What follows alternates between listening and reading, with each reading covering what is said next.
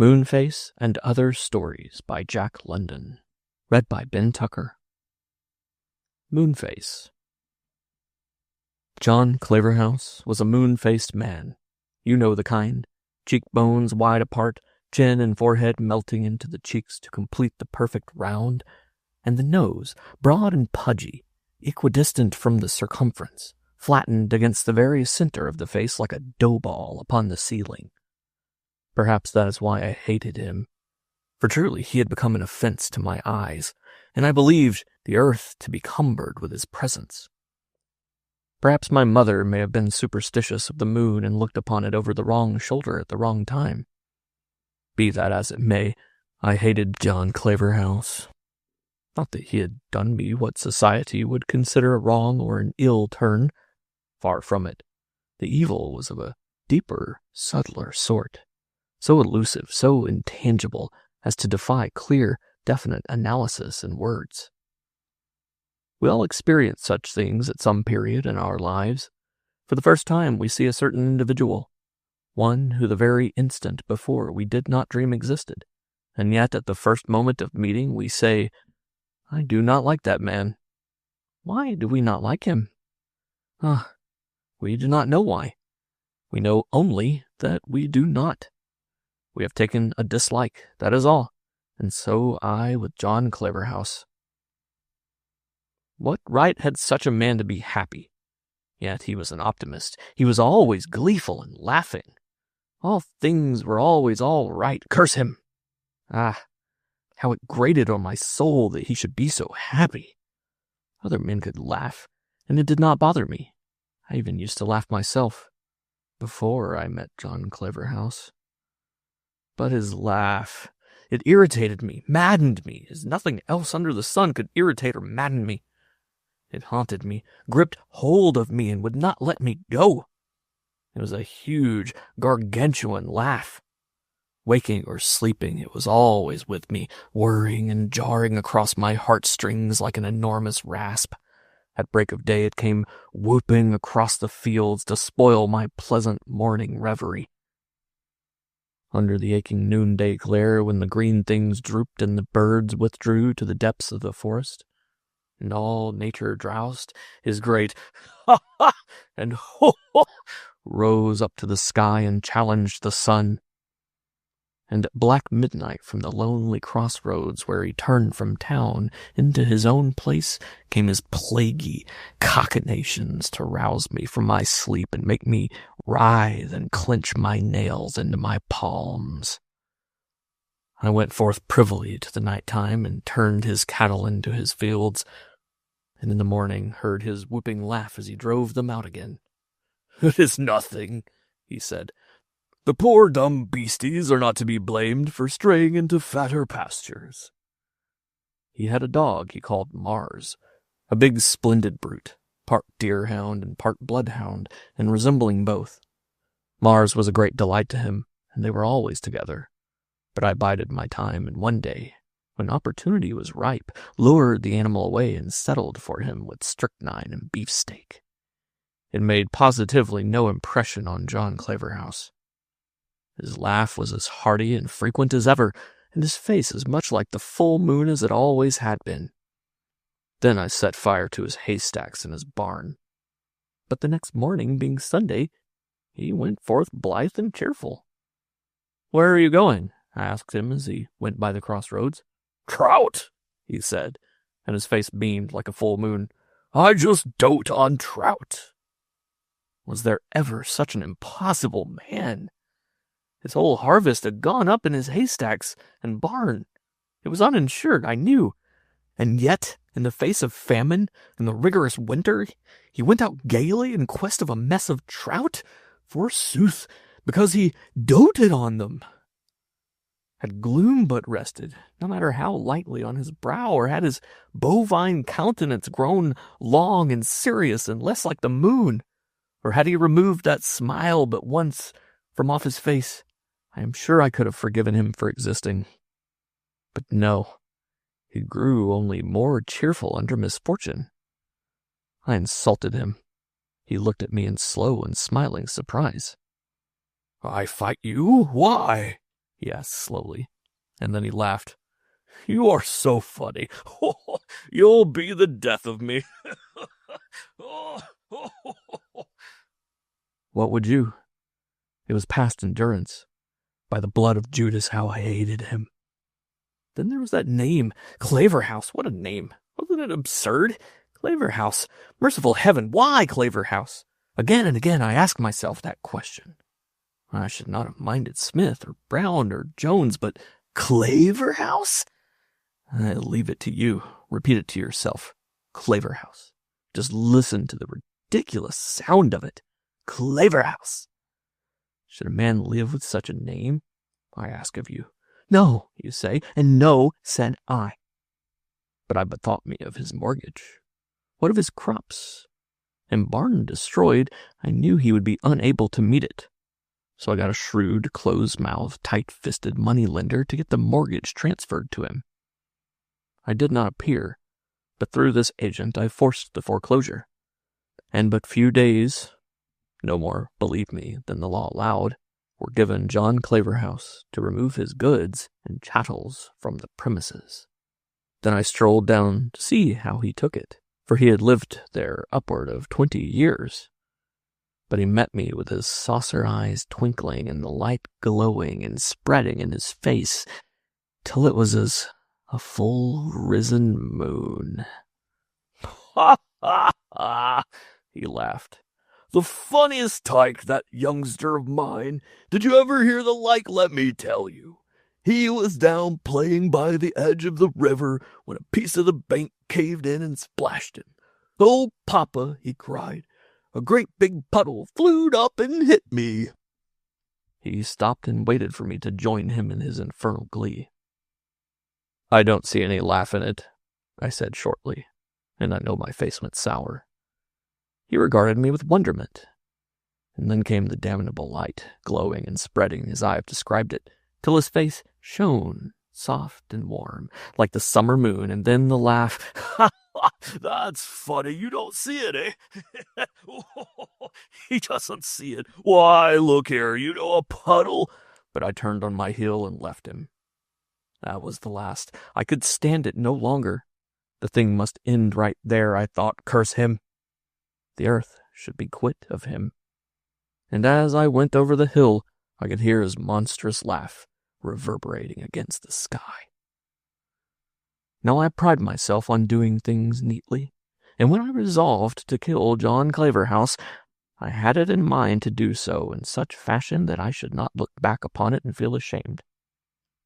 I hate bungling, and I hate brutality. To me, there is something repugnant in merely striking a man with one's naked fist. Faugh! It is sickening. So, to shoot, or stab, or club John Claverhouse, oh, that name, did not appeal to me. And not only was I impelled to do it neatly and artistically, but also in such manner that not the slightest possible suspicion could be directed against me. To this end I bent my intellect, and after a week of profound incubation I hatched the scheme. Then I set to work. I brought a water spaniel bitch, 5 months old, and devoted my whole attention to her training. Had anyone spied upon me, they would have remarked that this training consisted entirely of one thing, retrieving. I taught the dog, which I called Bellana, to fetch sticks I threw in the water, and not only to fetch, but to fetch at once, without mouthing or playing with them. The point was that she was to stop for nothing, but to deliver the stick in all haste.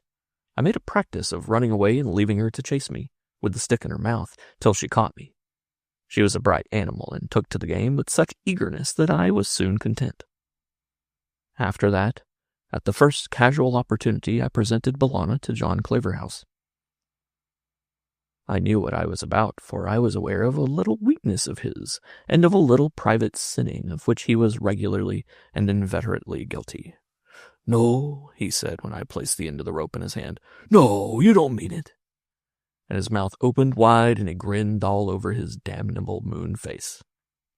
"I kind of thought somehow you didn't like me," he explained. "Wasn't it funny for me to make such a mistake?"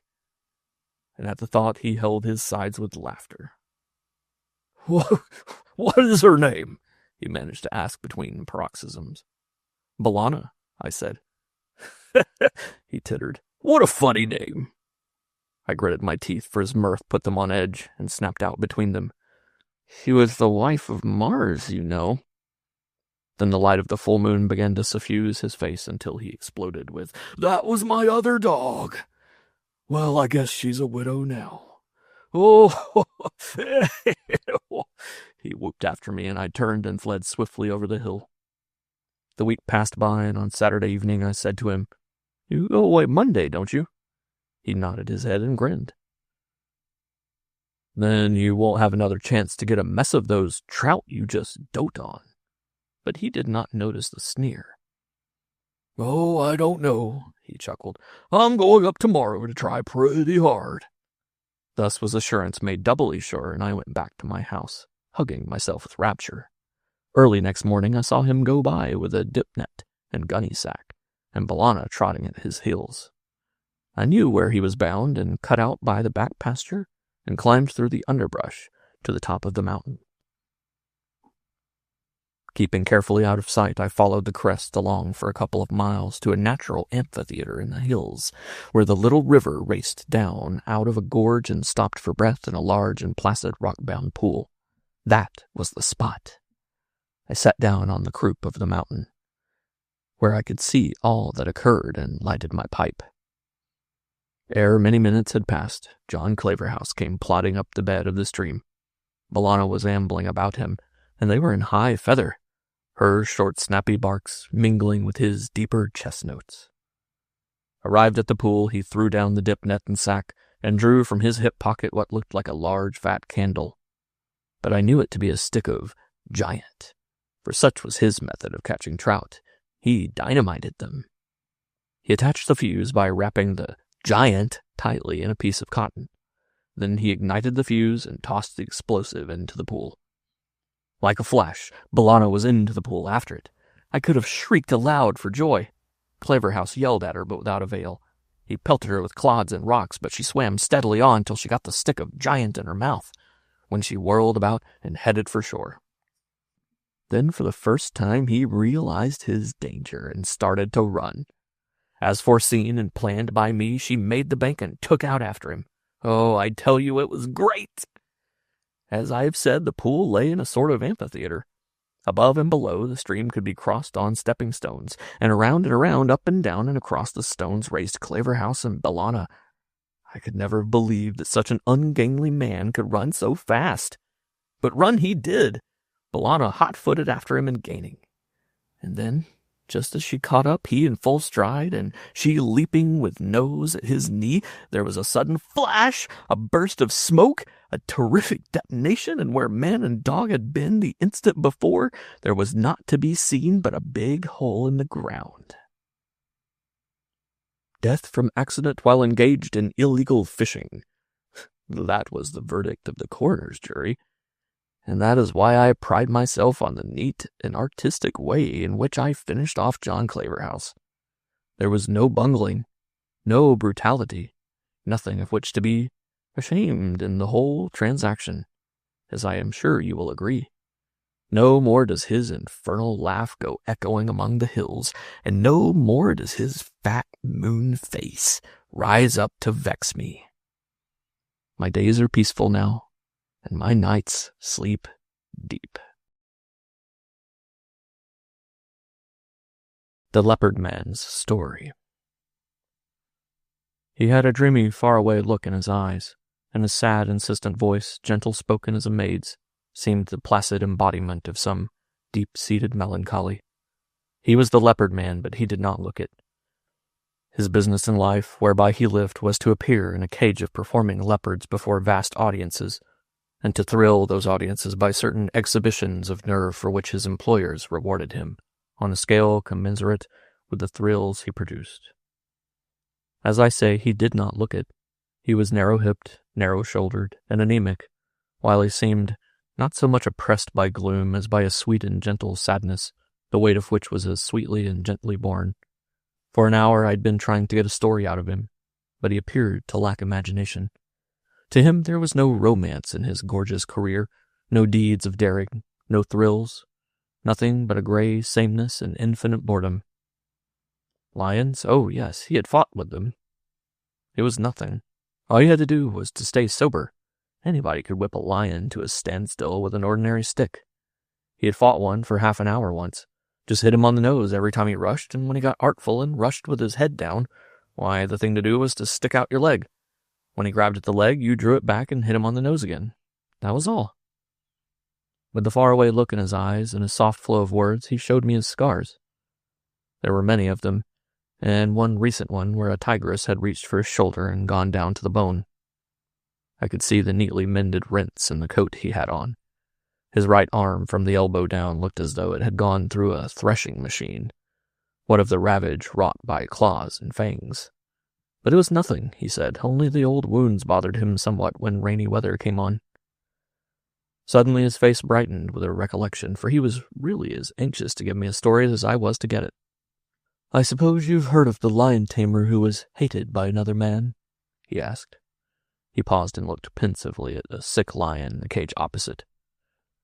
"Got the toothache," he explained. "Well, the lion tamer's big play to the audience was putting his head in a lion's mouth. The man who hated him attended every performance, in the hope sometime of seeing that lion crunch down. He followed the show about all over the country. The years went by, and he grew old, and the lion tamer grew old, and the lion grew old, and at last one day, sitting in a front seat, he saw what he had waited for. The lion crunched down, and there wasn't any need to call a doctor." The leopard man glanced casually over his fingernails in a manner which would have been critical had it not been so sad. "Now that's what I call patience," he continued, "and it's my style. But it was not the style of a fellow I knew. He was a little, thin, sawed-off, sword-swallowing and juggling Frenchman. Deville, he called himself, and he had a nice wife. She did trapeze work and used to dive from under the roof into a net, turning over once on the way, as nice as you please. Deville had a quick temper, as quick as his hand, and his hand was as quick as the paw of a tiger. One day, because the ringmaster called him a frog-eater or something like that, and maybe a little worse, he shoved him against the soft pine background he used in his knife-throwing act. So quickly the ringmaster didn't have time to think, and there, before the audience, Deville kept the air on fire with his knives, sinking them into the wood all around the ringmaster so close that they passed through his clothes and most of them bit into his skin. The clowns had to pull the knives out to get him loose, for he was pinned fast. So the word went round to watch out for Deville, and no one dared be more than barely civil to his wife, and she was a sly bit of baggage too, only all hands were afraid of Deville. But there was one man, Wallace, who was afraid of nothing. He was the lion tamer, and he had the self-same trick of putting his head into the lion's mouth. He had put it into the mouths of any of them, though he preferred Augustus, a big, good-natured beast who could always be depended upon. As I was saying, Wallace, King Wallace we called him, was afraid of nothing alive or dead. He was a king, and no mistake. I've seen him drunk and on a wager go into the cage of a lion that had turned nasty, and without a stick beat him to a finish. Just did it with his fist on the nose. Madame Deville, at an uproar behind us, the leopard man turned quietly around. It was a divided cage, and a monkey, poking through the bars and around the partition, had its paw seized by a big gray wolf who was trying to pull it off by main strength. The arm seemed stretching out longer and longer like a thick elastic, and the unfortunate monkey's mates were raising a terrible din. No keeper was at hand, so the leopard man stepped over a couple paces, dealt the wolf a sharp blow on the nose with the light cane he carried, and returned with a sadly apologetic smile to take up his unfinished sentence as though there had been no interruption. Looked at King Wallace, and King Wallace looked at her, while Deville looked black. We warned Wallace, but it was no use. He laughed at us as he laughed at Deville one day when he shoved Deville's head into a bucket of paste, because he wanted a fight. Deville was in a pretty mess. I hoped to scrape him off, but he was cool as a cucumber and made no threats at all. But I saw a glitter in his eyes which I had seen often in the eyes of wild beasts, and I went out of my way to give Wallace a final warning. He laughed, but he did not look so much in Madame Deville's direction after that. Several months passed by, nothing had happened, and I was beginning to think it all a scare over nothing. We were west by that time, showing in Frisco. It was during the afternoon performance, and the big tent was filled with women and children, when I went looking for Red Denny, the head canvas man, who had walked off with my pocket-knife. Passing by one of the dressing tents, I glanced in through a hole in the canvas to see if I could locate him. He wasn't there, but directly in front of me was King Wallace in tights, waiting for his turn to go on with his cage of performing lines. He was watching with much amusement a quarrel between a couple of trapeze artists. All the rest of the people in the dressing tent were watching the same thing, with the exception of Deville, whom I noticed staring at Wallace with undisguised hatred. Wallace and the rest were all too busy following the quarrel to notice this or what followed. But I saw it through the hole in the canvas. Deville drew his handkerchief from his pocket, made as though to mop the sweat from his face with it. It was a hot day, and at the same time walked past Wallace's back. He never stopped, but with a flirt of the handkerchief kept right on to the doorway, where he turned his head while passing out and shot a swift look back. The look troubled me at the time, for not only did I see hatred in it, but I saw triumph as well. Deville will bear watching, I said to myself, and I really breathed easier when I saw him go out the entrance to the circus grounds and board an electric car for downtown. A few minutes later, I was in the big tent where I had overhauled Red Denny. King Wallace was doing his turn and holding the audience spellbound. He was in a particularly vicious mood, and he kept the lions stirred up till they were all snarling. That is, all of them except old Augustus, and he was just too fat and lazy and old to get stirred up over anything. Finally, Wallace cracked the old lion's knees with his whip and got him into position. Old Augustus, blinking good-naturedly, opened his mouth, and in popped Wallace's head. Then the jaws came together, crunch, just like that. The leopard man smiled in a sweetly wistful fashion, and the faraway look came into his eyes. And that was the end of King Wallace, he went on in his sad, low voice. After the excitement cooled down, I watched my chance, and bent over and smelled Wallace's head. Then I sneezed. It was, I queried with halting eagerness, snuff that Deville dropped on his hair in the dressing tent. Old Augustus never meant to do it. He only sneezed.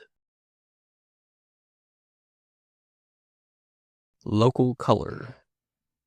I do not see why you should not turn this immense amount of unusual information to account, I told him.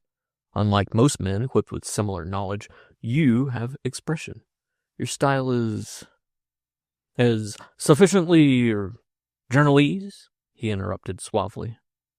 Precisely, you could turn a pretty penny. But he interlocked his fingers meditatively, shrugged his shoulders, and dismissed the subject. I've tried it. It does not pay. It was paid for and published, he added after a pause, and I was also honored with 60 days in the hobo. The hobo? I ventured. The hobo. He fixed his eyes on my Spencer and ran along the titles, while he cast his definition.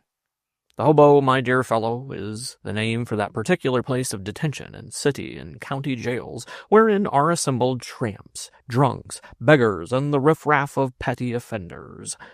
The word itself is a pretty one, and it has a history. Haut bois, there's the French of it. Haut meaning high, and bois, wood. In English it becomes hautboy, a wooden musical instrument of 2-foot tone, I believe, played with a double reed, an oboe, in fact. You remember in Henry IV? The case of a treble hautboy was a mansion for him a court. From this to hautboy is about a step, and for that matter, the English use the terms interchangeably. But, and mark you, the leap paralyzes one. Crossing the Western Ocean in New York City, hautboy or hoboy becomes the name by which the night scavenger is known. In a way one understands its being born of the contempt for wandering players and musical fellows. But see the beauty of it. The burn and the brand, the night scavenger, the pariah, the miserable, the despised, the man without caste. and in its next incarnation, consistently and logically, it attaches itself to the American outcast, namely the tramp. Then, as others have mutilated its sense, the tramp mutilates its form, and hoboy becomes exultantly hobo. Wherefore the large stone and brick cells lined with double and triple-tiered bunks, in which the law is wont to incarcerate him, he calls the hobo. Interesting, isn't it? And I sat back and marveled secretly at this encyclopedic-minded man, this Lath Clay Randolph, this common tramp who made himself at home in my den, charmed such friends as gathered at my small table, outshone me with his brilliance and his manners, spent my spending money, smoked my best cigars, and selected from my ties and studs with a cultivated and discriminating eye. He absently walked over to the shelves and looked into Loria's Economic Foundation of Society. "I like to talk to you," he remarked. "You are not indifferently schooled. You've read the books, and your economic interpretation of history, as you choose to call it," this with a sneer, "eminently fits you for an intellectual outlook on life. But your sociologic judgments are vitiated by your lack of practical knowledge. Now I, who know the books, pardon me, somewhat better than you, know life, too. I have lived it, naked, taken it up in both my hands and looked at it, and tasted it, the flesh and the blood of it, and being purely intellectual, I have been biased by neither passion nor prejudice, all of which is necessary for clear concepts, and all of which you lack. Ah, a really clever passage, listen." And he read aloud to me in his remarkable style, paralleling the text with a running criticism and commentary, lucidly wording involved and lumbering periods, casting side and cross lights upon the subject, introducing points the author had blundered past and objections he had ignored, catching up lost ends, flinging a contrast into a paradox, and reducing it to a coherent and succinctly stated truth. In short, flashing his luminous genius in a blaze of fire over pages, erstwhile dull and heavy and lifeless. It is long since that Lath Clay Randolph, note the hyphenated surname, knocked at the back door of Idlewild and melted the heart of Gunda. Now Gunda was cold as her Norway hills, though in her least frigid moods she was capable of permitting especially nice-looking tramps to sit on the back stoop and devour lone crusts and forlorn and forsaken chops. But that tatterdemalion out of the night should invade the sanctity of her kitchen kingdom and delay dinner while she set a place for him in the warmest corner was a matter of such moment that the sunflower went to sea. Ah, the sunflower, of the soft heart and swift sympathy. Lath Clay Randolph threw his glamour over her for 15 long minutes, whilst I brooded with my cigar, and then she fluttered back with vague words and the suggestion of a cast-off suit I would never miss. "Surely I shall never miss it," I said, and I had in mind the dark gray suit with the pockets draggled from the freightage of many books that had spoiled more than one day's fishing sport.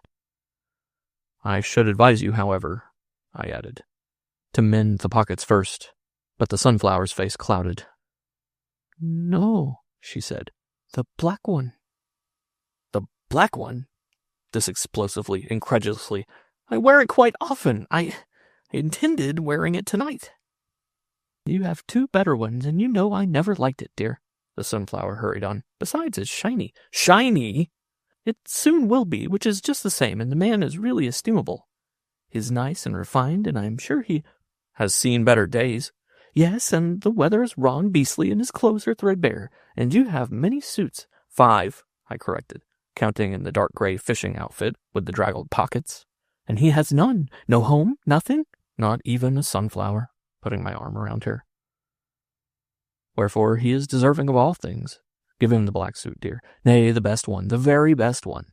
Under high heaven, for such lack there must be compensation." "You are a dear." And the sunflower moved to the door and looked back alluringly. "You are a perfect dear." And this, after 7 years, I marveled, though she was back again, timid and apologetic. I gave him one of your white shirts. He wore a cheap, horrid cotton thing, and I knew it would look ridiculous, and then his shoes were so slipshod. I let him have a pair of yours, the old one with the narrow caps." "Old ones?" "Well, they pinched horribly, and you know they did." It was ever thus the sunflower vindicated things, and so Lath Clay Randolph came to Idlewild to stay. How long, I did not dream. Nor did I dream how often he was to come, for he was like an erratic comet. Fresh he would arrive and cleanly clad from grand folk who were his friends as I was his friend, and again, weary and worn, he would creep up the briar rose path from the Montanas or Mexico. And without a word, when his wanderlust gripped him, he was off and away into that great mysterious underworld he called the road. I could not bring myself to leave until I had thanked you, you of the open hand and heart, he said on the night he donned my good black suit, and I confess I was startled when I glanced over the top of my paper and saw a lofty-browed and eminently respectable-looking gentleman, boldly and carelessly at ease. The sunflower was right. He must have known better days for the black suit and white shirt to have effected such a transformation. Involuntarily I rose to my feet, prompted to meet him on equal ground. And then it was that the Clay Randolph glamour descended upon me. He slept at Idlewild that night, and the next night, and for many nights, and he was a man to love, the son of Anak, otherwise Rufus the Blue-Eyed, and also plebeianly known as Tots, rioted with him from Briar Rose Path to farthest orchard, scalped him in the haymow with the barbaric yells, and once, with Pharisaic zeal, was near to crucifying him under the attic roof beams. The sunflower would have loved him for the son of Anak's sake, had she not loved him for his own. As for myself, let the sunflower tell, and the times he elected to be gone, of how often I wondered when Leith would come back again, Leith the lovable. Yet he was a man of whom we knew nothing. Beyond the fact that he was Kentucky-born, his past was a blank. He never spoke of it. And he was a man who prided himself upon his utter divorce of reason from emotion. To him, the world spelled itself out in problems. I charged him once with being guilty of emotion when roaring round it in with the son of Anak Pickaback. Not so, he held. Could he not cuddle a sense delight for the problem's sake? He was elusive, a man who intermingled nameless argot with polysyllabic and technical terms. He would seem sometimes the veriest criminal in speech, face, expression, everything. At other times the cultured and polished gentleman, and again the philosopher and scientist. But there was something glimmering there which I never caught. Flashes of sincerity, of real feeling, I imagined, which were sped ere I could grasp. Echoes of the man he once was, possibly, or hints of the man behind the mask. But the mask he never lifted, and the real man we never knew. But the 60 days with which you were rewarded for your journalism? I asked. Never mind, Loriah, tell me. Well, if I must. He flung one knee over the other with a short laugh. In a town that shall be nameless, he began. In fact, a city of 50,000, a fair and beautiful city wherein men slave for dollars and women for dress, an idea came to me. My front was prepossessing, as fronts go, and my pockets empty. I had in recollection a thought I once entertained of writing a reconciliation of Kant and Spencer. Not that they are reconcilable, of course, but the room offered for scientific satire. I waved my hand impatiently, and he broke off. I was just tracing my mental states for you, in order to show the genesis of the action, he explained. However, the idea came. What was the matter with a tramp sketch for the daily press? The irreconcilability of the constable and the tramp, for instance. So I hit the drag. The drag, my dear fellow, is merely the street, or the high places, if you will, for a newspaper office. The elevator whisked me into the sky, and Cerberus, in the guise of an anemic office boy, guarded the door. Consumption, one could see it at a glance. Nerve, Irish, colossal, tenacity, undoubted. That inside the year. Pale youth, quoth I pray thee the way to the sanctum sanctorum, to the most high cockalorum. He deigned to look at me scornfully, with infinite wariness. Run and see the janitor. I don't know nothing about the gas. Nay, my lily-white, the editor. Which editor? He snapped like a young bull terrier. Dramatic, sporting, society, Sunday, weekly, daily, telegraph, local, news, editorial, which? Which I did not know. The editor, I proclaimed stoutly. The only editor. Ah, Spargo, he sniffed. Of course, Spargo, I answered. Who else? Give me your card, says he. My what? Your card. Say, what's your business anyway? And the anemic Cerberus sized me up with so insolent an eye that I reached over and took him out of his chair. I knocked on his meager chest with my foreknuckle and fetched forth a weak, gaspy cough. but he looked at me unflinchingly, much like a defiant sparrow held in the hand. "I am the census-taker Time," I boomed in sepulchral tones. "Beware lest I knock too loud." "Oh, I don't know," he sneered, whereupon I rapped him smartly and he choked and turned purplish. "Well, what you want?" he wheezed with a returning breath. "I want Spargo, the only Spargo. Then leave go and I'll glide and see." "No, you don't, my lily white." And I took a tighter grip on his collar. "No bouncers in mine, understand. I'll go along." Leith dreamily surveyed the long ash of his cigar and turned to me. "Do you know, Anak, you can't appreciate the joy of being the buffoon playing the clown. You couldn't do it if you wished. Your pitiful little conventions and smug assumptions of decency would prevent. But simply to turn loose your soul to every whimsicality, to play the fool unafraid of any possible result, why, that requires a man other than a householder and law-respecting citizen." However, as I was saying, I saw the only Spargo. He was a big, beefy, red-faced personage, full-jowled and double-chinned, sweating at his desk in his shirt sleeves. It was August, you know. He was talking into a telephone when I entered, or swearing, rather, I should say, and the while studying me with his eyes. When he hung up, he turned to me expectantly. "You are a very busy man," I said. He jerked a nod with his head and waited. "And after all, is it worth it?" I went on. "What does life mean that it should make you sweat? What justification do you find in sweat? Now look at me. I toil not, neither do I spin." "Who are you? What are you?" he bellowed with a suddenness that was, well, rude, tearing the words out as a dog does a bone. "A very pertinent question, sir," I acknowledged. "First, I am a man. Next, a downtrodden American citizen. I am cursed with neither profession, trade, nor expectations. Like Esau, I am pottageless. My residence is everywhere. The sky is my coverlet. I am one of the dispossessed, a sans-culotte, a proletarian, or, in simpler phraseology addressed to your understanding, a tramp." "What the hell?" "Nay, fair sir, a tramp, a man of devious ways and strange lodgments and multifarious—" "Quit it!" he shouted. "What do you want?" "I want money." He started, and half reached for an open drawer where he must have reposed a revolver, then bethought himself and growled, "This is no bank." "Nor have I checks to cash, but I have, sir, an idea which, by your leave and kind assistance, I shall transmute into cash. In short, how does a tramp sketch done by a tramp to the life strike you? Are you open to it? Do your readers hunger for it? Do they crave after it? Can they be happy without it?" I thought for a moment that he would have apoplexy, but he quelled the unruly blood and said he liked my nerve. I thanked him and assured him I liked it myself. Then he offered me a cigar and said he thought he'd do business with me. "But mind you," he said when he had jabbed a bunch of copy paper into my hand and given me a pencil from his vest pocket, "mind you, I won't stand for the high and flighty philosophical, and I perceive you have a tendency that way.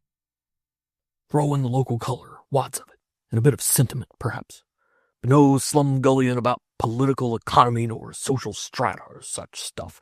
Make it concrete, to the point, with snap and go and life, crisp and crackling and interesting. Tumble?" And I tumbled and borrowed $1. "Don't forget the local color," he shouted after me through the door. And Anak, it was the local color that did for me. The anemic Cerberus grinned when I took the elevator. "Got the bounce, eh?" "Nay, pale youth, so lily-white," I chortled, waving the copy paper. "Nor the bounce, but a detail. I'll be a city editor in 3 months, and then I'll make you jump." And as the elevator stopped at the next floor down to take on a pair of maids, he strolled over to the shaft, and without frills or verbiage, consigned me and my detail to perdition. But I liked him. He had pluck and was unafraid, and he knew as well as I that death clutched him close. "But how could you, Leith?" I cried, the picture of the consumptive lad strung before me. "How could you treat him so barbarously?" Leith laughed dryly. "My dear fellow, how often must I explain to you your confusions? Orthodox sentiment and stereotyped emotion master you, and then your temperament. You are really incapable of rational judgments. Cerberus? Pshaw! A flash expiring, a motive fading sparkle, a dim pulsing and dying organism. Poof! A snap of the fingers and a puff of breath. What would you? A pawn in the game of life. Not even a problem. There is no problem in a stillborn babe nor in a dead child. They never arrived, nor did Cerberus. Now for a really pretty problem." "But the local color," I prodded him. That's right, he replied. Keep me in the running while I took my handful of copy paper down to the railroad yards, for local color, dangled my legs from a side-door Pullman, which is another name for a box-car, and ran off to stuff. Of course, I made it clever and brilliant and all that, with my little unanswerable slings at the state and my social paradoxes, and withal made it concrete enough to dissatisfy the average citizen. From the tramp standpoint, the constabulary of the township was particularly rotten, and I proceeded to open the eyes of the good people. It is a proposition mathematically demonstrable that it costs the community more to arrest, convict, and confine its tramps in jail than to send them as guests, for like periods of time, to the best hotel. And this I developed, giving the facts and figures, the constable fees, and the mileage, and the court and jail's expenses. Oh, it was convincing, and it was true, and I did it in a lightly humorous fashion which fetched the laugh and left the sting. The main objection to the system, I contended, was the defraudment and robbery of the tramp. The good money which the community paid out for him should enable him to riot in luxury instead of rotting in dungeons.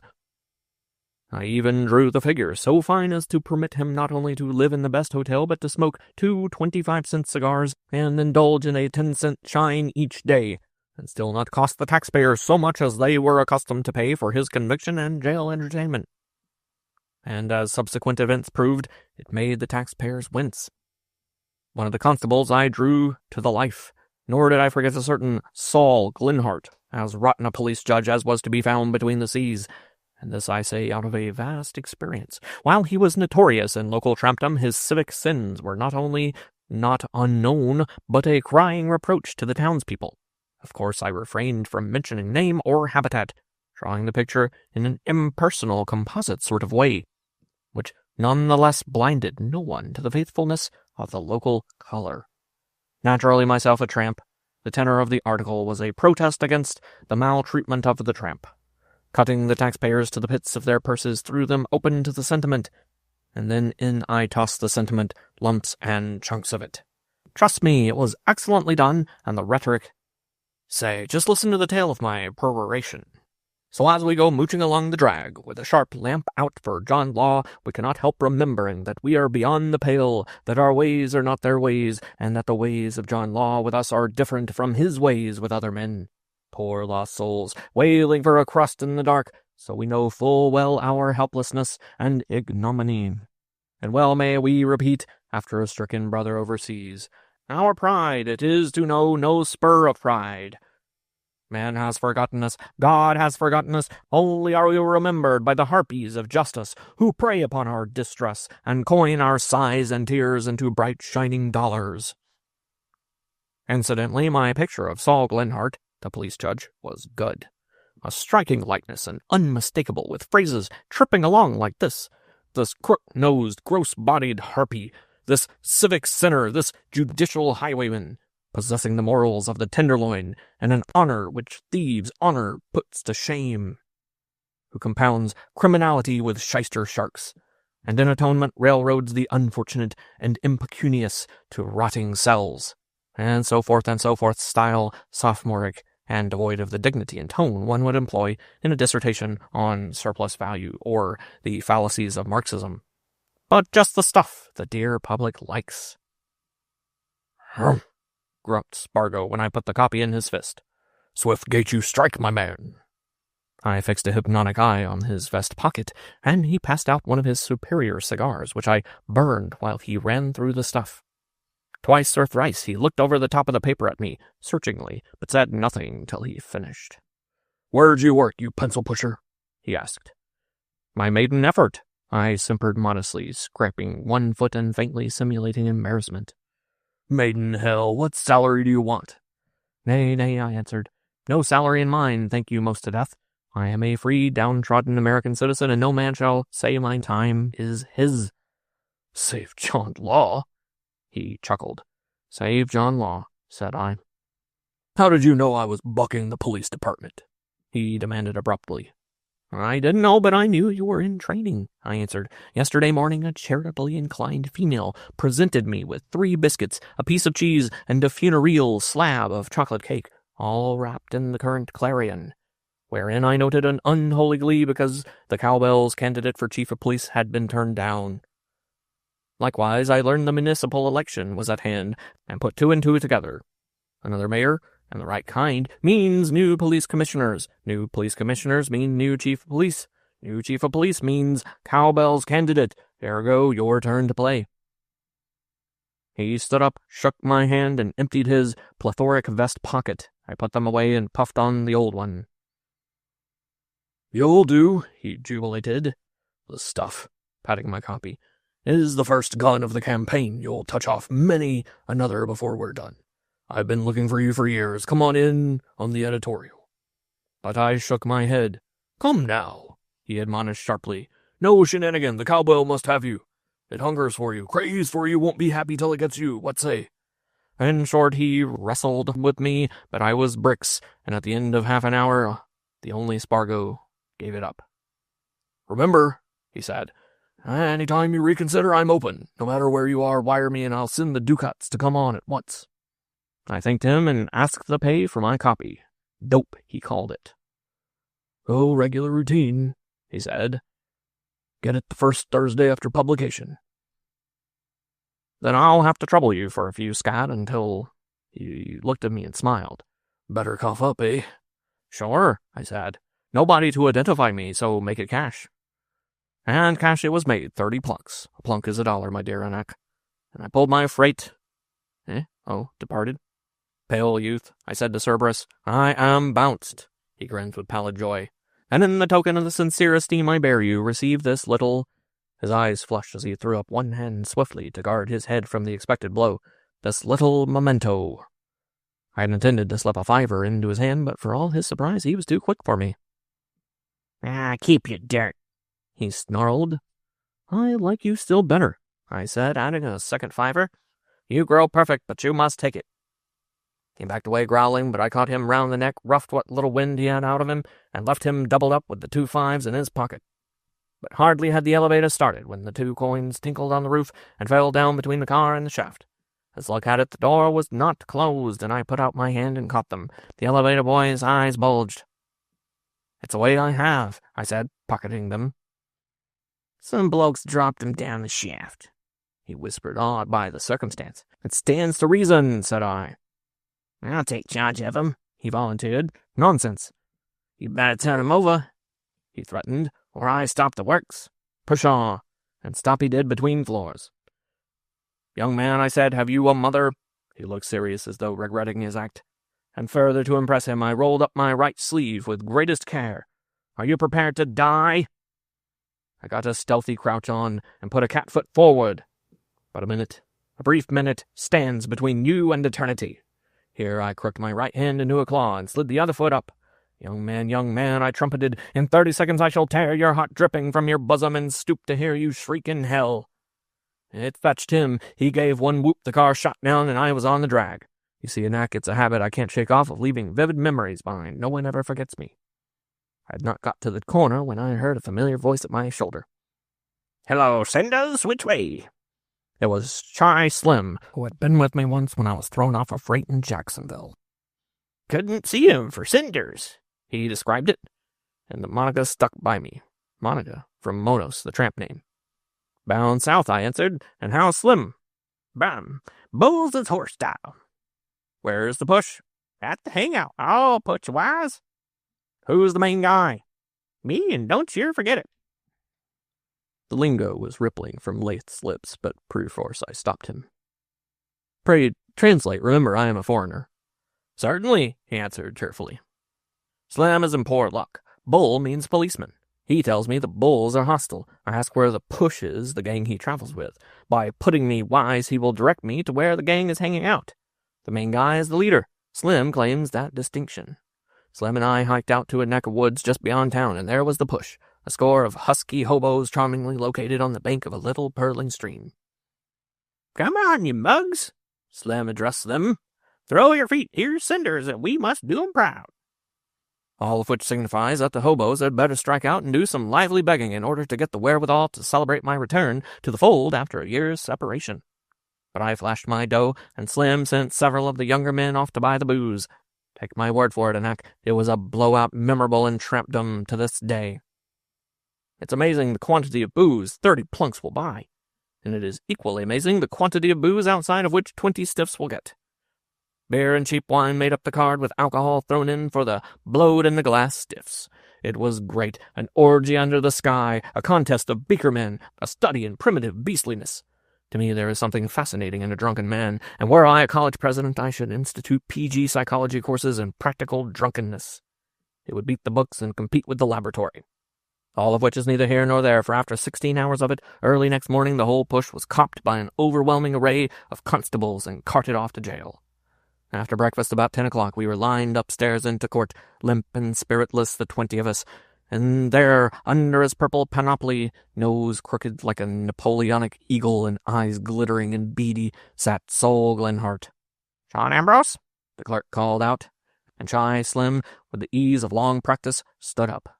"Vagrant, Your Honor," the bailiff volunteered, and His Honor, not deigning to look at the prisoner, snapped, 10 days, and Shy Slim sat down.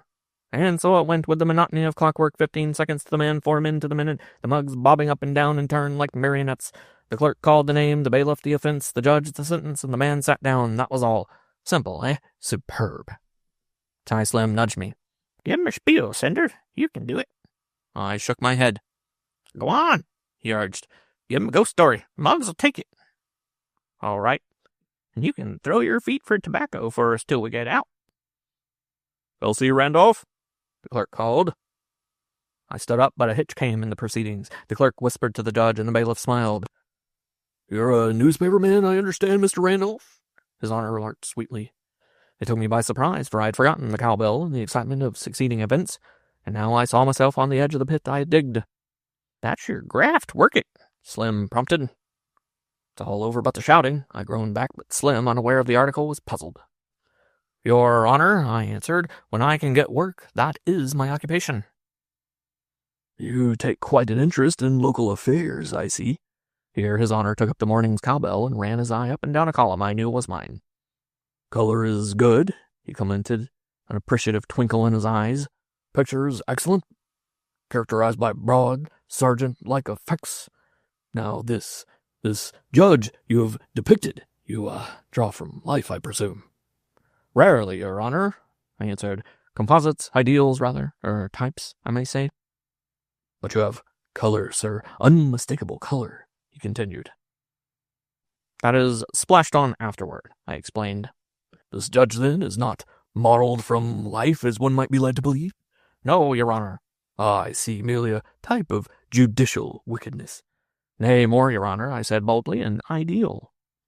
"Splashed with local color afterward. Good. And may I venture to ask how much you receive for this bit of work?" $30, Your Honor." Good." And his tone abruptly changed. "Young man, local color is a bad thing. I find you guilty of it, and sentence you to 30 days imprisonment, or at your pleasure impose a fine of $30. "Alas," said I spent the $30 on riotous living." "And 30 days more for wasting your substance.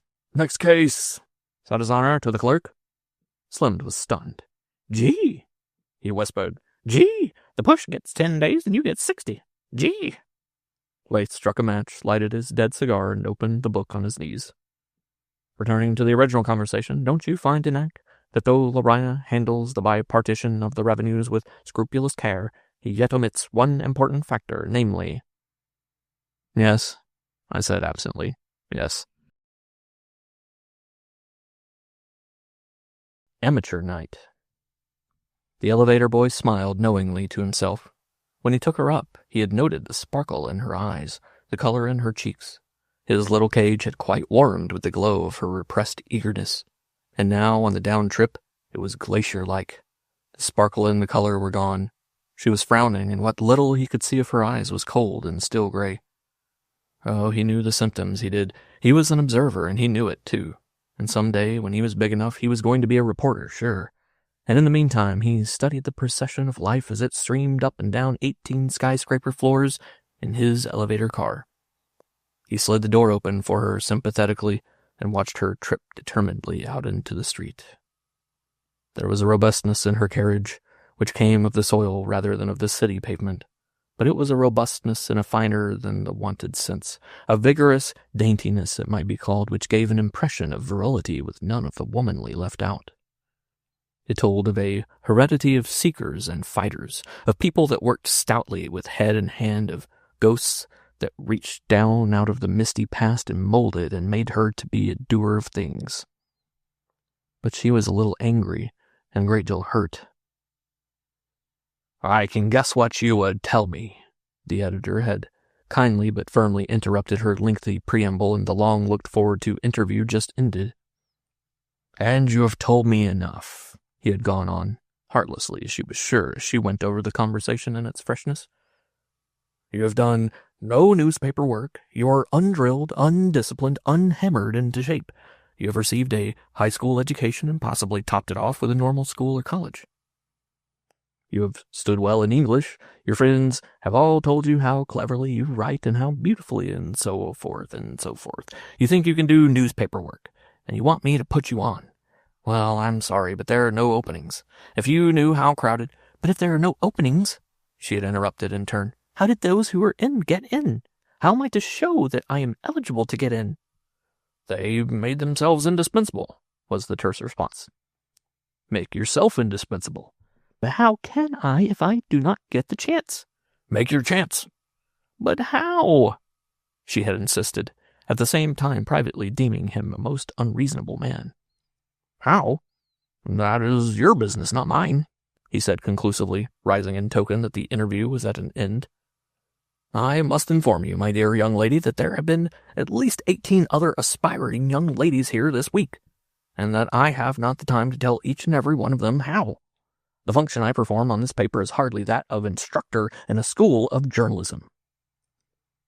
She caught an outbound car, and ere she descended from it, she had conned the conversation over and over again. "But how?" she repeated to herself, as she climbed the 3 flights of stairs to the rooms where she and her sister batched. "But how?" And so she continued to put the interrogation, for the stubborn Scotch blood, though many times removed from Scottish soil, was still strong in her. And further, there was need that she should learn how. Her sister Letty and she had come up from an interior town to the city to make their way in the world. John Wyman was land poor. Disastrous business enterprises had burdened his acres and forced his 2 girls, Edna and Letty, into doing something for themselves. A year of school teaching and of night study, of shorthand and typewriting had capitalized their city project and fitted them for the venture. Which same venture was turning out anything but successful. The city seemed crowded with inexperienced stenographers and typewriters, and they had nothing but their own inexperience to offer.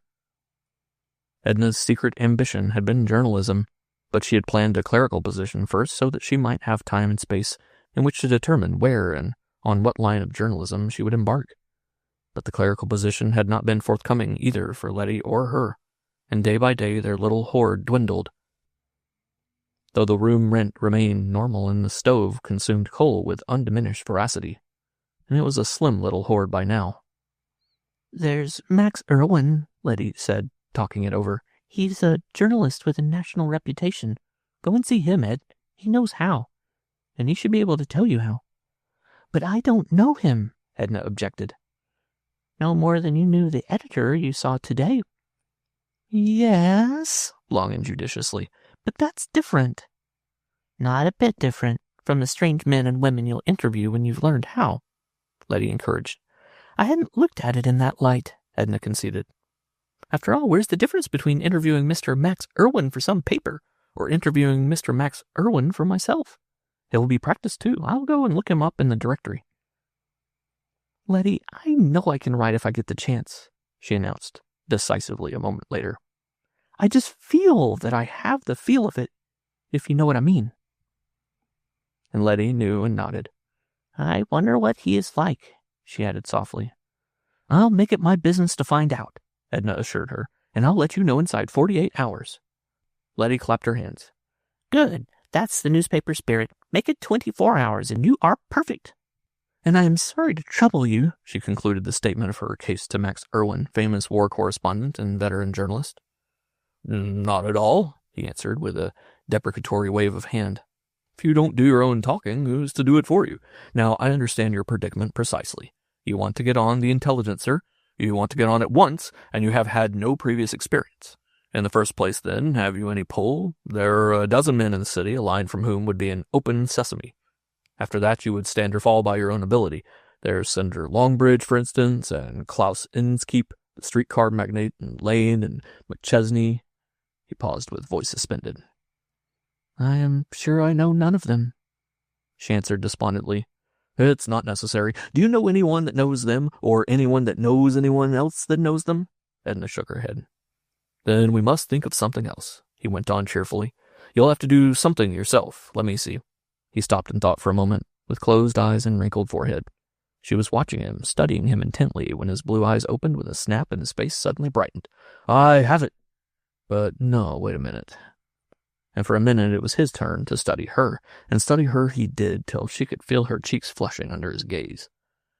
You'll do, I think, though it remains to be seen, he said enigmatically.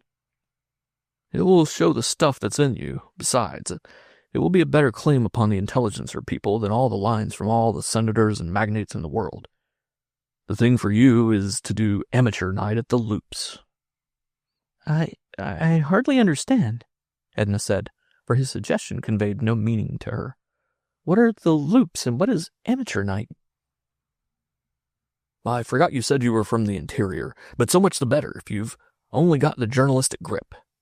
It will be a first impression, and first impressions are always unbiased, unprejudiced, fresh, vivid. The Loops are out on the rim of the city near the park, a place of diversion.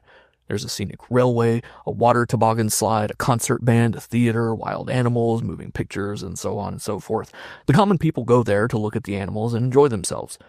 And the other people go there to enjoy themselves by watching the common people enjoy themselves. A democratic, fresh air-breathing, frolicking affair, that's what the Loops are. But the theater is what concerns you. It's vaudeville. One turn follows another.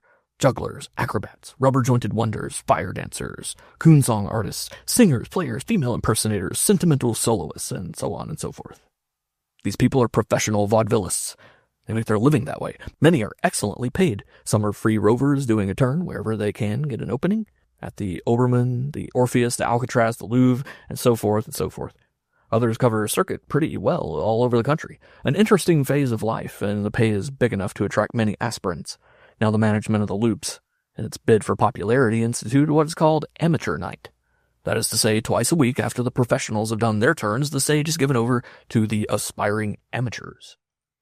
The audience remains to criticize. The populace becomes the arbiter of art, or it thinks it does, which is the same thing, and it pays its money and is well pleased with itself, and amateur night is a paying proposition to the management. But the point of amateur night, and it is well to note it, is that these amateurs are not really amateurs. They are paid for doing their turn. At the best, they may be termed professional amateurs. It stands to reason that the management cannot get people to face a rampant audience for nothing, and on such occasions the audience certainly goes mad. It's great fun for the audience. But the thing for you to do, and it requires nerve, I assure you, is to go out, make arrangements for 2 turns, Wednesday and Saturday nights, I believe, do your 2 turns, and write it up for the Sunday Intelligencer. But, she quavered, and there was a suggestion of disappointment and tears in her voice. I see, he said kindly. You were expecting something else, something different, something better. We all do at first. But remember, the Admiral of the Queen's Navy, who swept the floor and polished up the handle of the big front door, you must face the drudgery of apprenticeship or quit right now. What do you say? The abruptness with which he demanded her decision startled her. As she faltered, she could see a shade of disappointment beginning to darken his face. In a way, it must be considered a test, he added encouragingly. A severe one, but so much the better. Now is the time. Are you game? I'll try, she said faintly, at the same time making a note of the directness, abruptness, and haste of these city men with whom she was coming in contact. Good! Why, when I started in, I had the dreariest, deadliest details imaginable, and after that, for a weary time, I did the police and divorce courts. But it all came well in the end, and did me good. You are luckier in making your start with Sunday work. It's not particularly great. But what of it? Do it. Show the stuff you're made of, and you'll get a call for better work, better class, and better pay. Now you go out this afternoon to the Loops and engage to do 2 turns. But what kind of turns can I do? Edna asked dubiously. 2? That's easy. Can you sing? Never mind, don't need to sing. Screech, do anything. That's what you're paid for, to afford amusement, to give bad art for the populace to howl down. And when you do your turn, take someone along for chaperone. Be afraid of no one. Talk up. Move among the amateurs waiting their turn. Pump them, study them, photograph them in your brain. Get the atmosphere, the color, strong color, lots of it. Dig right in with both hands and get the essence of it, the spirit, the significance. What does it mean? Find out what it means. That's what you're there for. That's what the readers of the Sunday Intelligencer want to know. Be terse in style, vigorous of phrase, apt, concretely apt in similitude. Avoid platitudes and commonplaces. Exercise selection. Seize upon things salient. Eliminate the rest. And you have pictures. Paint those pictures in words and the Intelligencer will have you. Get hold of a few back numbers and study the Sunday Intelligencer feature story. Tell it all in the opening paragraph as advertisement of contents. And in the contents, tell it all over again. Then put a snapper at the end so if they're crowded for space, they can cut off your contents anywhere. Reattach the snapper and the story will still retain form. There, that's enough. Study the rest out for yourself.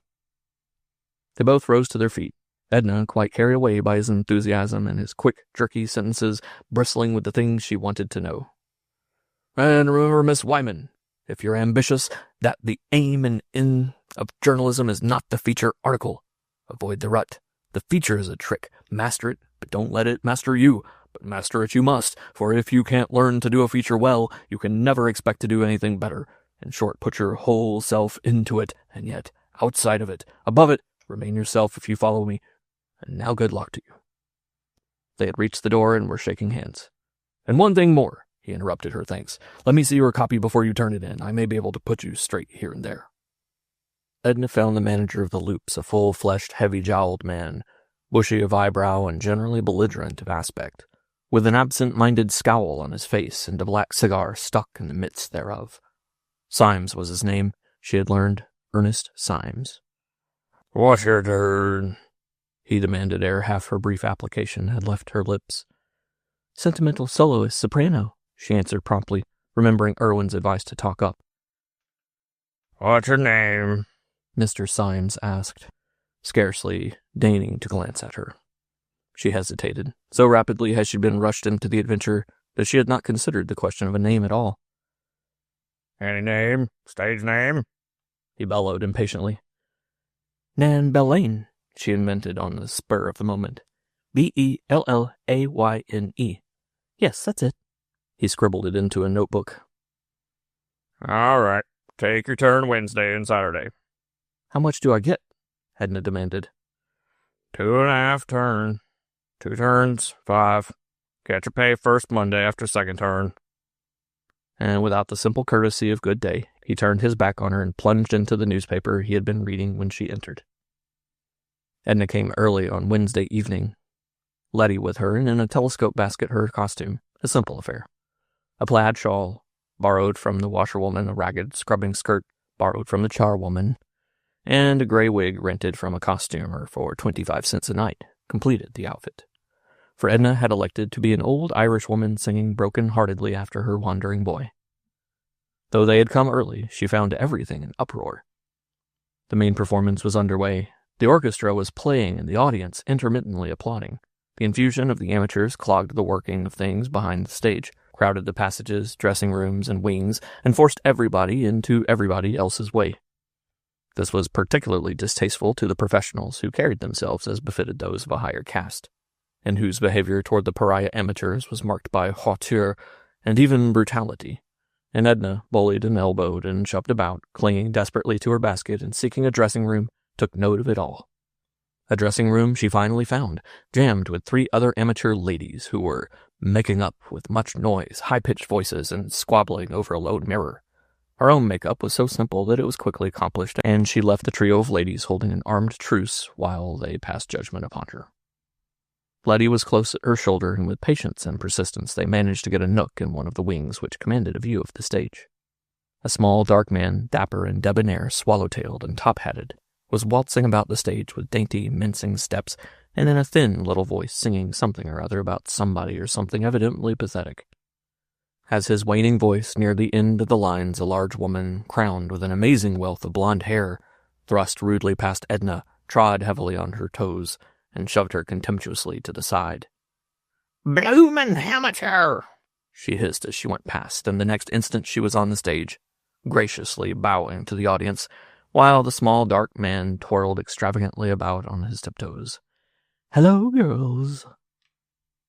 This greeting, drawled with an inimitable vocal caress in every syllable, close in her ear, caused Edna to give a startled little jump.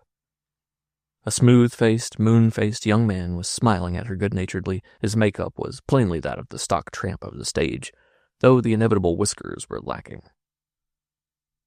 "Oh, it don't take a minute to slap 'em on," he explained, divining the search in her eyes and waving in his hand the adornment in question. "They make a feller sweat," he explained further, and then, "What's your turn?" "Soprano, sentimental," she answered, trying to be offhand and at ease. "What are you doing it for?" he demanded directly. "For fun, what else?" she countered. "I just sized you up for that as soon as I put eyes on you. You ain't grafting for a paper, are you?" "I never met but one editor in my life," she replied evasively. "And well, we didn't get on very well together." "Hitting him for a job?"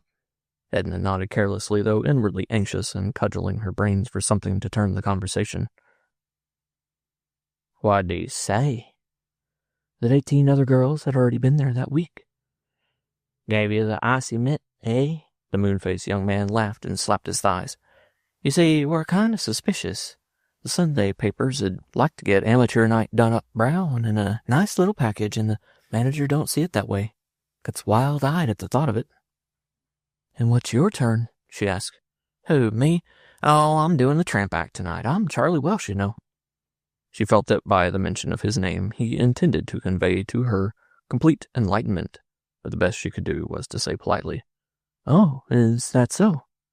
She wanted to laugh at the hurt disappointment which came into his face, but concealed her amusement. "Come now," he said brusquely. "You can't stand there and tell me you've never heard of Charlie Welsh.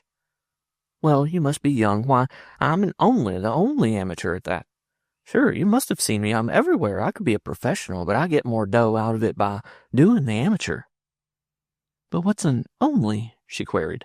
"I want to learn." "Sure," Charlie Welsh said gallantly. "I'll put you wise. An only is a non-peril.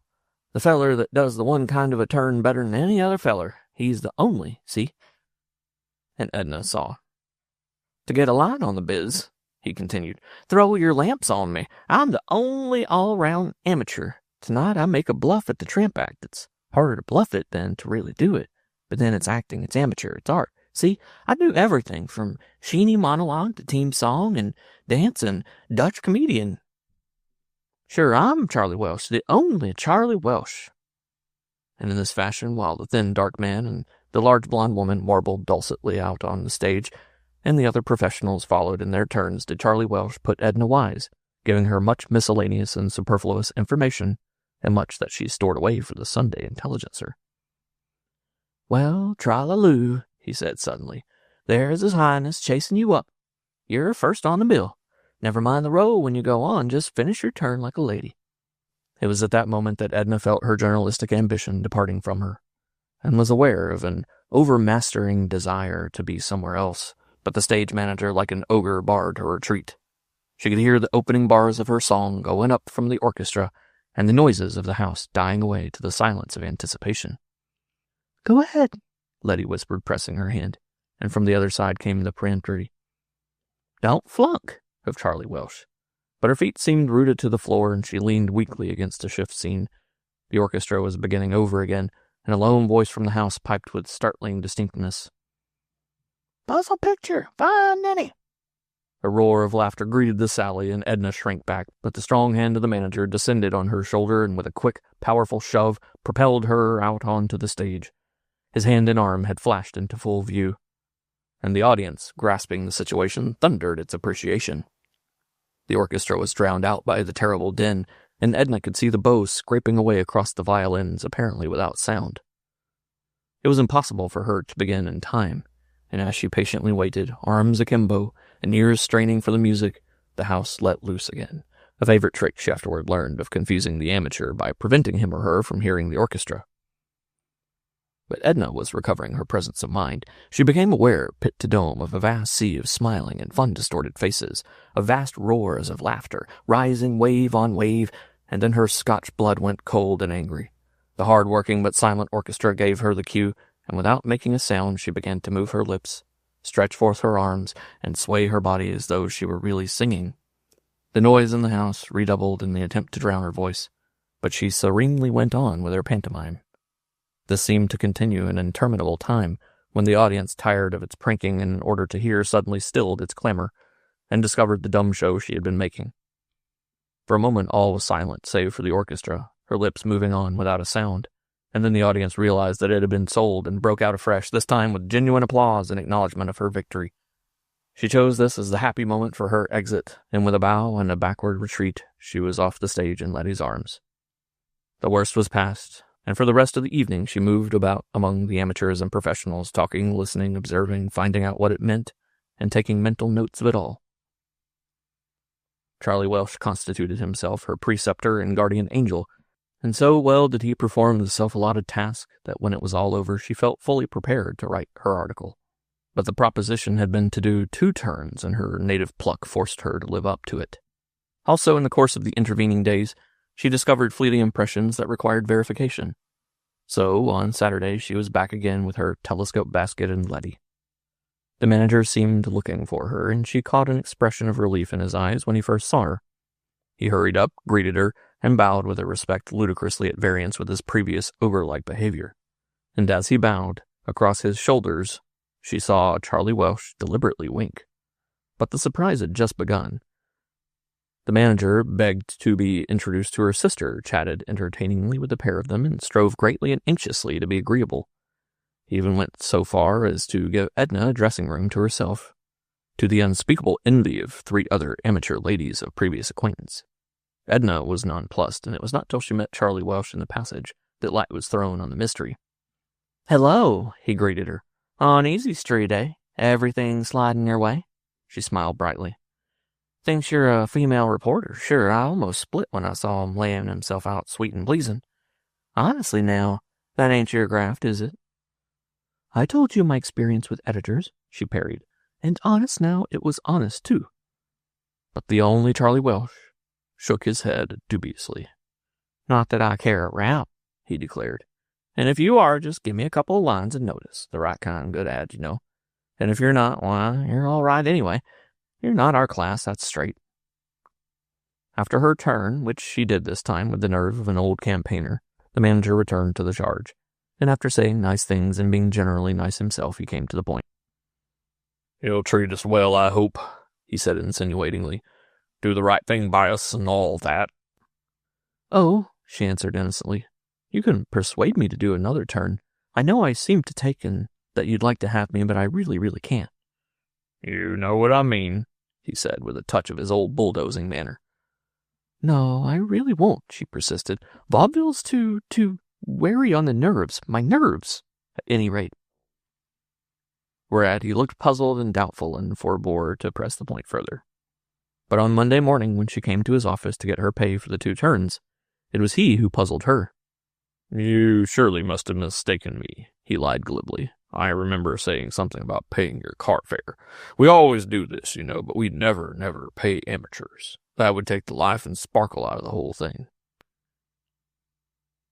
"No, Charlie Welsh was stringing you. He gets paid nothing for his turns. No amateur gets paid. The idea is ridiculous. However, here's 50 cents. It will pay your sister's car fare also, and," very suavely, "speaking for the loops, permit me to thank you for the kind and successful contribution of your services." That afternoon, true to her promise to Max Irwin, she placed her typewritten copy into his hands, and while he ran over it, he nodded his head from time to time and maintained a running fire of commendatory remarks. "Good. That's it. That's the stuff. Psychology's all right. The very idea. You've caught it. Excellent. Missed it a bit here, but it'll go. That's vigorous. Strong, vivid. Pictures. Excellent. Most excellent." And when he had run down to the bottom of the last page, holding out his hand, "My dear Miss Wyman, I congratulate you. I must say that you've exceeded my expectations, which, to say the least, were large. You are a journalist, a natural journalist. You've got the grip, and you're sure to get on. The Intelligencer will take it. without doubt, and take you too. They'll have to take you. If they don't, some of the other papers will get you." "But what's this?" he queried the next instant, his face going serious. "You've said nothing about receiving the pay for your turns. And that's one of the points of the feature. I expressly mentioned it, if you'll remember." "It will never do," he said, shaking his head ominously when she had explained. "You simply must collect that money somehow. Let me think a moment." "Never mind, Mr. Irwin," she said. "I've bothered you enough. Let me use your phone, please, and I'll try Mr. Ernst Symes again." He vacated his chair by the desk, and Edna took down the receiver. "Charlie Welsh is sick," she began when the connection had been made. "What? No, I'm not Charlie Welsh. Charlie Welsh is sick, and his sister wants to know if she can come out this afternoon and draw his pay for him." "Tell Charlie Welsh's sister that Charlie Welsh was out this morning and drew his own pay," came back the manager's familiar tones, crisp with asperity. "All right," Edna went on. "And now Nan Belaine wants to know if she and her sister can come out this afternoon and draw Nan Belaine's pay." "What do you say? What do you say?" Max Irwin cried excitedly as she hung up. "That Nan Belaine was too much for him, and that she and her sister could come out and get her pay and the freedom of the loops to boot." "One thing more," he interrupted her thanks at the door, as on her previous visit. "Now that you've shown the stuff you're made of, I should esteem it a privilege to give you what line myself to the intelligencer people." The Minions of Midas. Wade Atscheller is dead. Dead by his own hand. To say that this was entirely unexpected by the small coterie which knew him would be to say an untruth, and yet never once had we, his intimates, ever canvassed the idea. Rather had we been prepared for it in some incomprehensible subconscious way. Before the perpetration of the deed, its possibility was remotest from our thoughts, but when we did know that he was dead, it seemed somehow that we had understood and looked forward to it all the time. This, by retrospective analysis, we could easily explain by the fact of his great trouble. I use great trouble advisedly. Young, handsome, with an assured position as the right-hand man of Eben Hale, the great street railway magnate, there could be no reason for him to complain of fortune's favors. Yet we had watched his smooth brow furrow and corrugate as under some carking care or devouring sorrow. We had watched his thick black hair thin and silver as green grain under brazen skies and parching drought. Who can forget, in the midst of the hilarious scenes he toward the last sought with greater and greater avidity? Who can forget, I say, the deep abstractions and black moods into which he fell? At such times, when the fun rippled and soared from height to height suddenly, without rhyme or reason, his eyes would turn lackluster, his brows knit, as with clenched hands and face overshot with spasms of mental pain, he wrestled on the edge of the abyss with some unknown danger. He never spoke of his trouble, nor were we indiscreet enough to ask.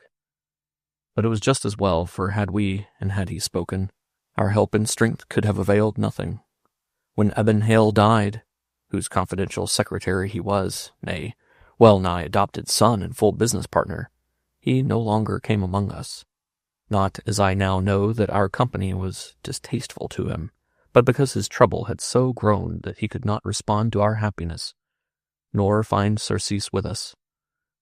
Why this should be so we could not at the time understand, for when Eben Hale's will was probated, the world learned that he was sole heir to his employer's many millions, and it was expressly stipulated that this great inheritance was given to him without qualification, hitch, or hindrance in the exercise thereof. Not a share of stock, not a penny of cash, was bequeathed to the dead man's relatives. As for his direct family, one astounding clause expressly stated that Wade Atscheller was to dispense to Eben Hale's wife and sons and daughters whatever moneys his judgment dictated, at whatever times he deemed advisable. Had there been any scandal in the dead man's family, or had his sons been wild or undutiful, then there might have been a glimmering of reason in this most unusual action. But Eben Hale's domestic happiness had been proverbial in the community, and one would have to travel far and wide to discover a cleaner, saner, wholesomer progeny of sons and daughters. While his wife, well, by those who knew her best, she was endearingly termed the mother of the Gracchi. Needless to state, this inexplicable will was a 9 days' wonder. but the expectant public was disappointed in that no contest was made. It was only the other day that Eben Hale was laid away in his stately marble mausoleum, and now Wade Atscheller is dead. The news was printed in this morning's paper. I have just received through the mail a letter from him, posted evidently but a short hour before he hurled himself into eternity. This letter which lies before me is a narrative, in his own handwriting, linking together numerous newspaper clippings and facsimiles of letters. The original correspondence, he has told me, is in the hands of the police. He has begged me also as a warning to society against a most frightful and diabolical danger which threatens its very existence, to make public the terrible series of tragedies in which he has been innocently concerned. I herewith append the text in full. It was in August 1899, just after my return from my summer vacation, that the blow fell. We did not know it at the time. We had not yet learned to school our minds to such awful possibilities. Mr. Hale opened the letter, read it, and tossed it upon my desk with a laugh. When I looked it over, I also laughed, saying, "Some ghastly joke, Mr. Hale, and one in very poor taste. Find here, my dear John, an exact duplicate of the letter in question." Office of the M. of M., August 17th, 1899. Mr. Eben Hale, Money Baron. Dear Sir, we desire you to realize upon whatever portion of your vast holdings is necessary to obtain, in cash, $20 millions. The sum we require you to pay over to us, or to our agents. You will note we do not specify any given time, for it is not our wish to hurry you in this matter. You may even, if it be easier for you, pay us in 10, 15, or 20 installments, but we will accept no single installment of less than $1 million. Believe us, dear Mr. Hale, when we say that we embark upon this course of action utterly devoid of animus. We are members of that intellectual proletariat, the increasing numbers of which mark in red lettering the last days of the 19th century. We have, from a thorough study of economics, decided to enter upon this business. It has many merits, chief among which may be noted that we can indulge in large and lucrative operations without capital. So far we have been fairly successful, and we hope our dealings with you may be pleasant and satisfactory. Pray attend while we explain our views more fully. At the base of the present system of society is to be found the property right, and this right of the individual to hold property is demonstrated in the last analysis to rest solely and wholly upon might. The mailed gentlemen of William the Conqueror divided and apportioned England amongst themselves with the naked sword. This, we are sure you will grant, is true of all feudal possessions. With the invention of steam and the Industrial Revolution, there came into existence the capitalist class, in the modern sense of the word. These capitalists quickly towered above the ancient nobility. The captains of industry have virtually dispossessed the descendants of the captains of war. Mind and not muscle wins in today's struggle for existence, but the state of affairs is none the less based upon might. The change has been qualitative. The old-time feudal baronage ravaged the world with fire and sword. The modern-day money baronage exploits the world by mastering and applying the world's economic forces. Brain and not brawn endures, and those best fitted to survive are the intellectually and commercially powerful. We, the M of M, are not content to become wage slaves. The great trusts and business combinations, with which you have your rating, prevent us from rising to the place among you which our intellects qualifies to occupy. Why? Because we are without capital. We are of the unwashed, but with this difference. Our brains are of the best, and we have no foolish ethical nor social scruples. As wage slaves toiling early and late, and living abstemiously, we could not save in 60 years, nor in 20 times 60 years, a sum of money sufficient successfully to cope with the great aggregations of massed capital which now exist. Nevertheless, we have entered the arena. We now throw down the gauge to the capital of the world. Whether it wishes to fight or not, it shall have to fight. Mr. Hale, our interests dictate us to demand of you $20 millions, while we are considered enough to give you reasonable time in which to carry out your share of the transaction. Please do not delay too long. When you have agreed to our terms, insert a suitable notice in the agony column of the Morning Blazer. We shall then acquaint you with our plan for transferring the sum mentioned. You had better do this sometime prior to October 1st. If you do not, In order to show you that we are in earnest, we shall on that date kill a man on East 39th Street. He will be a working man. This man you do not know, nor do we. You represent a force in modern society. We also represent a force, a new force. Without anger or malice, we have closed in battle. As you will readily discern, we are simply a business proposition. You are the upper, and we the nether millstone. This man's life shall be ground out between. You may save him if you agree to our conditions and act in time. There was once a king cursed with a golden touch. His name we have taken to do duty as our official seal. Some day, to protect ourselves against competitors, we shall copyright it. We beg to remain the minions of Midas. I leave it to you, dear John, why we should not have laughed over such a preposterous communication. The idea we could not but grant was well conceived, but it was too grotesque to be taken seriously. Mr. Hale said he would preserve it as a literary curiosity, and shoved it away in a pigeonhole. Then we promptly forgot its existence. And as promptly, on the 1st of October, going over the morning mail, we read the following. Office of the M of M, October 1st, 1899. Mr. Ebenhale, Money Baron, dear sir, your victim has met his fate. An hour ago, on East 39th Street, a working man was thrust through the heart with a knife. Ere you read this, his body will be lying at the morgue. Go and look upon your handiwork. On October 14th, in token of our earnestness in this matter, and in case you do not relent, we shall kill a policeman on or near the corner of Polk Street and Claremont Avenue. Very cordially, the minions of Midas. Again, Mr. Hale laughed. His mind was full of a prospective deal with a Chicago syndicate for the sale of all his street railways in that city, and so he went on dictating to the stenographer, never giving it a second thought. But somehow, I know not why, a heavy depression fell upon me. What if it were not a joke? I asked myself, and turned involuntarily to the morning paper. There it was, as befitted an obscure person of the lower classes, a paltry half-dozen lines tucked away in a corner, next to patent medicine advertisement.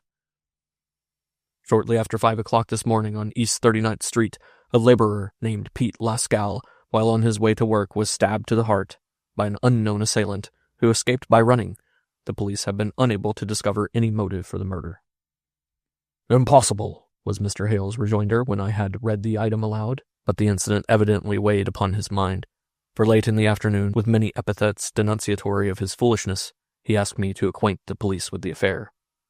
I had the pleasure of being laughed at in the inspector's private office, although I went away with the assurance that they would look into it, and that the vicinity of Polk and Claremont would be doubly patrolled on the night mentioned. There it dropped, till the 2 weeks had sped by when the following note came to us through the mail. Office of the M of M, October 15th, 1899. Mr. Ebenhale, Money Baron. Dear sir, your second victim has fallen on schedule time. We are in no hurry, but to increase the pressure, we shall henceforth kill weekly.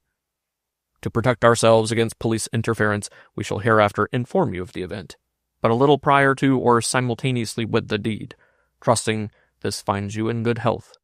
We are the minions of Midas. This time Mr. Hale took up the paper, and after a brief search read to me this account. A dastardly crime. Joseph Donahue, assigned only last night to special patrol duty in the 11th Ward, at midnight was shot through the brain and instantly killed. The tragedy was enacted in the full glare of the street lights on the corner of Polk Street and Claremont Avenue. Our society is indeed unstable when the custodians of its peace are thus openly and wantonly shot down. The police have so far been unable to obtain the slightest clue. Barely had he finished this when the police arrived, the inspector himself and the two of his keenest sleuths. Alarm sat upon their faces, and it was plain that they were seriously perturbed. Though the facts were so few and simple, we talked long, going over the affair again and again.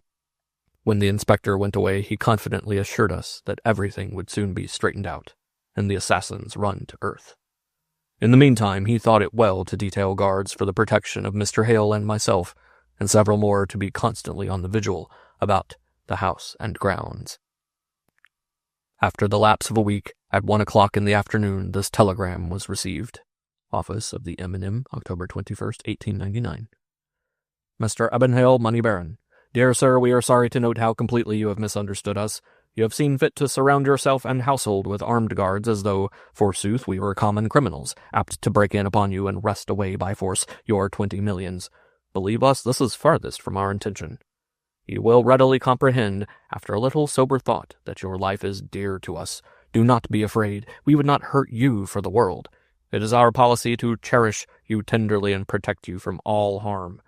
Your death means nothing to us. If it did, rest assured that we would not hesitate a moment in destroying you. Think this over, Mr. Hale. When you've paid us our price, there will be need of retrenchment. Dismiss your guards now and cut down your expenses. Within 10 minutes of the time you receive this, a nurse girl will have been choked to death in Brentwood Park. The body may be found in the shrubbery lining the path which leads off to the left from the bandstand. Cordially yours, the minions of Midas. The next instant, Mr. Hale was at the telephone warning the inspector of the impending murder. The inspector excused himself in order to call up Police Substation F and dispatch men to the scene. 15 minutes later, he rang us up and informed us that the body had been discovered, yet warm in the place indicated. That evening, the papers teemed with glaring Jack the Strangler headlines, denouncing the brutality of the deed and complaining about the laxity of the police. We were also closeted with the inspector, who begged us by all means to keep the affair secret. Success, he said, depended upon silence.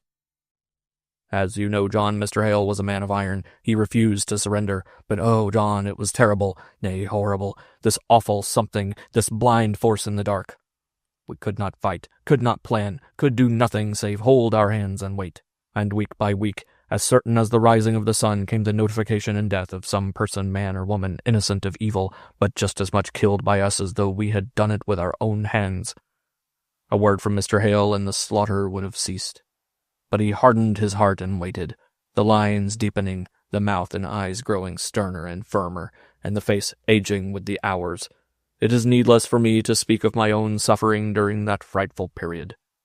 Find here the letters and telegrams of the M of M and the newspaper accounts, etc., of the various murders.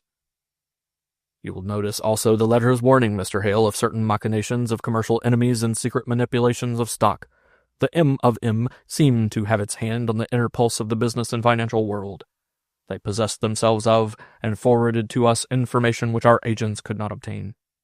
One timely note from them, at a critical moment in a certain deal, saved all of 5 millions to Mr. Hale. At another time, they sent us a telegram which probably was the means of preventing an anarchist crank from taking my employer's life. We captured the man on his arrival and turned him over to the police, who found upon him enough of a new and powerful explosive to sink a battleship. We persisted. Mr. Hale was grit clear through. He disbursed at the rate of 100,000 per week for Secret Service. The aid of the Pinkertons and of countless private detective agencies was called in, and in addition to this, thousands were upon our payroll. Our agents swarmed everywhere, in all guises, penetrating all classes of society. They grasped at the myriad clues. Hundreds of suspects were jailed, and at various times thousands of suspicious persons were under surveillance. But nothing tangible came to light. With his communications, the M of M continually changed its method of delivery, and every messenger they sent us was arrested forthwith.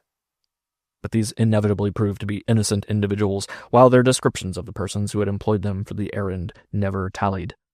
On the last day of December, we received this notification. Office of the M&M, December 31st, 1899. Mr. Ebenhale, Money Baron. Dear Sir, pursuant of our policy with which we flatter ourselves you are already well versed, we beg to state that we shall give a passport from this vale of tears to Inspector Bying, with whom, because of our attentions, you have become so well acquainted. It is his custom to be in his private office at this hour. Even as you read this, he breathes his last. Cordially yours, the minions of Midas. I dropped the letter and sprang to the telephone. Great was my relief when I heard the inspector's hearty voice. But even as he spoke, his voice died away in the receiver to a gurgling sob, and I heard faintly the crash of a falling body. Then a strange voice helloed me, sent me the regards of the M of M, and broke the switch. Like a flash, I called up the public office of the Central Police, telling them to go at once to the inspector's aid in his private office.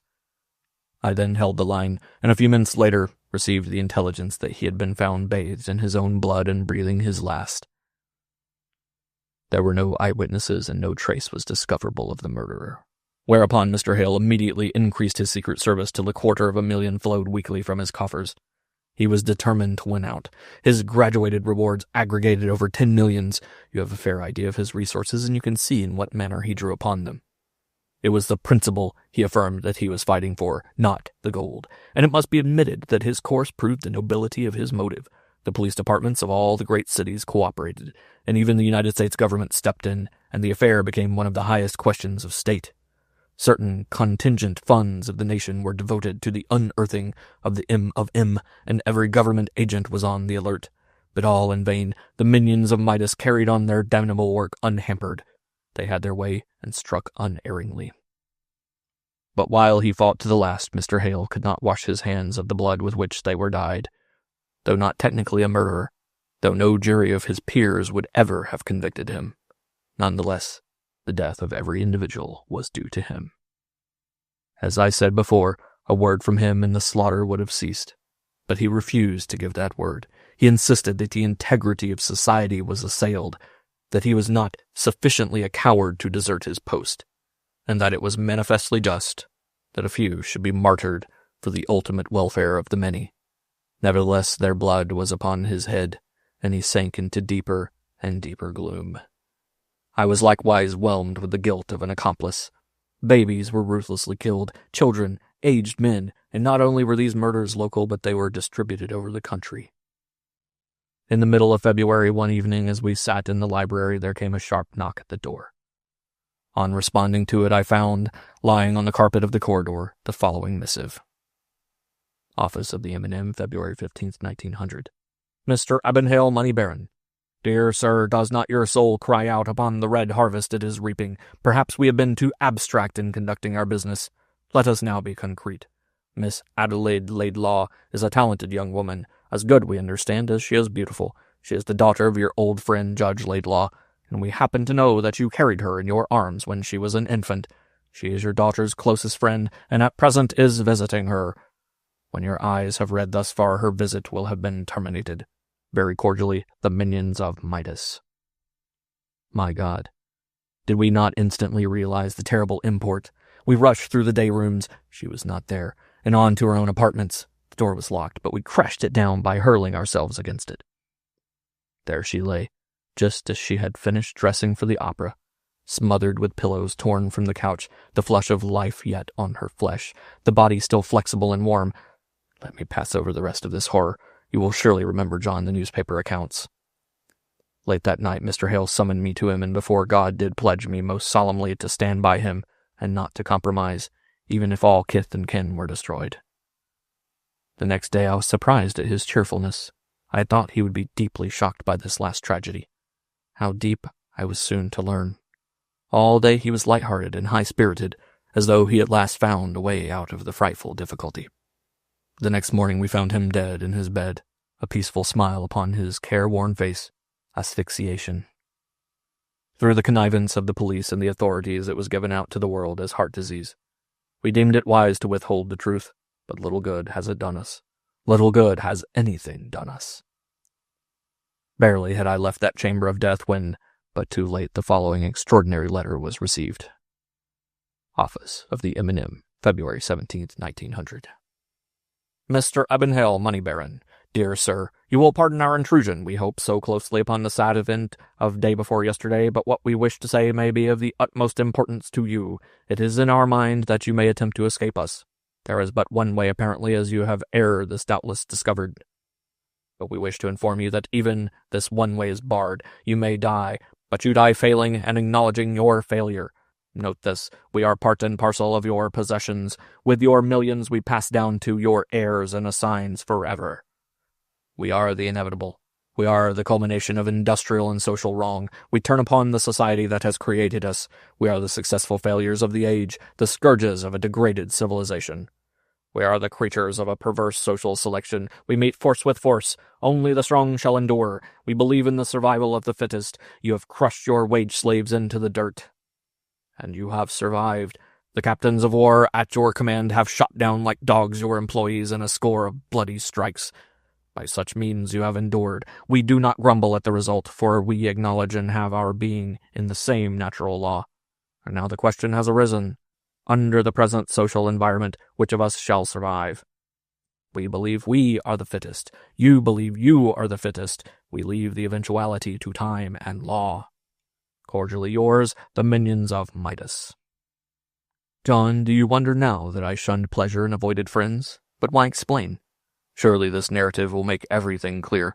3 weeks ago, Adelaide Laidlaw died. Since then, I have waited in hope and fear.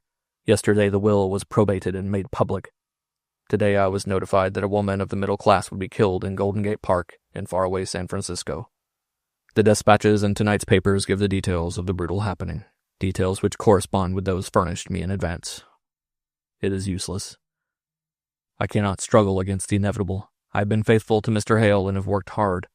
Why my faithfulness should have been thus rewarded, I cannot understand. Yet I cannot be false to my trust nor break my word by compromising. Still I have resolved that no more death shall be upon my head. I have willed the many millions I lately received to their rightful owners. Let the stalwart sons of Eben Hill work out their own salvation. Ere you read this, I shall have passed on. The minions of Midas are all powerful. The police are impotent. I have learned from them that the other millionaires have been likewise mulleted or persecuted. How many is not known. For when one yields to the M of M, his mouth is thenceforth sealed. Those who have not yielded are even now reaping their scarlet harvest. The grim game is being played out. The federal government can do nothing. I also understand that similar branch organizations have made their appearance in Europe. Society is shaken to its foundations. Principalities and powers are as brands ripe for the burning. Instead of the masses against the classes, it is a class against the classes. We, the guardians of human progress, are being singled out and struck down. Law and order have failed. The officials have begged me to keep this secret. I have done so, but can do so no longer. It has become a question of public import, fraught with the direst consequences, and I shall do my duty before I leave this world by informing it of its peril. Do you, John, as my last request, make this public. Do not be frightened. The fate of humanity rests in your hand. Let the press strike off millions of copies. Let the electric current sweep it round the world. Wherever men meet and speak, let them speak of it in fear and trembling, and then when thoroughly aroused, let society arise in its might and cast out this abomination. Yours and long farewell, Wade Atscheller. The Shadow and the Flash. When I look back, I realize what a peculiar friendship it was. First, there was Lloyd Inwood, tall, slender, and finely knit, nervous and dark. And then Paul Tichborne, tall, slender, and finely knit, nervous and blonde. Each was the replica of the other in everything except color. Lloyd's eyes were black, Paul's were blue. Under stress of excitement, the blood coursed olive in the face of Lloyd, crimson in the face of Paul. But outside this matter of coloring, they were as like as two peas. Both were high-strung, prone to excessive tension and endurance, and they lived at concert pitch. But there was a trio involved in this remarkable friendship, and the third was short and fat and chunky and lazy, and loath to say, it was I. Paul and Lloyd seemed born to rivalry with each other, and I to be peacemaker between them. We grew up together, the three of us, and full often have I received the angry blows each intended for the other.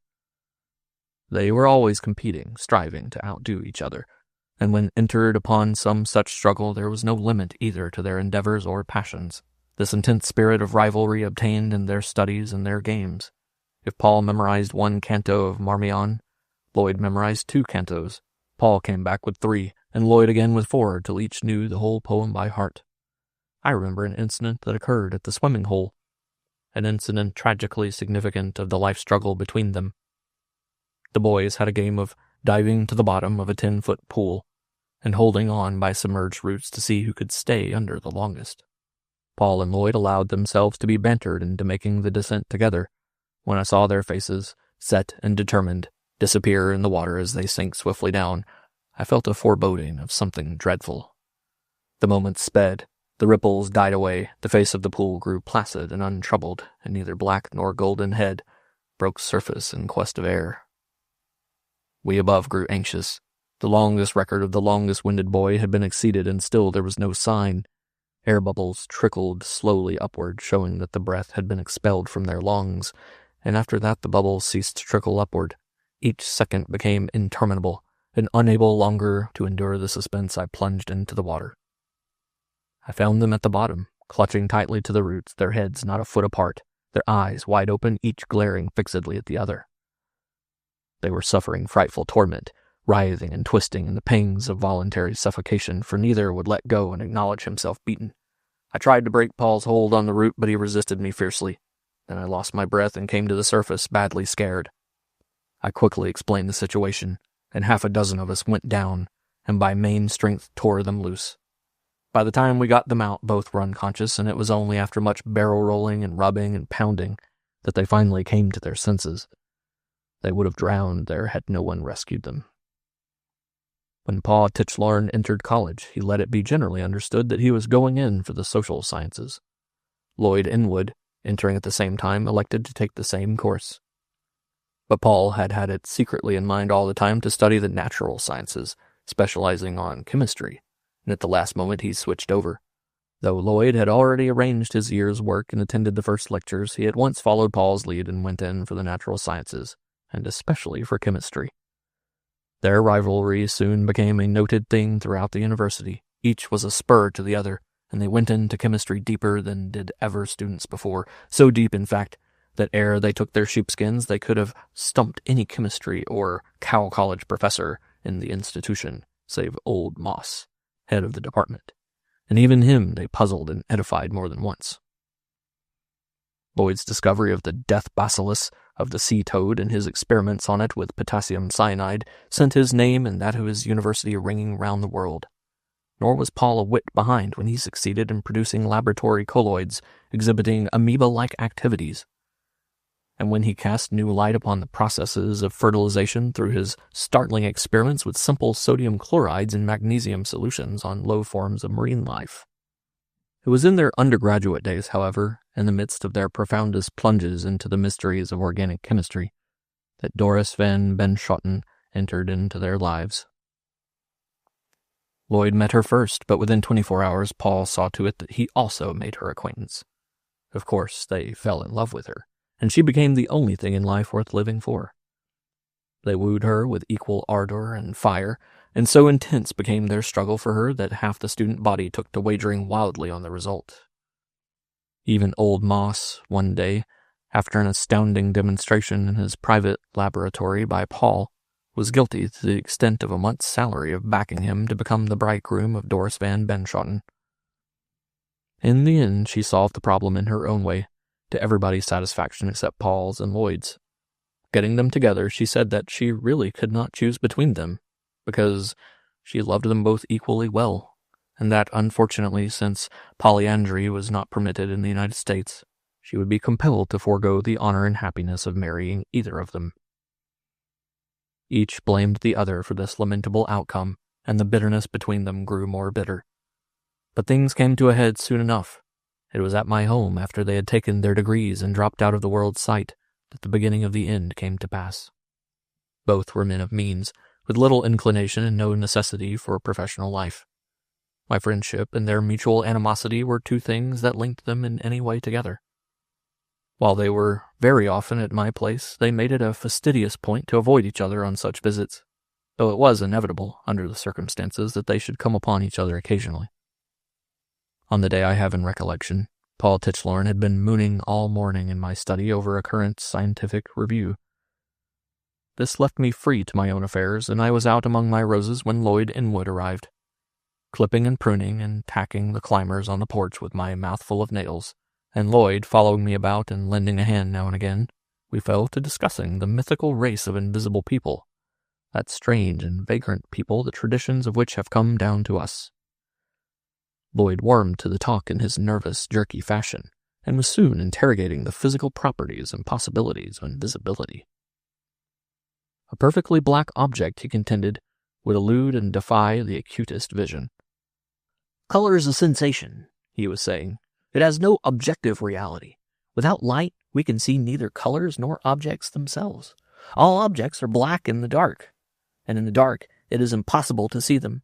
If no light strikes upon them, then no light is flung back from them to the eye, and so we have no vision evidence of their being. But we see black objects in daylight, I objected.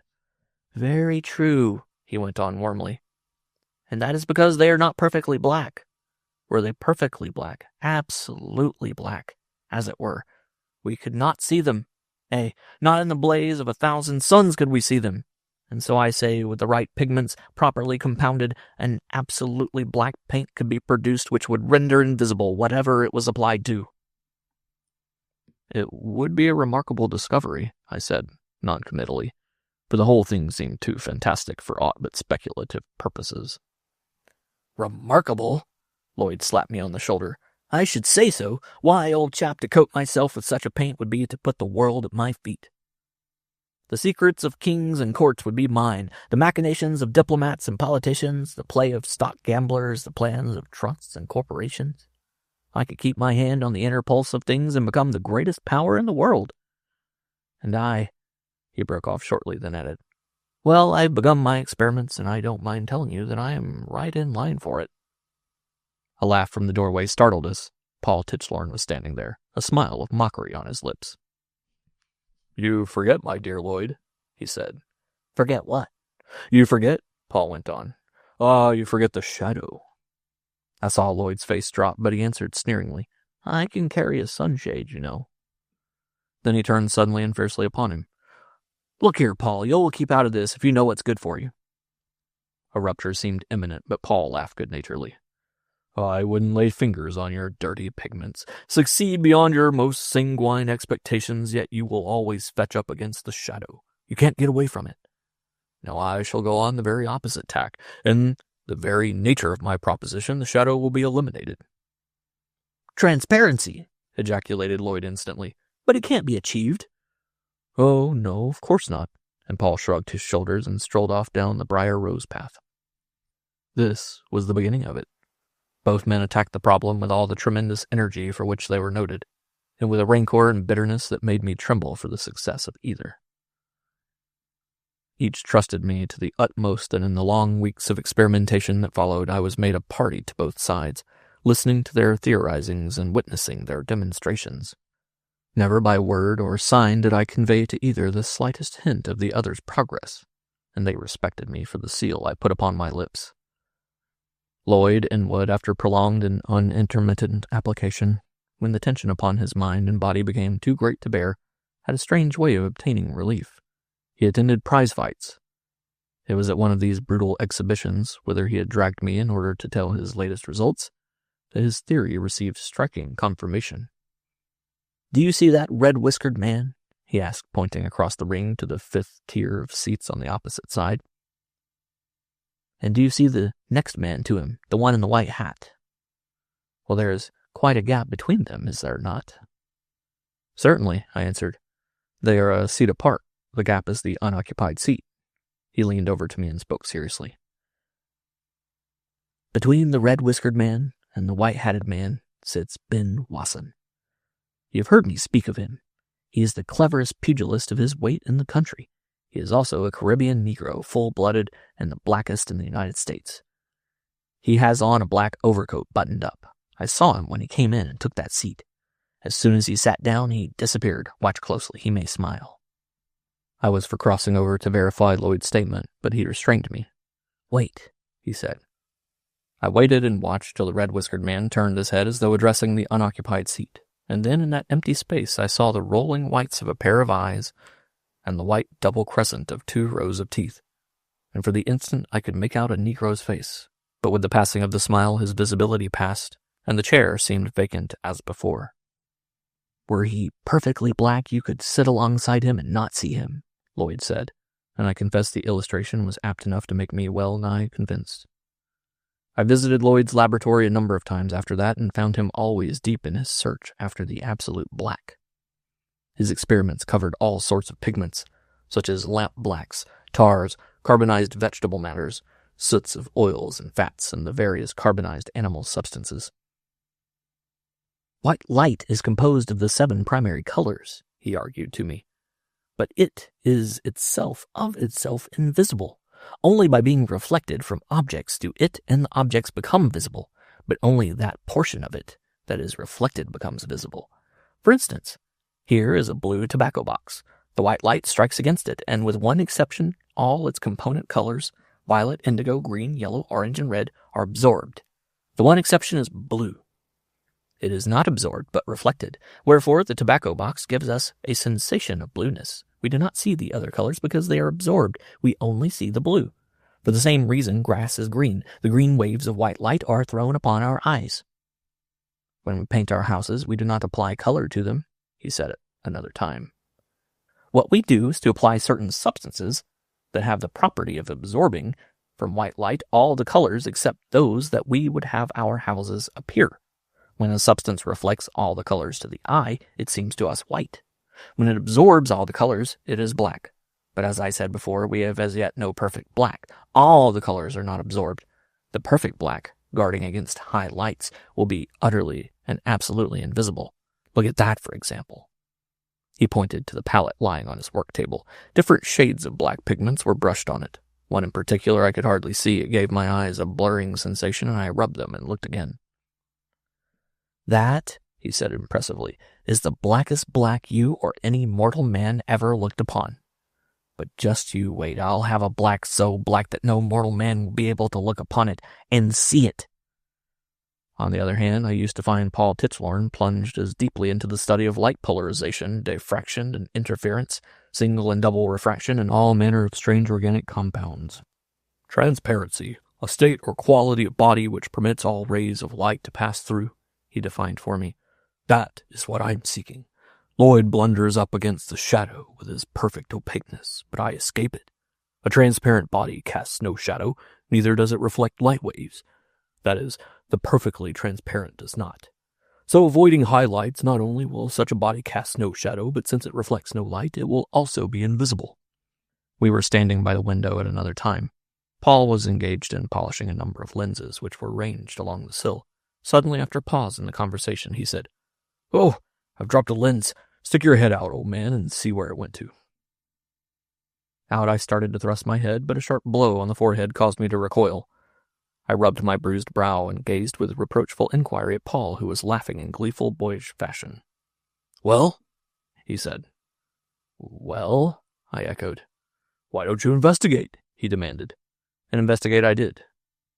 Before thrusting out my head, my senses automatically active had told me there was nothing there, that nothing intervened between me and out of doors, that the aperture of the window opening was utterly empty. I stretched forth my hand and felt a hard object, smooth and cool and flat, which my touch, out of its experience, told me to be glass. I looked again, but could see positively nothing. "White quartzo sand," Paul rattled off. "Sodic carbonate, slaked lime, cullet, manganese peroxide. There you have it, the finest French plate glass made by the great St. Gobain Company, who made the finest plate glass in the world. And this is the finest piece they ever made. It cost a king's ransom, but look at it, you can't see it. You don't know it's there till you run your head against it. Hey, old boy, that's merely an object lesson. Certain elements in themselves opaque, yet so compounded as to give a resultant body which is transparent. But that is a matter of inorganic chemistry, you say. Very true. But I dare to assert, standing here on my 2 feet, that in the organic I can duplicate whatever occurs in the inorganic. Here." He held a test tube between me and the light, and I noted the cloudy or muddy liquid it contained. He emptied the contents of another test tube into it, and almost instantly it became clear and sparkling. "Or here." With quick, nervous movements among his array of test tubes, he turned a white solution to a wine color, and a light yellow solution to a dark brown. He dropped a piece of litmus paper into an acid, when it changed instantly to red. And on floating it in an alkali, it turned as quickly to blue. "The litmus paper is still the litmus paper," he enunciated in the formal manner of the lecturer. "I have not changed it into something else. Then what did I do? I merely changed the arrangement of its molecules. Where at first it absorbed all colors from the light but red, its molecular structure was so changed that it absorbed red and all colors except blue, and so it goes ad infinitum. Now what I propose to do is this." He paused for a space. "I propose to seek, and to find, the proper regions, which acting upon the living organism will bring about molecular changes analogous to those you have just witnessed. But these regions, which I shall find, and for that matter upon which I already have my hands, will not turn the living body to blue or red or black, but they will turn it to transparency. All light will pass through it. It will be invisible. It will cast no shadow. A few weeks later, I went hunting with Paul. He had been promising me for some time that I should have the pleasure of shooting over a wonderful dog. The most wonderful dog, in fact, that ever man shot over, so he averred, and continued to aver till my curiosity was aroused. But on the morning in question, I was disappointed, for there was no dog in evidence. Don't see him about, Paul remarked unconcernedly, and we set off across the fields. I could not imagine at the time what was ailing me, but I had a feeling of some impending and deadly illness. My nerves were all awry, and from the astounding tricks they played me, my senses seemed to have run riot. Strange sounds disturbed me. At times I heard the swish-swish of grass being shoved aside, and once the patter of feet across a patch of stony ground. Did you hear anything, Paul? I asked once, but he shook his head and thrust his feet steadily forward. While climbing a fence, I heard the low, eager whine of a dog, apparently from within a couple of feet of me, but on looking about me I saw nothing. I dropped to the ground, limp and trembling. Paul, I said, we'd better return to the house. I am afraid I'm going to be sick. Nonsense, old man, he answered. The sunshine has gone to your head like wine. You will be all right, it's famous weather. But passing along a narrow path through a clump of cottonwoods, some object brushed against my legs, and I stumbled and nearly fell. I looked with sudden anxiety at Paul. What's the matter? He asked. Tripping over your own feet? I kept my tongue between my teeth and plodded on, though sore perplexed and thoroughly satisfied that some acute and mysterious malady had attacked my nerves. So far my eyes had escaped, but when we got to the open fields again, even my vision went back on me. Strange flashes of varicolored rainbow light began to appear and disappear on the path before me. Still, I managed to keep myself in hand, till the varicolored lights persisted for a space of fully 20 seconds, dancing and flashing in continuous play. Then I sat down, weak and shaky. It's all up with me, I gasped, covering my eyes with my hands. It has attacked my eyes. Paul, take me home. But Paul laughed long and loud. What did I tell you? The most wonderful dog, eh? Well, what do you think? He turned partly from me and began to whistle. I heard the patter of feet, the panting of a heated animal, and the unmistakable yelp of a dog. Then Paul stooped down and apparently fondled the empty air. Here, give me your fist. And he rubbed my hand over the cold nose and jowls of a dog. A dog it certainly was, with the shape and the smooth, short coat of a pointer. Suffice to say, I speedily recovered my spirits and control. Paul put a collar about the animal's neck and tied his handkerchief to its tail, and then was vouchsafed us the remarkable sight of an empty collar and a waving handkerchief cavorting over the fields. It was something to see that collar and handkerchief pin a bevy of quail in a clump of locusts and remain rigid and immovable till we had flushed the birds. Now and again the dog emitted the varicolored light splashes I have mentioned. The one thing, Paul explained, which he had not anticipated and which he doubted could be overcome. They're a large family, he said. These sun dogs, wind dogs, rainbows, halos, and parhelia. They're produced by refraction of light from mineral and ice crystals, from mist, rain, spray, and no end of things, and I'm afraid they are the penalty I must pay for transparency. I escaped Lloyd's shadow only to fetch up against the rainbow flash. A couple of days later, before the entrance to Paul's laboratory, I encountered a terrible stench. So overpowering was it that it was easy to discover the source. A mass of putrescent matter on the doorstep which in general outlines resembled a dog. Paul was startled when he investigated my find. It was his invisible dog, or rather what had been his invisible dog, for it was now plainly visible. It had been playing about but a few minutes before in all health and strength. Closer examination revealed that the skull had been crushed by some heavy blow. While it was strange that the animal should have been killed, the inexplicable thing was that it should so quickly decay. The reagents I injected into its system were harmless, Paul explained. Yet they were powerful, and it appears that when death comes, they force practically instantaneous disintegration. Remarkable, most remarkable. Well, the only thing is not to die. They do not harm so long as one lives, but I do wonder who smashed in that dog's head.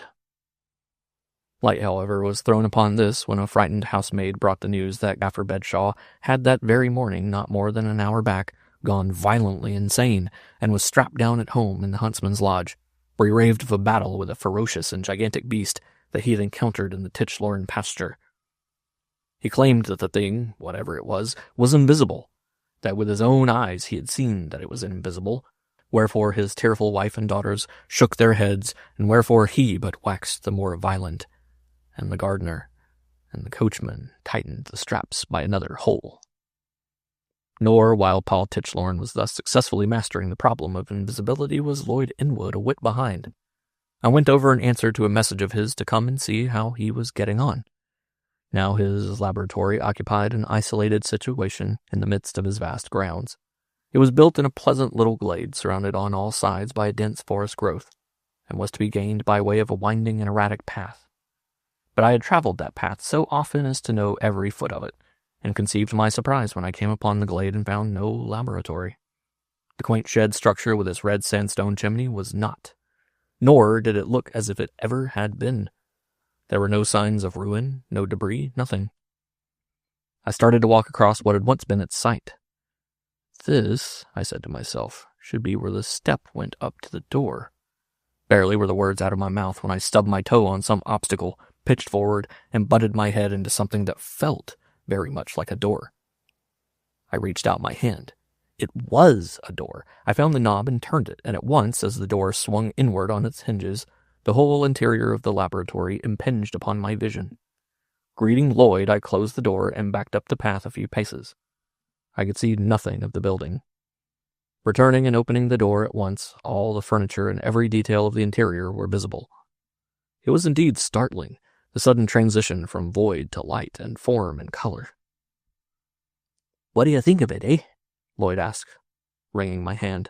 "I slapped a couple of coats of absolute black on the outside yesterday afternoon to see how it worked. How's your head? You bumped it pretty solidly, I imagine." "Never mind that," he interrupted my congratulations. "I've something better for you to do." While he talked, he began to strip, and when he stood naked before me, he thrust a pot and brush into my hand and said, "Here, give me a coat of this." It was an oily, shellac-like stuff, which spread quickly and easily over the skin and dried immediately. "Merely preliminary and precautionary," he explained when I had finished. "But now for the real stuff." I picked up another pot he indicated and glanced inside, but could see nothing. "It's empty," I said. "Stick your finger in it." I obeyed and was aware of a sensation of cool moistness.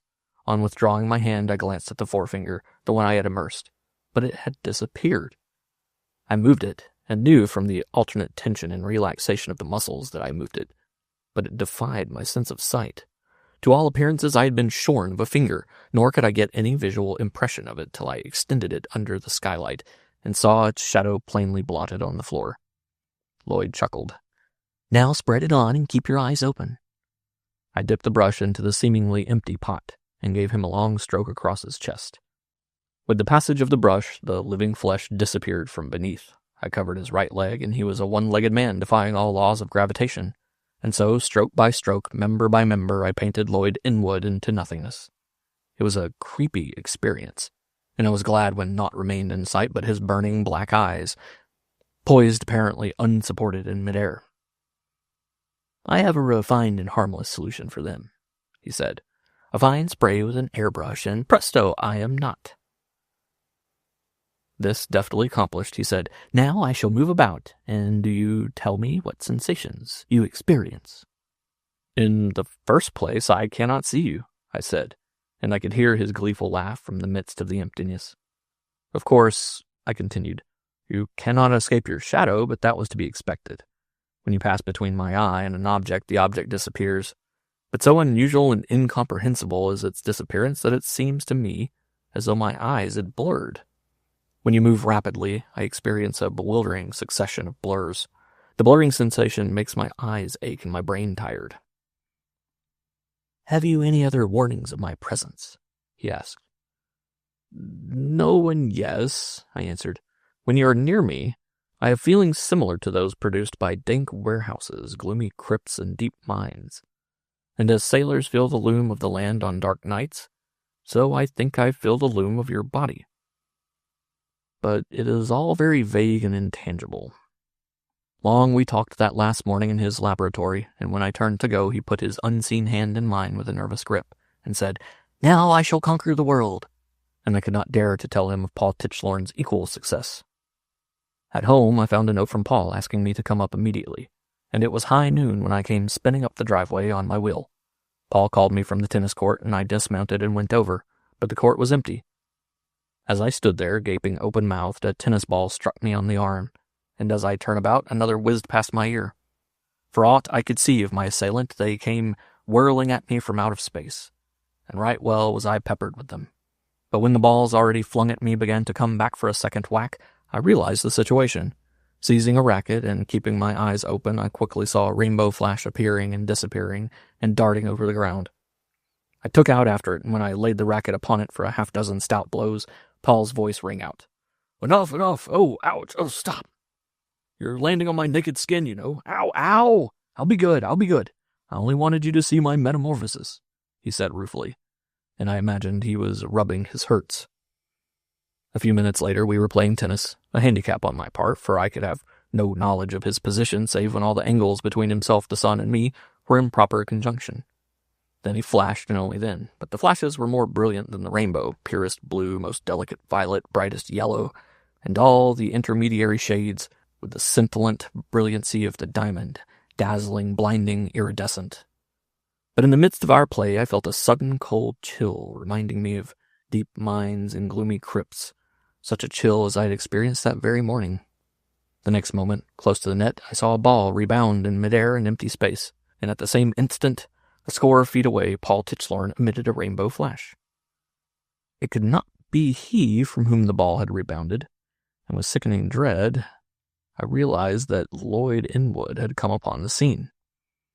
To make sure, I looked for his shadow, and there it was, a shapeless blotch the girth of his body. The sun was overhead, moving along the ground.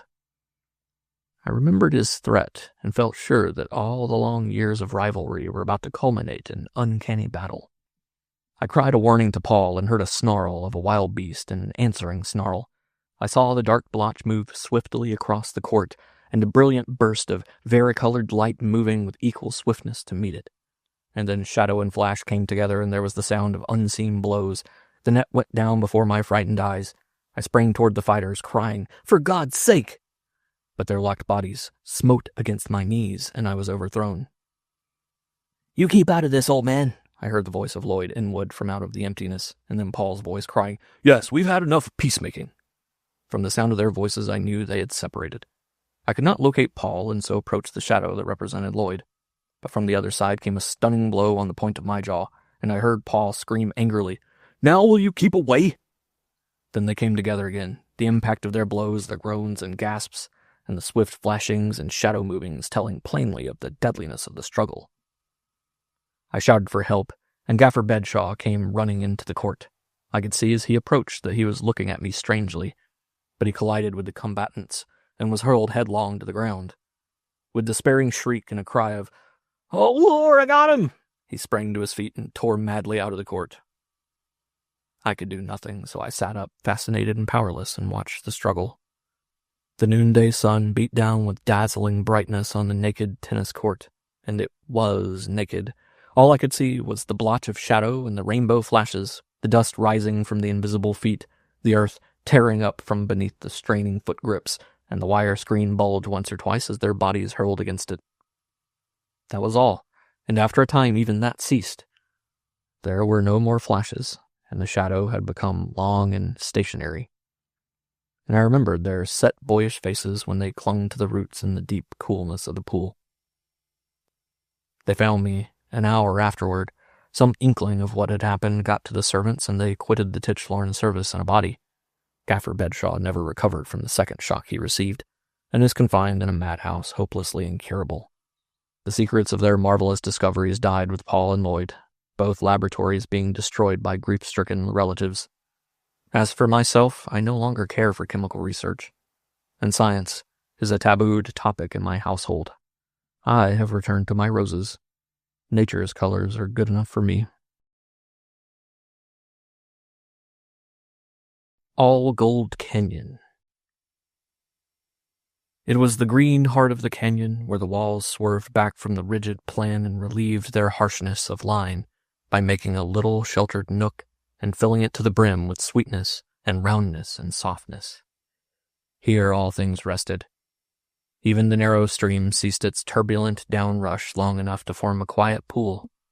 Knee-deep in the water, with drooping head and half-shut eyes, drowsed a red-coated, many-antlered buck. On one side, beginning at the very lip of the pool, was a tiny meadow, a cool, resilient surface of green that extended to the base of the frowning wall. Beyond the pool, a gentle slope of earth ran up and up to meet the opposing wall. Fine grass covered the slope, grass that was spangled with flowers, with here and there patches of color, orange and purple and golden. Below, the canyon was shut in. There was no view. The walls leaned together abruptly, and the canyon ended in a chaos of rocks, moss-covered and hidden by a green screen of vines and creepers and boughs of trees.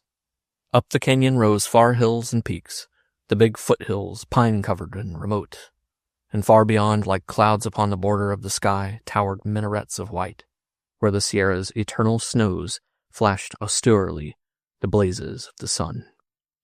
There was no dust in the canyon. The leaves and flowers were clean and virginal. The grass was young velvet. Over the pool, 3 cottonwoods sent their snowy fluffs fluttering down the quiet air. On the slope, the blossoms of the wine-wooded manzanita filled the air with springtime odors, while the leaves, wise with experience, were already beginning their vertical twist against the coming aridity of summer. In the open spaces on the slope beyond the farthest shadow reach of the manzanita poised the mariposa lilies, like so many flights of jeweled moths, suddenly arrested and on the verge of trembling into flight again. Here and there, that wood's harlequin, the madrone, permitted itself to be caught in the act of changing its pea-green trunk to madder red, breathed its fragrance into the air from great clusters of waxen bells. Creamy white were these bells, shaped like lilies of the valley, with the sweetness of perfume that is of the springtime. There was not a sigh of wind. The air was drowsy with its weight of perfume. It was a sweetness that would have been cloying had the air been heavy and humid, but the air was sharp and thin. It was as starlight transmuted into atmosphere, shot through and warmed by sunshine and flower-drenched with sweetness. An occasional butterfly drifted in and out through the patches of light and shade. And from all about rose the low and sleepy hum of mountain bees, feasting sybarites that jostled one another good-naturedly at the board, nor found time for rough discourtesy. So quietly did the little stream drip and ripple its way through the canyon that it spoke only in faint and occasional gurgles. The voice of the stream was as a drowsy whisper, ever interrupted by dozings and silences, ever lifted again in the awakenings. The motion of all things was a drifting in the heart of the canyon. Sunshine and butterflies drifted in and out among the trees. The hum of the bees and the whisper of the stream were a drifting of sound, and the drifting sound and drifting color seemed to weave together in the making of a delicate and intangible fabric, which was the spirit of the place. It was a spirit of peace that was not of death, but of smooth, pulsing life, of quietude that was not silence, of movement that was not action, of repose that was quick with existence without being violent with struggle and travail. The spirit of the place was the spirit of the peace of the living, somnolent with the easement and content of prosperity, and undisturbed by rumors of far wars. The red-coated, many-antlered buck acknowledged the lordship of the spirit of the place, and dozed knee-deep in the cool, shaded pool. There seemed no flies to vex him, and he was languid with rest. Sometimes his ears moved when the stream awoke and whispered, but they moved lazily with foreknowledge that it was merely the stream grown garrulous at discovery that it had slept. But there came a time when the buck's ears lifted and tensed with swift eagerness for sound. His head was turned down the canyon. His sensitive, quivering nostrils scented the air. His eyes could not pierce the green screen through which the stream rippled away, but to his ears came the voice of a man. It was a steady, monotonous, sing-song voice. Once the buck heard the harsh clash of metal upon rock. At the sound he snorted with a sudden start that jerked him through the air from water to meadow, and his feet sank into the young velvet, while he pricked his ears and again scented the air. Then he stole across the tiny meadow, pausing once and again to listen, and faded away out of the canyon like a wraith, soft-footed and without sound. The clash of steel-shod soles against the rocks began to be heard, and the man's voice grew louder. It was raised in a sort of chant and became distinct with nearness so that the words could be heard. "Turn around and turn your face unto them sweet hills of grace. The powers of sin yo am scorning. Look about and look around. Fling your sin pack on the ground. Yo will meet with the Lord in the morning." Sound of scrambling accompanied the song, and the spirit of the place fled away on the hills of the red-coated buck. The green screen was burst asunder, and a man peered out at the meadow and the pool and the sloping side hill. He was a deliberate sort of man. He took in the scene with one embracing glance, then ran his eyes over the details to verify the general impression. Then, and not until then, did he open his mouth in vivid and solemn approval. "Smoke of life and snakes of purgatory. Will you just look at that? Wood and water and grass and the side hill. A pocket hunter's delight and a cayuse's paradise. Cool green for tired eyes, pink pills for pale people ain't in it. A secret pasture for prospectors, and a resting place for tired burros, by damn." He was a sandy-complexioned man in whose face geniality and humor seemed the salient characteristics. It was a mobile face, quick-changing to inward mood and thought. Thinking was in him a visible process. Ideas chased across his face like wind flaws across the surface of a lake. His hair, sparse and unkempt of growth, was as indeterminate and colorless as his complexion.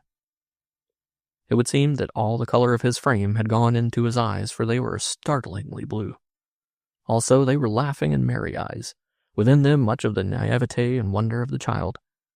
And yet, in an unassertive way, they contained much of calm self-reliance and strength of purpose founded upon self-experience and experience of the world. From out of the screen of vines and creepers, he flung ahead of him a miner's pick and shovel and gold pan. Then he crawled out himself into the open. He was clad in faded overalls and black cotton shirt, with hobnailed brogans on his feet, and on his head a hat whose shapelessness and stains advertised the rough usage of wind and rain and sun and camp smoke. He stood erect, seeing wide-eyed the secrecy of the scene and sensuously inhaling the warm, sweet breath of the canyon garden through nostrils that dilated and quivered with delight. His eyes narrowed to laughing slits of blue. His face wreathed itself in joy, and his mouth curled in a smile as he cried aloud, "Jumping dandelions and happy holics. But that smells good to me. Talk about your attar of roses and cologne factories. They ain't in it." He had the habit of soliloquy. His quick-changing facial expressions might tell every thought and mood, but the tongue, perforce, ran hard after repeating, like a second Boswell. The man lay down in the lip of the pool and drank long and deep of its water. "Tastes good to me," he murmured, lifting his head and gazing across the pool at the side hill, while he wiped his mouth with the back of his hand. The side hill attracted his attention. Still lying on his stomach, he studied the hill formation long and carefully. It was a practiced eye that traveled up the slope to the crumbling canyon wall and back down again to the edge of the pool. He scrambled to his feet and favored the side hill with a second survey. "Looks good to me," he concluded, picking up his pick and shovel and gold pan. He crossed the stream below the pool, stepping agilely from stone to stone. Where the side hill touched the water, he dug up a shovelful of dirt and put it into the gold pan. He squatted down, holding the pan in his two hands and partly immersing it in the stream. Then he imparted to the pan a deft circular motion that sent the water sluicing in and out through the dirt and gravel. The larger and the lighter particles worked to the surface, and these, by a skillful dipping movement of the pan, he spilled out and over the edge. Occasionally, to expedite matters, he rested the pan, and with his fingers raked out the large pebbles and pieces of rock. The contents of the pan diminished rapidly until only fine dirt and the smallest bits of gravel remained. At this stage, he began to work very deliberately and carefully. It was a fine washing, and he washed fine and finer, with a keen scrutiny and delicate and fastidious touch. At last the pan seemed empty of everything but water, but with a quick, semicircular flirt that sent the water flying over the shallow rim into the stream, he disclosed a layer of black sand on the bottom of the pan. So thin was this layer that it was like a streak of paint. He examined it closely.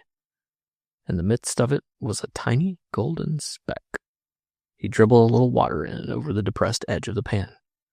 With a quick flirt, he sent the water sluicing across the bottom, turning the grains of black sand over and over. A second tiny golden speck rewarded his effort. The washing had now become very fine beyond all need of ordinary placer mining. He worked the black sand, a small portion at a time, up the shallow rim of the pan. Each small portion he examined sharply, so that his eyes saw every grain of it before he allowed it to slide over the edge and away. Jealously, bit by bit, he let the black sand slip away.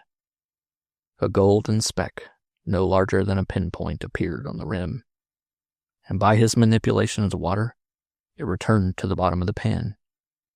And in such fashion another speck was disclosed, and another. Great was his care of them. Like a shepherd, he herded his flock of golden specks, so that not one should be lost. At last, of the pan of dirt, nothing remained but his golden herd. He counted it, and then, after all his labor, sent it flying out of the pan with one final swirl of water. But his blue eyes were shining with desire as he rose to his feet. 7, he muttered aloud, asserting the sum of the specks for which he had toiled so hard and which he had so wantonly thrown away. 7, he repeated, with the emphasis of one trying to impress a number on his memory. He stood still a long while, surveying the hillside. In his eyes was a curiosity, new aroused and burning. There was an exultance about his bearing and keenness like that of a hunting animal catching the fresh scent of game. He moved down the stream a few steps and took a second panful of dirt. Again came the careful washing, the jealous herding of the golden specks, and the wantonness with which he sent them flying into the stream when he had counted their number. 5, he muttered, and repeated, 5. He could not forbear another survey of the hill before filling the pan farther down the stream. His golden herds diminished. 4, 3, 2, 1, were his memory tabulations as he moved down the stream. When but one speck of gold rewarded his washing, he stopped and built a fire of dry twigs. Into this he thrust the gold pan and burned it till it was blue-black. He held up the pan and examined it critically. Then he nodded approbation. Against such a color background, he could defy the tiniest yellow speck to elude him. Still moving down the stream, he panned again. A single speck was his reward. A third pan contained no gold at all. Not satisfied with this, he panned 3 times again, taking his shovels of dirt within a foot of one another. Each pan proved empty of gold, and the fact, instead of discouraging him, seemed to give him satisfaction. His elation increased with each barren washing until he arose, exclaiming jubilantly, "If it ain't the real thing, may God knock off my head with sour apples." Returning to where he had started operations, he began to pan up the stream. At first his golden herds increased prodigiously. 14, 18, 21, 26, ran his memory tabulations. Just above the pool he struck his richest pan, 35 colors. "Almost enough to save," he remarked regretfully as he allowed the water to sweep them away. The sun climbed to the top of the sky. The man worked on.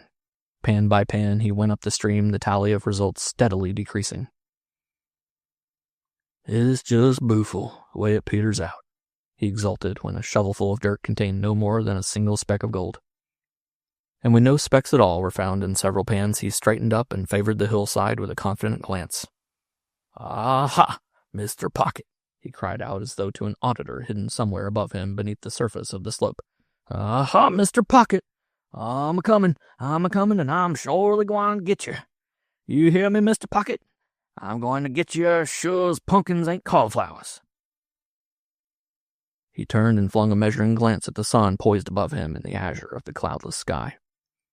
Then he went down the canyon, following the line of shovel holes he had made and filling the pans. He crossed the stream below the pool and disappeared through the green screen. There was little opportunity for the spirit of the place to return with its quietude and repose, for the man's voice, raised in ragtime song, still dominated the canyon with possession. After a time, with a greater clashing of still-shod feet on rock, he returned. The green screen was tremendously agitated. It surged back and forth in throes of a struggle. There was a loud grating and clanging of metal. The man's voice leaped to a higher pitch and was sharp with imperativeness. A large body plunged and panted. There was a snapping and ripping and rending, and amid a shower of falling leaves, a horse burst through the screen. On its back was a pack, and from this trail broken vines and torn creepers. The animal gazed with astonished eyes at the scene into which it had been precipitated, then dropped its head to the grass and began contentedly to graze. A second horse scrambled into view, slipping once on the mossy rocks and regaining equilibrium when its hoofs sank into the yielding surface of the meadow. It was riderless, though on its back was a high-horned Mexican saddle, scarred and discolored by long usage. The man brought up the rear. He threw off pack and saddle with an eye to camp location, and gave the animals their freedom to graze. He unpacked his food and got out frying pan and coffee pot. He gathered an armful of dry wood and with a few stones made a place for his fire. "My," he said, "but I've got an appetite. I could scoff iron filings and horseshoe nails, and thank you kindly, ma'am, for a second helping." He straightened up, and while he reached for matches in the pocket of his overalls, his eyes traveled across the pool to the side hill. His fingers had clutched the matchbox, but they relaxed their hold and the hand came out empty. The man wavered perceptibly. He looked at his preparations for cooking, and he looked at the hill. "Guess I'll take another whack at her," he concluded, starting to cross the stream. "There ain't no sense in it, I know," he mumbled apologetically. "But keeping grub back an hour ain't going to hurt none, I reckon." A few feet back from his first line of test pans, he started a second line. The sun dropped down the western sky, the shadows lengthened, but the man worked on. He began a third line of test pans. He was cross-cutting the hillside line by line as he ascended. The center of each line produced the richest pans, while the ends came where no colors showed in the pan. And as he ascended the hillside, the lines grew perceptibly shorter. The regularity with which their length diminished served to indicate that somewhere up the slope the last line would be so short as to have scarcely length at all, and that beyond could come only a point. The design was growing into an inverted V. The converging sides of this V marked the boundaries of the gold-bearing dirt. The apex of the V was evidently the man's goal. Often he ran his eye along the converging sides and on up the hill, trying to divine the apex, the point where the gold-bearing dirt must cease. Here resided Mr. Pocket, for so the man familiarly addressed the imaginary point above him on the slope, crying out, "Come down out of that, Mr. Pocket. Be right smart and agreeable, and come down." "All right," he would add later in a voice resigned to determination. "All right, Mr. Pocket. It's plain to me I gotta come right up and snatch you out bald-headed. And I'll do it, he would threaten still later. Each pan he carried down to the water to wash, and as he went higher up the hill, the pans grew richer, until he began to save the gold in an empty baking powder can, which he carried carelessly in his hip pocket. So engrossed was he in his toil that he did not notice the long twilight of oncoming night. It was not until he tried vainly to see the gold colors in the bottom of the pan that he realized the passage of time. He straightened up abruptly. An expression of whimsical wonderment and awe overspread his face as he drawled, "Gosh darn my buttons, if I didn't plumb forget dinner." He stumbled across the stream in the darkness and lighted his long-delayed fire. Flapjacks and bacon and warmed-over beans constituted his supper. Then he smoked a pipe by the smoldering coals, listening to the night noises and watching the moonlight stream through the canyon. After that, he unrolled his bed, took off his heavy shoes, and pulled the blankets up to his chin. His face showed white in the moonlight, like the face of a corpse. But it was a corpse that knew its resurrection, for the man rose suddenly on one elbow and gazed across at his hillside. "Good night, Mr. Pocket," he called sleepily. Good night. He slept through the early gray of morning until the direct rays of the sun smote his closed eyelids, when he awoke with a start and looked about him until he had established the continuity of his existence and identified his present self with the days previously lived. To dress, he had merely to buckle on his shoes. He glanced at his fireplace and at his hillside, wavered, but fought down the temptation and started the fire. "Keep your shirt on, Bill, keep your shirt on," he admonished himself. "What's the good of rushing? No use in getting all head up and sweaty. Mr. Pocket'll wait for you. He ain't running away before you can get your breakfast. Now what you want, Bill, is something fresh in your bill of fare. So it's up to you to go and get it." He cut a short pole at the water's edge and drew from one of his pockets a bit of line and draggled fly that had once been a royal coachman. "Maybe they'll bite in the early morning," he muttered as he made his first cast into the pool. And a moment later he was gleefully crying, "What did I tell you, eh? What did I tell you?" He had no reel nor any inclination to waste time, and by main strength and swiftly he drew out of the water a flashing 10-inch trout. 3 more caught in rapid succession furnished his breakfast. When he came to the stepping stones on his way to the hillside, he was struck by a sudden thought and paused. "I'd just better take a hike downstream a ways," he said. "There's no telling what cuss may be snooping around." But he crossed over on the stones, and with a "I really are to take that hike," the need of the precaution passed out of his mind, and he fell to work. At nightfall he straightened up. The small of his back was stiff from stooping toil, and as he put his hand behind him to soothe the protesting muscles, he said, "Now what do you think of that, by damn? I clean forgot my dinner again. If I don't watch out, I'll sure be degenerating into a 2-meal-a-day crank. Pocket is the damnedest things I ever see for making a man absent-minded," he communed that night as he crawled into his blankets. Nor did he forget to call up the hillside, "Good night, Mr. Pocket, good night." Rising with the sun and snatching a hasty breakfast, he was early at work. A fever seemed to be growing in him, nor did the increasing richness of the test pans allay this fever. There was a flush in his cheek other than that made by the heat of the sun, and he was oblivious to fatigue and the passage of time. When he filled a pan with dirt, he ran down the hill to wash it, nor could he forbear running up the hill again, panting and stumbling profanely to refill the pan. He was now 100 yards from the water, and the inverted V was assuming definite proportions. The width of the pay dirt steadily decreased, and the man extended in his mind's eye the sides of the V to their meeting place far up the hill. This was his goal, the apex of the V, and he panned many times to locate it. "Just about 2 yards above that manzanita bush and a yard to the right," he finally concluded. Then the temptation seized him. "As plain as the nose on your face," he said, as he abandoned his laborious cross-cutting and climbed to the indicated apex. He filled a pan and carried it down the hill to wash. It contained no trace of gold. He dug deep and he dug shallow, filling and washing a dozen pans, and was unrewarded even by the tiniest golden speck. He was enraged at having yielded to the temptation, and cursed himself blasphemously and pridelessly. Then he went down the hill and took up the cross-cutting. "Slow and certain, Bill, slow and certain," he crooned. "Shortcuts to fortune ain't in your line, and it's about time you know it. Get wise, Bill, get wise. Slow and certain's the only hand you can play. So go to it and keep to it, too."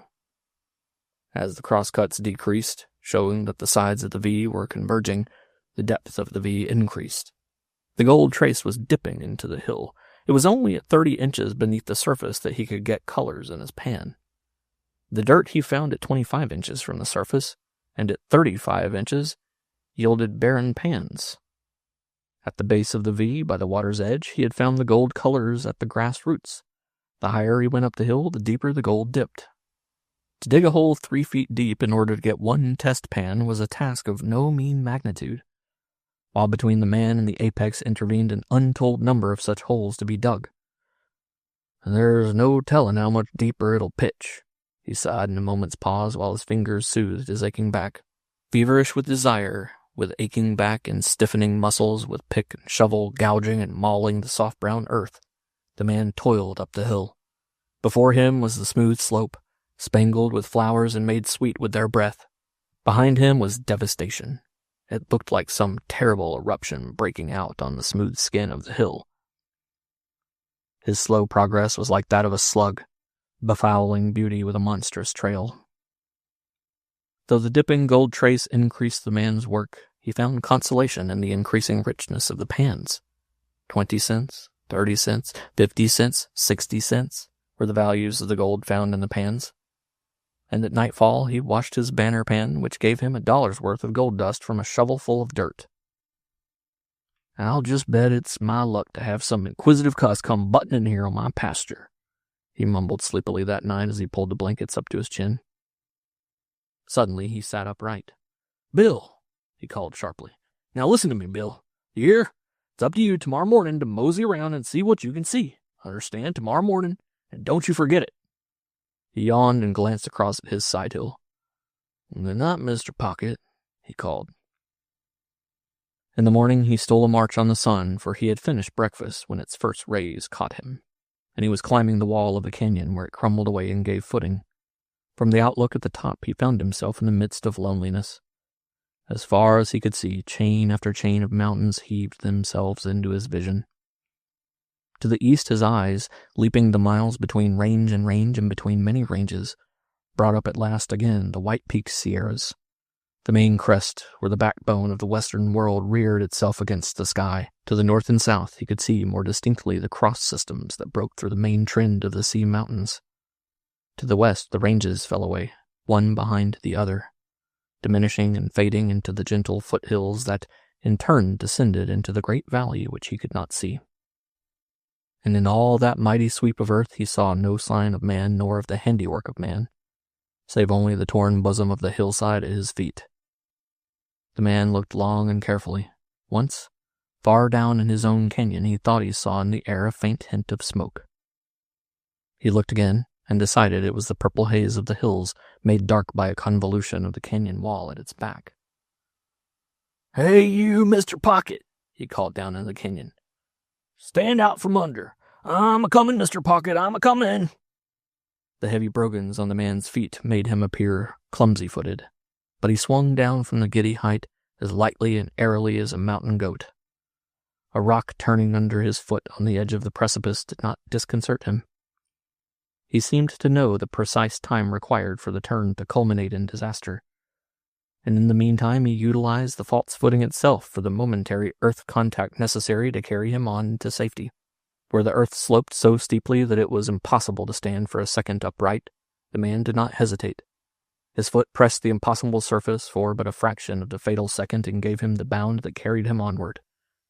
Again, where even the fraction of a second's footing was out of the question, he would swing his body past by a moment's hand grip on a jutting knob of rock, a crevice, or a precariously rooted shrub. At last, with a wild leap and yell, he exchanged the face of the wall for an earth slide and finished the descent in the midst of several tons of sliding earth and gravel. His first pan of the morning washed out over $2 in coarse gold. It was from the center of the V. To either side, the diminution in the values of the pans was swift. His lines of cross-cutting holes were growing very short. The converging sides of the inverted V were only a few yards apart. Their meeting point was only a few yards above him, but the pay streak was dipping deeper and deeper into the earth.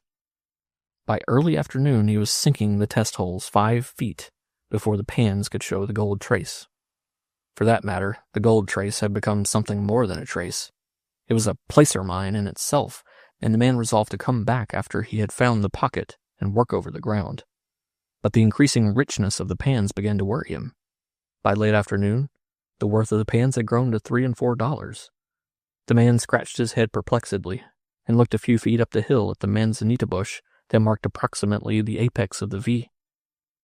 He nodded his head and said oracularly, "It's one or two things, Bill. One or two things. Either Mr. Pocket's spilled himself all out and down the hill, or else Mr. Pocket's that damn rich you maybe won't be able to carry him all away with you. And that'd be hell, wouldn't it now?" He chuckled at contemplation of so pleasant a dilemma.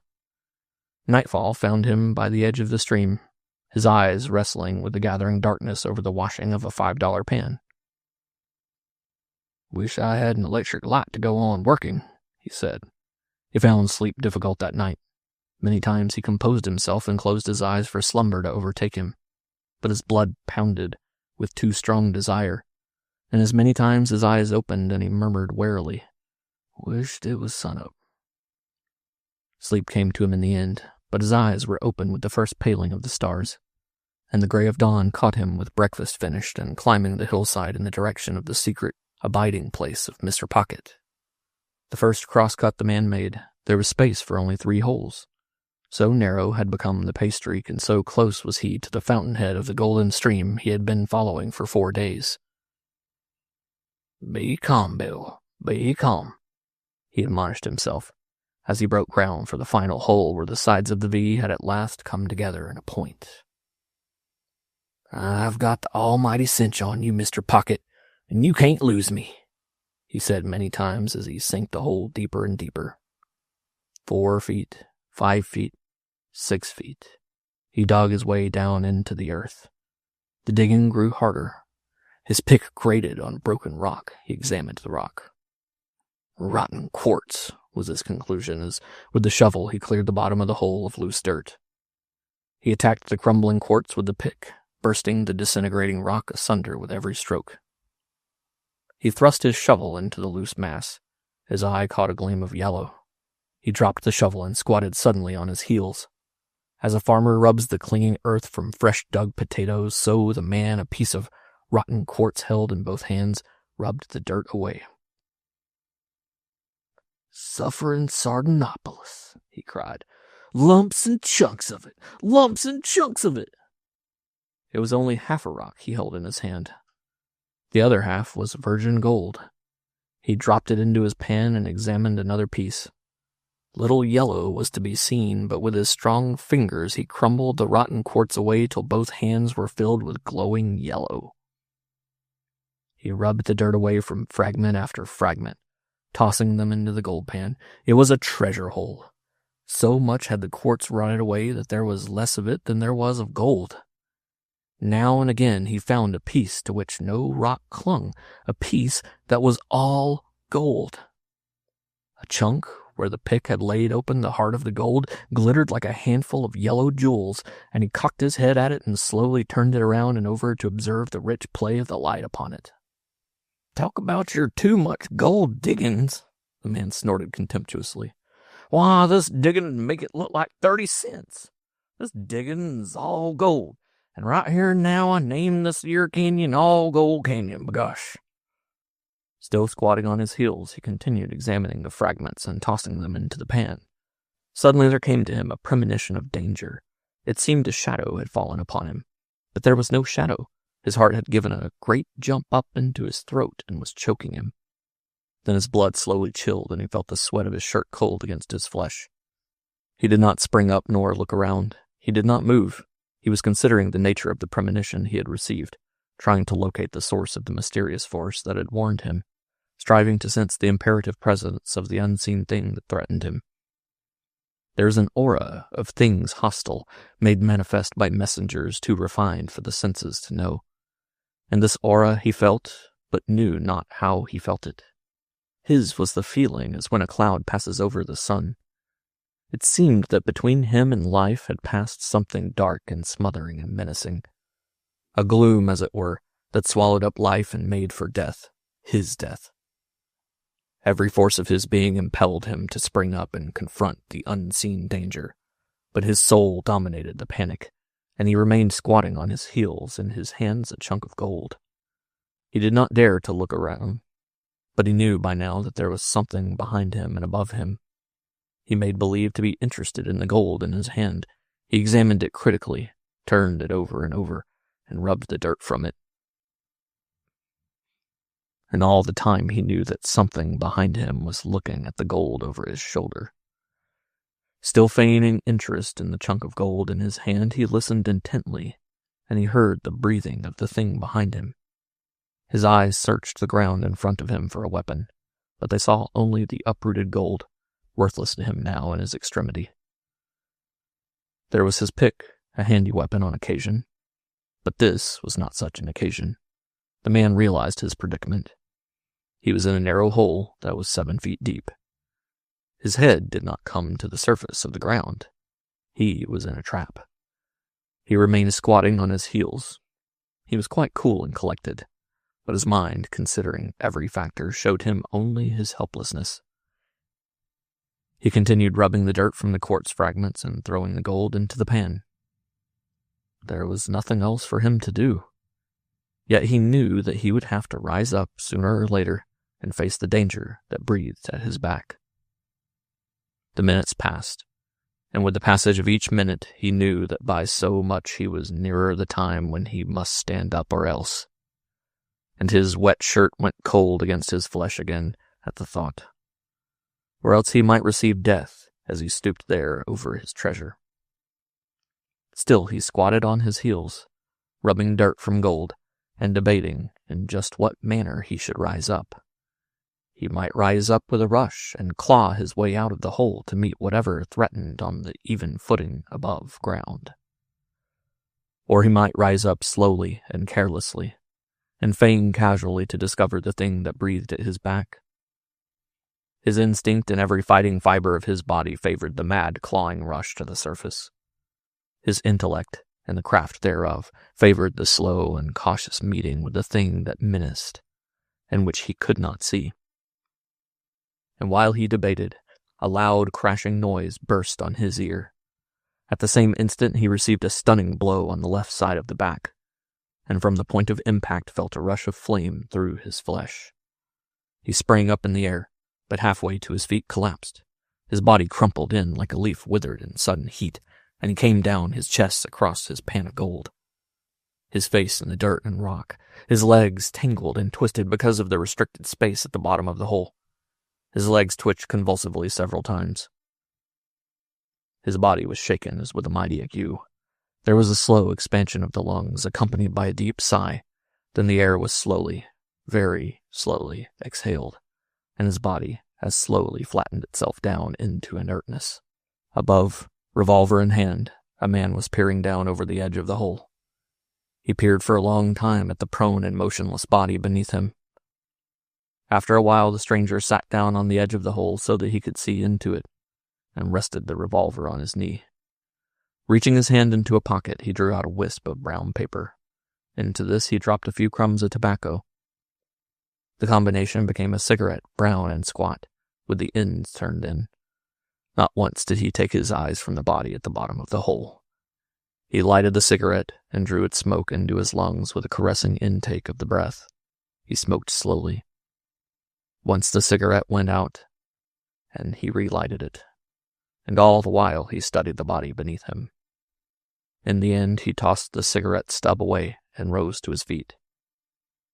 He moved to the edge of the hole, spanning it, a hand resting on each edge, and with the revolver still in the right hand, he muscled his body down into the hole. While his feet were yet a yard from the bottom, he released his hands and dropped down. At the instant his feet struck bottom, he saw the pocket miner's arm leap out, and his own legs knew a swift, jerking grip that overthrew him. In the nature of the jump, his revolver hand was above his head. Swiftly as the grip had flashed about his legs, just as swiftly he brought the revolver down. He was still in the air, his fall in process of completion when he pulled the trigger. The explosion was deafening in the confined space. The smoke filled the hole so that he could see nothing. He struck the bottom on his back, and like a cat's, the pocket miner's body was on top of him. Even as the miner's body passed on top, the stranger crooked in his right arm to fire, and even in that instant the miner, with a quick thrust of elbow, struck his wrist. The muzzle was thrown up and the bullet thudded into the dirt of the side of the hole. The next instant the stranger felt the miner's hand grip his wrist. The struggle was now for the revolver. Each man strove to turn it against the other's body. The smoke in the hole was clearing. The stranger, lying on his back, was beginning to see dimly. But suddenly he was blinded by a handful of dirt deliberately flung into his eyes by his antagonist. In that moment of shock, his grip on the revolver was broken. In the next moment he felt a smashing darkness descend upon his brain, and in the midst of the darkness, even the darkness ceased. But the pocket miner fired again and again until the revolver was empty. Then he tossed it from him, and, breathing heavily, sat down on the dead man's legs. The miner was sobbing and struggling for breath. "Measly skunk," he panted, "a camping on my trail and let me do the work and then shoot me in the back." He was half crying from anger and exhaustion. He peered at the face of the dead man. It was sprinkled with loose dirt and gravel, and it was difficult to distinguish the features. Never laid eyes on him before, the miner concluded his scrutiny. Just a common and ordinary thief, damn him. And he shot me in the back. He shot me in the back. He opened his shirt and felt himself front and back on his left side. Went clean through and no harm done, he cried jubilantly. I'll bet he aimed all right. But he drew the gun over when he pulled the trigger, the cuss. But I fixed him. Oh, I fixed him. His fingers were investigating the bullet hole in his side, and a shade of regret passed over his face. It's going to be stiffer than hell, he said, and it's up to me to get mended and get out of here. He crawled out of the hole and went down the hill to his camp. Half an hour later he returned, leading his pack horse. His open shirt disclosed the rude bandages with which he had dressed his wound. He was slow and awkward with his left-hand movements, but that did not prevent his using the arm. The bite of the pack rope under the dead man's shoulders enabled him to heave the body out of the hole. Then he set to work gathering up his gold. He worked steadily for several hours, pausing often to rest his stiffening shoulder and to exclaim, He shot me in the back, the measly skunk. He shot me in the back. When his treasure was quite cleaned up and wrapped securely into a number of blanket-covered parcels, he made an estimate of its value. 400 pounds or I'm a Hottentot, he concluded. Say 200 in quartz and dirt. That leaves 200 pounds of gold. Bill, wake up, 200 pounds of gold, $40,000. And it's yourn, all yourn. He scratched his head delightedly, and his fingers blundered into an unfamiliar groove. They quested along it for several inches. It was a crease through his scalp where the second bullet had plowed. He walked angrily over to the dead man. You would you? He bullied. You would, eh? Well, I fixed you good and plenty, and I'll give you decent burial, too. That's more than you had done for me. He dragged the body to the edge of the hole and toppled it in. It struck the bottom with a dull crash on its side, the face twisted up to the light. The miner peered down at it. And you shot me in the back, he said accusingly. With pick and shovel, he filled the hole. Then he loaded the gold on his horse. It was too great a load for the animal, and when he had gained his camp, he transferred part of it to his saddle horse. Even so, he was compelled to abandon a portion of his outfit, pick and shovel and gold pan, extra food and cooking utensils, and divers odds and ends. The sun was at the zenith when the man forced the horses at the screen of vines and creepers. To climb the huge boulders, the animals were compelled to uprear and struggle blindly through the tangled mass of vegetation. Once the saddle horse fell heavily, and the man removed the pack to get the animal on his feet. After it started on its way again, the man thrust his head out from among the leaves and peered up at the hillside. The measly skunk, he said, and disappeared. There was a ripping and tearing of vines and boughs. The trees surged back and forth, marking the passage of the animals through the midst of them. There was a clashing of steel-shod hoofs on stone, and now and again an oath or a sharp cry of command. Then the voice of the man was raised in song. Turn around and turn yo' face unto them sweet hills of grace. The powers of sin yo am scorning. Look about and look around. Fling yo' sin pack on the ground. You'll meet with Lord in the morning. The song grew fainter and fainter, and through the silence crept back the spirit of the place. The stream once more drowsed and whispered. The hum of the mountain bees rose sleepily. Down through the perfume-weighted air fluttered the snowy fluffs of the cottonwoods. The butterflies drifted in and out among the trees, and over all blazed the quiet sunshine. Only remained the hoof marks in the meadow and the torn hillside to mark the boisterous trail of the life that had broken the peace of the place and passed on. Planchette. It is my right to know, the girl said. Her voice was firm-fibered with determination. There was no hint of pleading in it, yet it was the determination that it reached through a long period of pleading. But in her case it had been pleading, not of speech but of personality. Her lips had been ever mute, but her face and eyes and the very attitude of her soul had been for a long time eloquent with questioning. This the man had known, but he had never answered, and now she was demanding by the spoken word that he answer. It is my right, the girl repeated. I know it, he answered, desperately and helplessly. She waited in the silence which followed, her eyes fixed upon the light that filtered down through the lofty boughs and bathed the great redwood trunks in mellow warmth. This light, subdued and colored, seemed almost a radiation from the trunks themselves, so strongly did they saturate it with their hue. The girl saw without seeing, as she heard, without hearing, the deep gurgling of the stream far below on the canyon bottom. She looked down at the man. "Well?" she asked with the firmness which feigns belief that obedience will be forthcoming.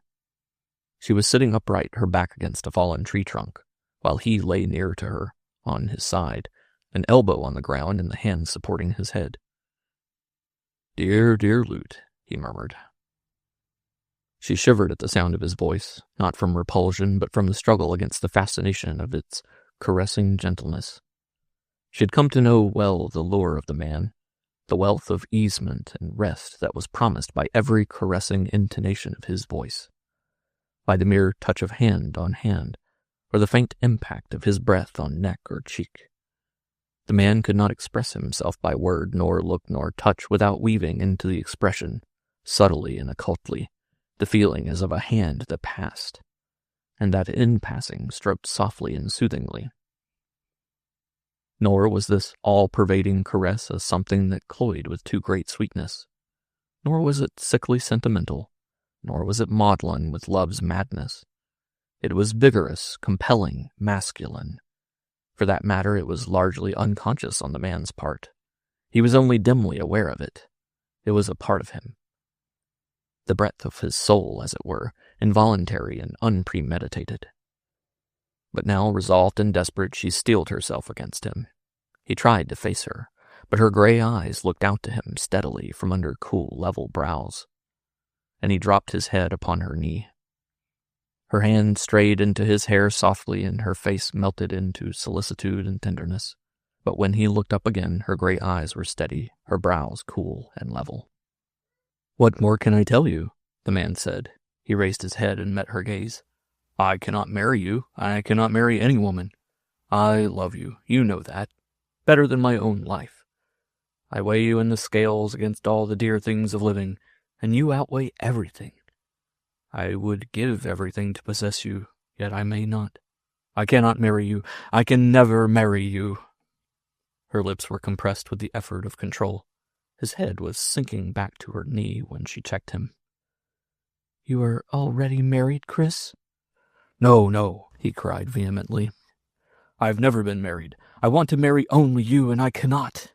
"Then—" "Don't," he interrupted. "Don't ask me." "It is my right to know," she repeated. "I know it," he again interrupted, "but I cannot tell you." "You have not considered me, Chris," she went on gently. I know, he broke in. "You cannot have considered me. You do not know what I have to bear from my people because of you." "I did not think they felt so very unkindly toward me," he said bitterly. "It is true. They can scarcely tolerate you. They do not show it to you, but they almost hate you. It is I who have had to bear all this. It was not always so, though. They liked you at first, as I liked you. But that was 4 years ago. The time passed by, a year, 2 years, and then they began to turn against you. They are not to be blamed. You spoke no word. They felt that you were destroying my life. It is 4 years now, and you have never once mentioned marriage to them. What were they to think? What they have thought, that you were destroying my life?" As she talked, she continued to pass her fingers caressingly through his hair, sorrowful for the pain that she was inflicting. "They did like you at first. Who can help liking you? You seem to draw affection from all living things, as the trees draw the moisture from the ground. It comes to you as it were your birthright. Aunt Mildred and Uncle Robert thought there was nobody like you. The sun rose and set in you. They thought I was the luckiest girl alive to win the love of a man like you. For it looks very much like it, Uncle Robert used to say, wagging his head wickedly at me. Of course they liked you. Aunt Mildred used to sigh and look across teasingly at Uncle and say, when I think of Chris, it almost makes me wish I were younger myself. And Uncle would answer, I don't blame you, my dear, not in the least. And then the pair of them would beam upon me their congratulations, that I had won the love of a man like you. And they knew I loved you as well. How could I hide it, this great, wonderful thing that had entered into my life and swallowed up all my days? For 4 years, Chris, I have lived only for you. Every moment was yours. Waking, I loved you. Sleeping, I dreamed of you. Every act I have performed was shaped by you, by the thought of you. Even my thoughts were molded by you, by the invisible presence of you. I had no end, petty or great, that you were not there for me. I had no idea of imposing such slavery, he muttered. You imposed nothing. You always let me have my own way. It was you who were the obedient slave. You did for me without offending me. You forestalled my wishes without the semblance of forestalling them. So natural and inevitable was everything you did for me. I said without offending me. You were no dancing puppet. You made no fuss. Don't you see? You did not seem to do things at all. Somehow, they were always there, just done as a matter of course. The slavery was love slavery. It was just my love for you that made you swallow up all my days. You did not force yourself into my thoughts. You crept in, always. And you were there, always. How much? You will never know. But as time went by, Aunt Mildred and Uncle grew to dislike you. They grew afraid. What was to become of me? You were destroying my life. My music? You know how my dream of it has dimmed away. That spring when I first met you, I was 20 and I was about to start for Germany. I was going to study hard. That was 4 years ago, and I am still here in California. I had other lovers. You drove them away. No, I don't mean that. It was I that drove them away. What did I care for lovers, for anything when you were near? But as I said, Aunt Mildred and Uncle grew afraid. There had been talk, friends, busybodies, and all the rest. The time went by. You did not speak. I could only wonder. I knew you loved me. Much was said against you by Uncle at first, and then by Aunt Mildred. They were father and mother to me, you know. I could not defend you, yet I was loyal to you. I refused to discuss you. I closed up. There was half estrangement in my home. Uncle Robert with a face like an undertaker and Aunt Mildred's heart breaking. But what could I do, Chris? What could I do? The man, his head resting on her knee again, groaned, but made no other reply. Aunt Mildred was mother to me. Yet I went to her no more with my confidences. My childhood's book was closed. It was a sweet book, Chris. The tears come into my eyes sometimes when I think of it. But never mind that. Great happiness has been mine as well. I am glad I can talk frankly of my love for you, and the attaining of such frankness has been very sweet. I do love you, Chris. I love you. I cannot tell you how. You are everything to me and more besides. You remember the Christmas tree of the children? When we played Blind Man's Bluff, and you caught me by the arm so, with such a clutching of fingers that I cried out with the hurt? I never told you, but the arm was badly bruised, and such sweet I got of it you could never guess. There, black and blue, was the imprint of your fingers, Chris, your fingers. It was the touch of you made visible. It was there a week, and I kissed the marks, oh, so often. I hated to see them go. I wanted to re-bruise the arm and make them linger. I was jealous of the returning white that drove the bruise away. Somehow, I cannot explain, but I loved you so. In the silence that fell, she continued her caressing of his hair, while she idly watched a great gray squirrel, boisterous and hilarious, as it scampered back and forth in a distant vista of the redwoods. A crimson-crested woodpecker, energetically drilling a fallen trunk, caught and transferred her gaze. The man did not lift his head. Rather, he crushed his face closer against her knee, while his heaving shoulders marked the hardness with which he breathed. "You must tell me, Chris," the girl said gently. "This mystery, it is killing me. I must know why we cannot be married. Are we always to be this way? Merely lovers, meeting often, it is true, and yet with the long absences between the meetings. Is it all the world holds for you and me, Chris? Are we never to be more to each other? Oh, it is good just to love, I know. You have made me madly happy, but one does get so hungry at times for something more. I want more and more of you, Chris. I want all of you. I want all our days to be together. I want all the companionship, the comradeship, which cannot be ours now, and which will be ours when we are married." She caught her breath quickly. "But we are never to be married. I forgot, and you must tell me why." The man raised his head and looked her in the eyes. It was a way he had with whomever he talked of looking them in the eyes. "I've considered you, Lute," he began doggedly. "I did consider you at the very first. I should never have gone on with it. I should have gone away. I knew it, and I considered you in the light of that knowledge, and yet I did not go away. My God, what was I to do? I loved you. I could not go away. I could not help it. I stayed. I resolved, but I broke my resolves. I was like a drunkard. I was drunk of you. I was weak, I know. I failed. I could not go away. I tried. I went away. You will remember, though you did not know why. You know now. I went away, but I could not remain away, knowing that we could never marry. I came back to you. I am here now with you. Send me away, Lute. I have not the strength to go myself." "But why should you go away?" she asked. "Besides, I must know why, before I can send you away." "Don't ask me."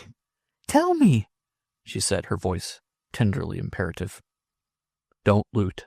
Don't force me," the man pleaded, and there was appeal in his eyes and voice. "But you must tell me," she insisted. "It is justice you owe me." The man wavered. "If I do," he began. Then he ended with determination. "I should never be able to forgive myself. No, I cannot tell you. Don't try to compel me, Lute. You would be as sorry as I." "If there is anything, if there are obstacles, if this mystery does really prevent—" She was speaking slowly, with long pauses, seeking the more delicate ways of speech for the framing of her thought. "Chris, I do love you. I love you as deeply as it is possible for any woman to love, I am sure. If you were to say to me now, 'Come,' I would go with you. I would follow wherever you led. I would be your page, as in the days of old when ladies went with their knights to far lands. You are my knight, Chris, and you can do no wrong. Your will is my wish. I was once afraid of the censure of the world. Now that you have come into my life, I am no longer afraid. I would laugh at the world and its censure for your sake. For my sake, too. I would laugh, for I should have you, and you are more to me than the goodwill and approval of the world. If you say, 'Come,' I will—" Don't, he cried. "It is impossible, marriage or not. I cannot even say 'come.' I dare not. I'll show you. I'll tell you." He sat up beside her, the action stamped with resolve. He took her hand in his and held it closely. His lips moved to the verge of speech. The mystery trembled for utterance. The air was palpitant with its presence.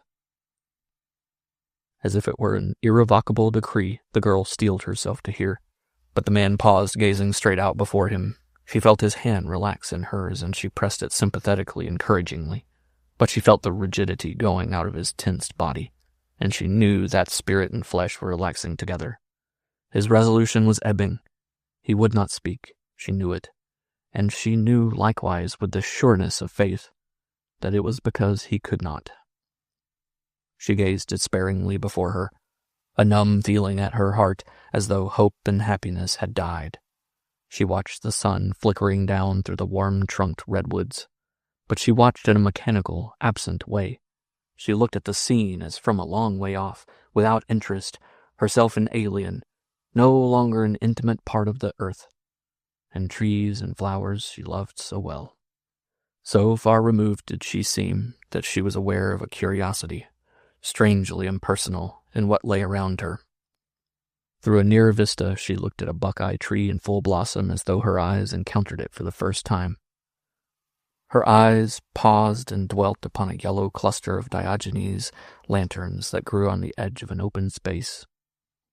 It was the way of flowers always to give her quick pleasure thrills, but no thrill was hers now.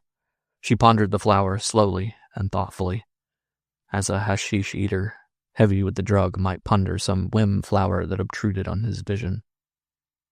In her ears was the voice of the stream, a hoarse-throated, sleepy old giant, muttering and mumbling his somnolent fancies. But her fancy was not in turn roused, as was its wont. She knew the sound merely for water rushing over the rocks of the deep canyon bottom. That and nothing more. Her gaze wandered on beyond the Diogenes lanterns into the open space. Knee-deep in the wild oats of the hillside grazed 2 horses, chestnut sorrels, the pair of them. Perfectly matched, warm and golden in the sunshine, their spring coats a sheen of highlights shot through with color flashes that glowed like fiery jewels. She recognized almost with a shock that one of them was hers, Dolly, the companion of her girlhood and womanhood, on whose neck she had sobbed her sorrows and sung her joys. A moistness welled into her eyes at the sight, and she came back from the remoteness of her mood, quick with passion and sorrow, to be part of the world again. The man sank forward from the hips, relaxing entirely, and with a groan dropped his head on her knee. She leaned over him and pressed her lips softly and lingeringly to his hair. "Come, let us go," she said almost in a whisper. She caught her breath in a half sob, then tightened her lips as she rose. His face was white to ghastliness, so shaken was he by the struggle through which he had passed. They did not look at each other, but walked directly to the horses. She leaned against Dolly's neck while he tightened the girths. Then she gathered the reins in her hand and waited.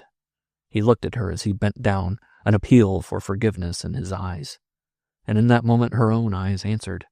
Her foot rested in his hands, and from there she vaulted into the saddle. Without speaking, without further looking at each other, they turned the horses' heads and took the narrow trail that wound down through the somber redwood aisles and across the open glades to the pasture lands below. The trail became a cowpath. The cowpath became a wood road, which later joined with a hay road, and they rode down through the low-rolling, tawny California hills, where a set of bars led out on the county road which ran along the bottom of the valley. The girl sat her horse, while the man dismounted and began taking down the bars. "No, wait!" she cried before he had touched the 2 lower bars. She urged the mare forward a couple of strides, and then the animal lifted over the bars in a clean little jump. The man's eyes sparkled and he clapped his hands. "You beauty, you beauty!" the girl cried, leaning forward impulsively in the saddle and pressing her cheek to the mare's neck where it burned flame color in the sun. "Let's trade horses for the ride in," she suggested when he had led his horse through and finished putting up the bars. "You've never sufficiently appreciated Dolly." No, he protested. "You think she is too old, too sedate," Lute insisted. "She's only 16, and she can outrun 9 colts out of 10. Only she never cuts up. She's too steady, and you don't approve of her. No, don't deny it, sir. I know. And I know also that she can outrun your vaunted Washoe Ban. There, I challenge you. And furthermore, you may ride her yourself. You know what Ban can do, so you must ride Dolly and see for yourself what she can do." They proceeded to exchange the saddles on the horses, glad of the diversion and making the most of it. "I'm glad I was born in California," Lute remarked, as she swung astride of Ban. "It's an outrage both to horse and woman to ride in a side saddle." "You look like a young Amazon," the man said approvingly, his eyes passing tenderly over the girl as she swung the horse around. "Are you ready?" she asked. "All ready." "To the old mill," she called as the horses sprang forward. "That's less than a mile." "To a finish?" he demanded. She nodded, and the horses, feeling the urge of the reins, caught the spirit of the race. The dust rose in clouds behind as they tore along the level road. They swung around the bend, horses and riders tilted at sharp angles to the ground, and more than once the riders ducked low to escape the branches of outreaching and overhanging trees. They clattered over the small plank bridges and thundered over the large iron ones to an ominous clinking of loose rods. They rode side by side, saving the animals for the rush at the finish, yet putting them at a pace that drew upon vitality and staying power. Curving around a clump of white oaks, the road straightened out before them for several hundred yards, at the end of which they could see the ruined mill. "Now for it!" the girl cried. She urged the horse by suddenly leaning forward with her body, at the same time for an instant letting the reins slack and touch the neck with her bridle hand. She began to draw away from the man. "Touch her on the neck!" she cried to him. With this, the mare pulled alongside him again gradually to pass the girl. Chris and Lute looked at each other for a moment, the mare still drawing ahead so that Chris was compelled slowly to turn his head. The mill was 100 yards away. Shall I give him the spurs? Lute shouted. The man nodded, and the girl drove the spurs in sharply and quickly, calling upon the horse for its utmost, but watched her own horse forge slowly ahead of her. Beaten by 3 lengths, Lute beamed triumphantly as they pulled into a walk. Confess, sir, confess, you didn't think the old mare had it in her. Lute leaned to the side and rested her hand for a moment on Dolly's wet neck. Ban's a sluggard alongside of her, Chris affirmed. Dolly's all right if she is in her Indian summer. Lute nodded approval. That's a sweet way of putting it, Indian summer. It just describes her, but she's not lazy. She has all the fire and none of the folly. She's very wise, what of her years. That accounts for it, Chris demurred.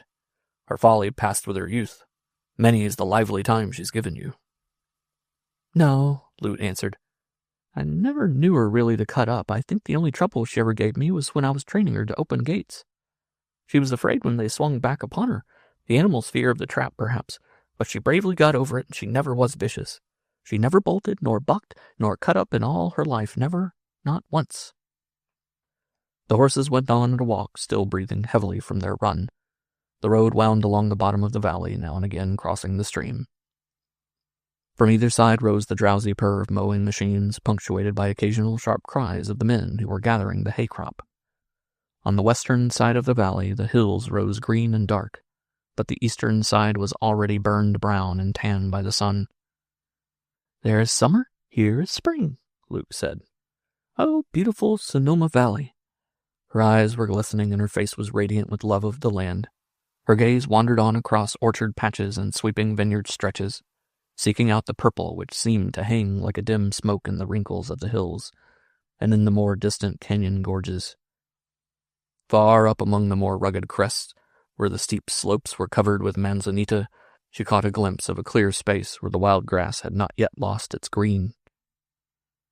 Have you ever heard of the secret pasture? She asked, her eyes still fixed on the remote green. A snort of fear brought her eyes back to the man beside her. Dolly, upreared with distended nostrils and wild eyes, was pawing the air madly with her forelegs. Chris threw himself forward against her neck to keep from falling backward, and at the same time touched her with the spurs to compel her to drop her forefeet to the ground in order to obey the go-ahead impulse of the spurs. Why, Dolly, this is most remarkable, Lute began reprovingly. But to her surprise, the mare threw her head down, arched her back as she went up in the air, and returning, struck the ground stiff-legged and bunched. A genuine buck, Chris called out, and the next moment the mare was rising under him in a second buck. Lute looked on, astounded at the unprecedented conduct of her mare, and admiring her lover's horsemanship. He was quite cool and was himself evidently enjoying the performance.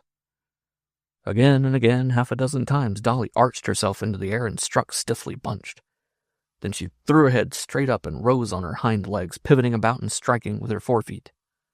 Lute whirled into safety, the horse she was riding, and as she did so, caught a glimpse of Dolly's eyes, with the look in them of blind brute madness, bulging until it seemed they must burst from her head.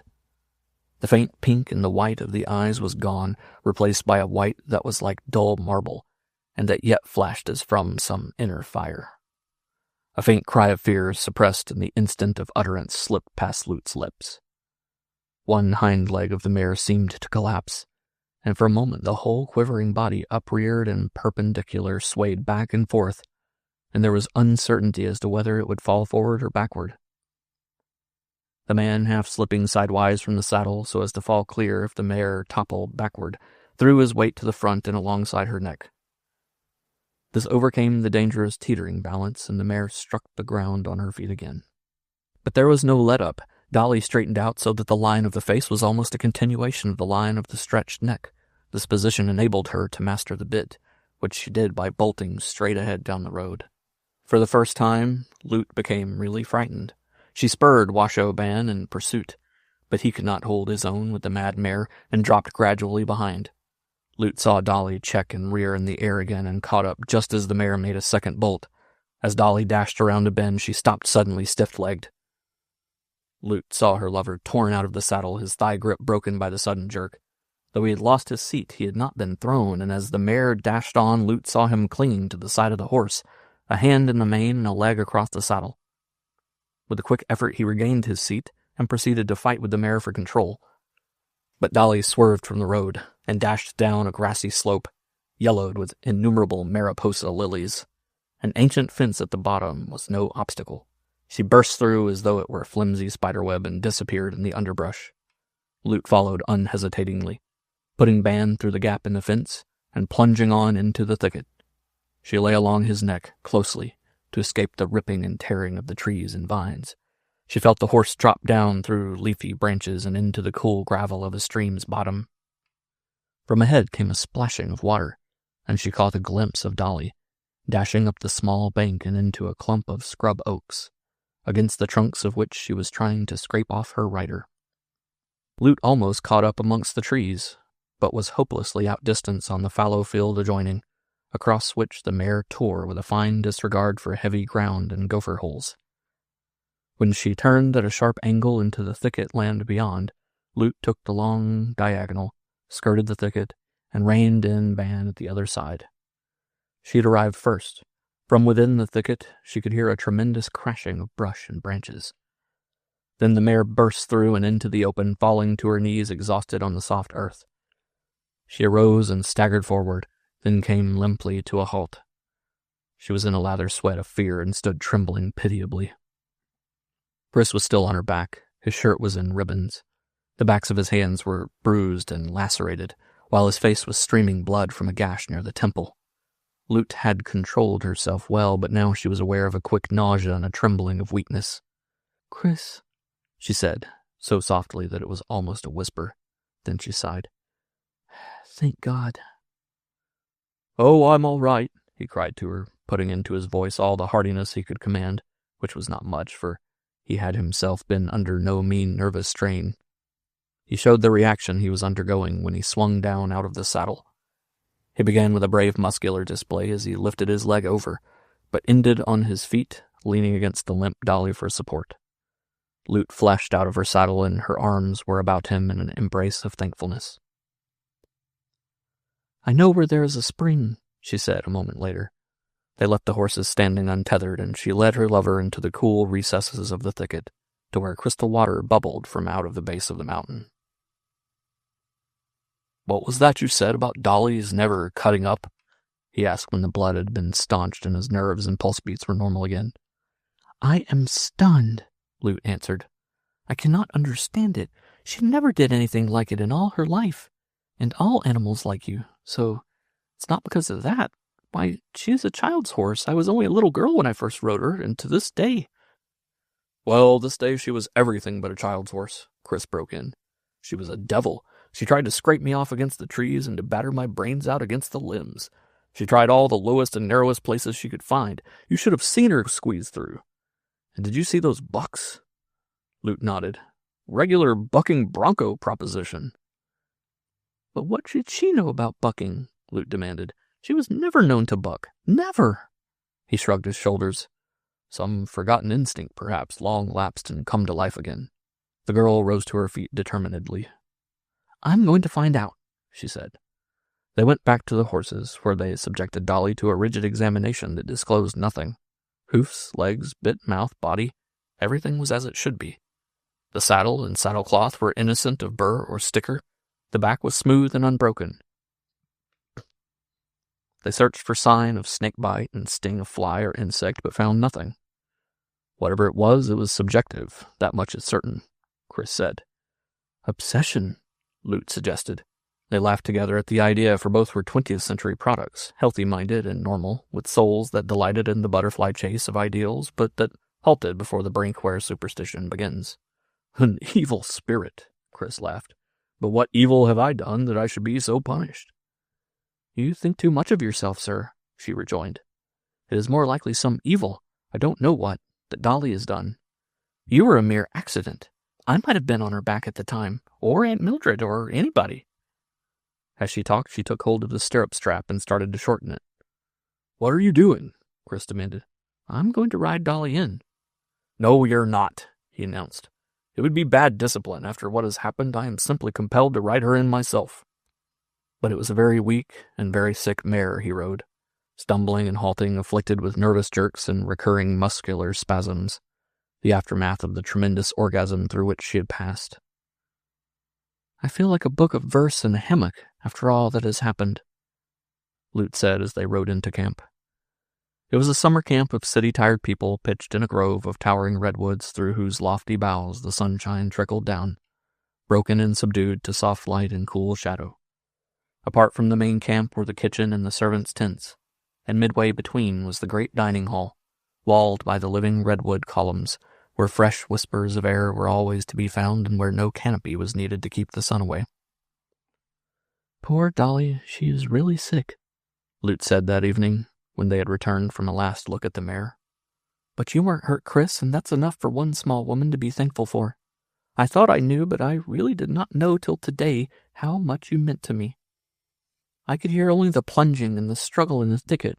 I could not see you, nor know how it went with you.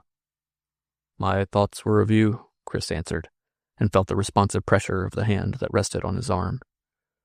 She turned her face up to his and met his lips. Good night, she said. Dear Lute, dear Lute. He caressed her with his voice as she moved away among the shadows.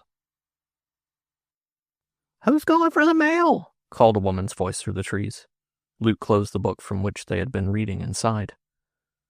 We weren't going to ride today, she said. Let me go, Chris proposed. You stay here. I'll be down and back in no time. She shook her head. Who's going for the mail? The voice insisted. Where's Martin? Lute called, lifting her voice in answer. I don't know, came the voice. I think Robert took him along somewhere. Horse buying or fishing or I don't know what.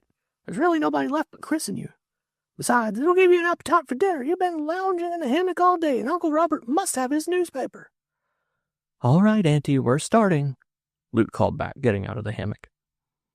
A few minutes later, in riding clothes, they were saddling the horses. They rode out on to the country road, where blazed the afternoon sun, and turned toward Glen Ellen. The little town slept in the sun, and the somnolent storekeeper and postmaster scarcely kept his eyes open long enough to make up the packet of letters and newspapers. An hour later, Lute and Chris turned aside from the road and dipped along a cow path down the high bank to water the horses before going into camp. Dolly looks as though she'd forgotten all about yesterday, Chris said as they sat their horses knee-deep in the rushing water. Look at her. The mare had raised her head and cocked her ears at the rustling of a quail in the thicket. Chris leaned over and rubbed around her ears. Dolly's enjoyment was evident, and she drooped her head over against the shoulder of his own horse. Like a kitten, was Lute's comment. Yet I shall never be able wholly to trust her again, Chris said. Not after yesterday's mad freak. I have a feeling myself that you are safer on Ban, Lute laughed. It is strange. My trust in Dolly is as implicit as ever. I feel confident so far as I am concerned, but I should never care to see you on her back again. Now with Ban, my faith is still unshaken. Look at that neck. Isn't he handsome? He'll be as wise as Dolly when he is as old as she. I feel the same way, Chris laughed back. Ban could never possibly betray me. They turned their horses out of the stream. Dolly stopped to brush a fly from her knee with her nose, and Ban urged past into the narrow way of the path. The space was too restricted to make him return, save with much trouble, and Chris allowed him to go on. Lute, riding behind, dwelt with her eyes upon her lover's back, pleasuring in the lines of the bare neck and the sweep out to the muscular shoulders. Suddenly she reined in her horse. She could do nothing but look, so brief was the duration of the happening. Beneath and above was the almost perpendicular bank. The path itself was barely wide enough for footing, yet Washoe Ban, whirling and rearing at the same time, toppled for a moment in the air and fell backward off the path. So unexpected and so quick was it that the man was involved in the fall. There had been no time for him to throw himself to the path. He was falling ere he knew it, and he did the only thing possible, slipped the stirrups and threw his body into the air, to the side, and at the same time down.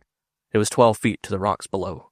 He maintained an upright position, his head up and his eyes fixed on the horse above him and falling upon him. Chris struck like a cat on his feet, on the instant making a leap to the side. The next instant, Ban crashed down beside him. The animal struggled little, but sounded the terrible cry that horses sometimes sound when they have received mortal hurt. He had struck almost squarely on his back, and in that position he remained, his head twisted partly under, his hind legs relaxed and motionless, his forelegs futilely striking the air. Chris looked up reassuringly. I'm getting used to it, Lute smiled down to him. Of course, I need not ask if you are hurt. Can I do anything? He smiled back and went over to the fallen beast, letting go the girths of the saddle and getting the head straightened out. I thought so, he said after a cursory examination. I thought so at the time. Did you hear that sort of crunching snap? She shuddered. Well, that was the punctuation of life. The final period dropped at the end of Ban's usefulness. He started around to come up by the path. I have been astride of Ban for the last time. Let us go home. At the top of the bank, Chris turned and looked down. Goodbye, Washoe Ban, he called out. Goodbye, old fellow. The animal was struggling to lift its head. There were tears in Chris's eyes as he turned abruptly away, and tears in Lute's eyes as they met his. She was silent in her sympathy, though the pressure of her hand was firm in his as he walked beside her horse down the dusty road. It was done deliberately, Chris burst forth suddenly. There was no warning. He deliberately flung himself over backward. There was no warning, Lute concurred. I was looking. I saw him. He whirled and threw himself at the same time, just as if you had done it yourself with a tremendous jerk and backward pull on the bit. It was not my hand, I swear it. I was not even thinking of him. He was going up with a fairly loose rein, as a matter of course. I should have seen it had you done it, Lute said. But it was all done before you had a chance to do anything. It was not your hand, not even your unconscious hand. Then it was some invisible hand reaching out from I don't know where. He looked up whimsically at the sky and smiled at the conceit. Martin stepped forward to receive Dolly when they came into the stable at the end of the grove, but his face expressed no surprise at sight of Chris coming in on foot. Chris lingered behind Lute for a moment. Can you shoot a horse? He asked. The groom nodded, then added, Yes, sir, with a second and deeper nod. How do you do it? Draw a line from the eyes to the ears. I mean, the opposite ears, sir, where the lines cross. That will do, Chris interrupted. You know the watering place at the second mend? You'll find Ban there with a broken back. Oh, here you are, sir. I've been looking for you everywhere since dinner. You are wanted immediately. Chris tossed his cigar away, then went over and pressed his foot on its glowing fire. You haven't told anybody about it, Ban? He queried. Lute shook her head. They'll learn soon enough. Martin will mention it to Uncle Robert tomorrow. But don't feel too bad about it, she said after a moment's pause, slipping her hand into his. He was my colt, he said. Nobody has ridden him but you. I broke him myself. I knew him from the time he was born. I knew every bit of him, every trick, every caper, and I would have staked my life that it was impossible for him to do a thing like this. There was no warning, no fighting for the bit, no previous unruliness. I've been thinking it over. He didn't fight for the bit, for that matter. He wasn't unruly, nor disobedient. There wasn't time. It was an impulse, and he acted upon it like lightning. I'm astounded now at the swiftness with which it took place. Inside the first second, we were over the edge and falling. It was deliberate. Deliberate suicide. An attempted murder. It was a trap. I was the victim. He had me, and he threw himself over with me. Yet he did not hate me. He loved me. As much as it is possible for a horse to love. I am confounded. I cannot understand it any more than you can understand Dolly's behavior yesterday. But horses go insane, Chris, Lute said. You know that. It's merely coincidence that 2 horses in 2 days should have spells under you. That's the only explanation, he answered, starting off with her. But why am I wanted urgently? Planchette. Oh, I remember. It will be a new experience to me. Somehow I missed it when it was all the rage long ago. So did all of us, Lute replied, except Mrs. Grantley. It is her favorite phantom, it seems. A weird little thing, he remarked. Bundle of nerves and black eyes. I'll wager she doesn't weigh 90 pounds, and most of that's magnetism. Positively uncanny at times. Lute shivered involuntarily. She gives me the creeps. Contact of the healthy with the morbid, he explained dryly. You will notice it is the healthy that always has the creeps. The morbid never has the creeps. It gives the creeps. That's its function. Where did you people pick her up, anyway? I don't know. Yes, I do, too. Aunt Mildred met her in Boston, I think. Oh, I don't know. At any rate, Mrs. Grantley came to California, and, of course, had to visit Aunt Mildred. You know the open house we keep. They halted where a passageway between 2 great redwood trunks gave entrance to the dining room. Above, through lacing boughs, could be seen the stars. Candles lighted the tree-columned space. About the table, examining the Planchette contrivance, were 4 persons. Chris's gaze roved over them, and he was aware of a guilty sorrow pang as he paused for a moment on Lute's Aunt Mildred and Uncle Robert, mellow with ripe middle age and genial with the gentle buffets life had dealt them. He passed amusedly over the black-eyed, frail-bodied Mrs. Grantley, and halted on the 4th person, a portly, massive-headed man whose gray temples belied the youthful solidity of his face. "Who's that?" Chris whispered. Mr. Barton. The train was late. That's why you didn't see him at dinner. He's only a capitalist. Water power, long-distance, electricity transmitter, or something like that. Doesn't look as though he could give an ox points on imagination.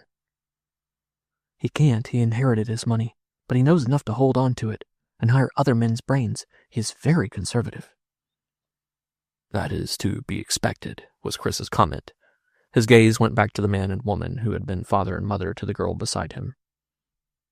"Do you know," he said, "it came to me with a shock yesterday when you told me that they had turned against me and that I was scarcely tolerated.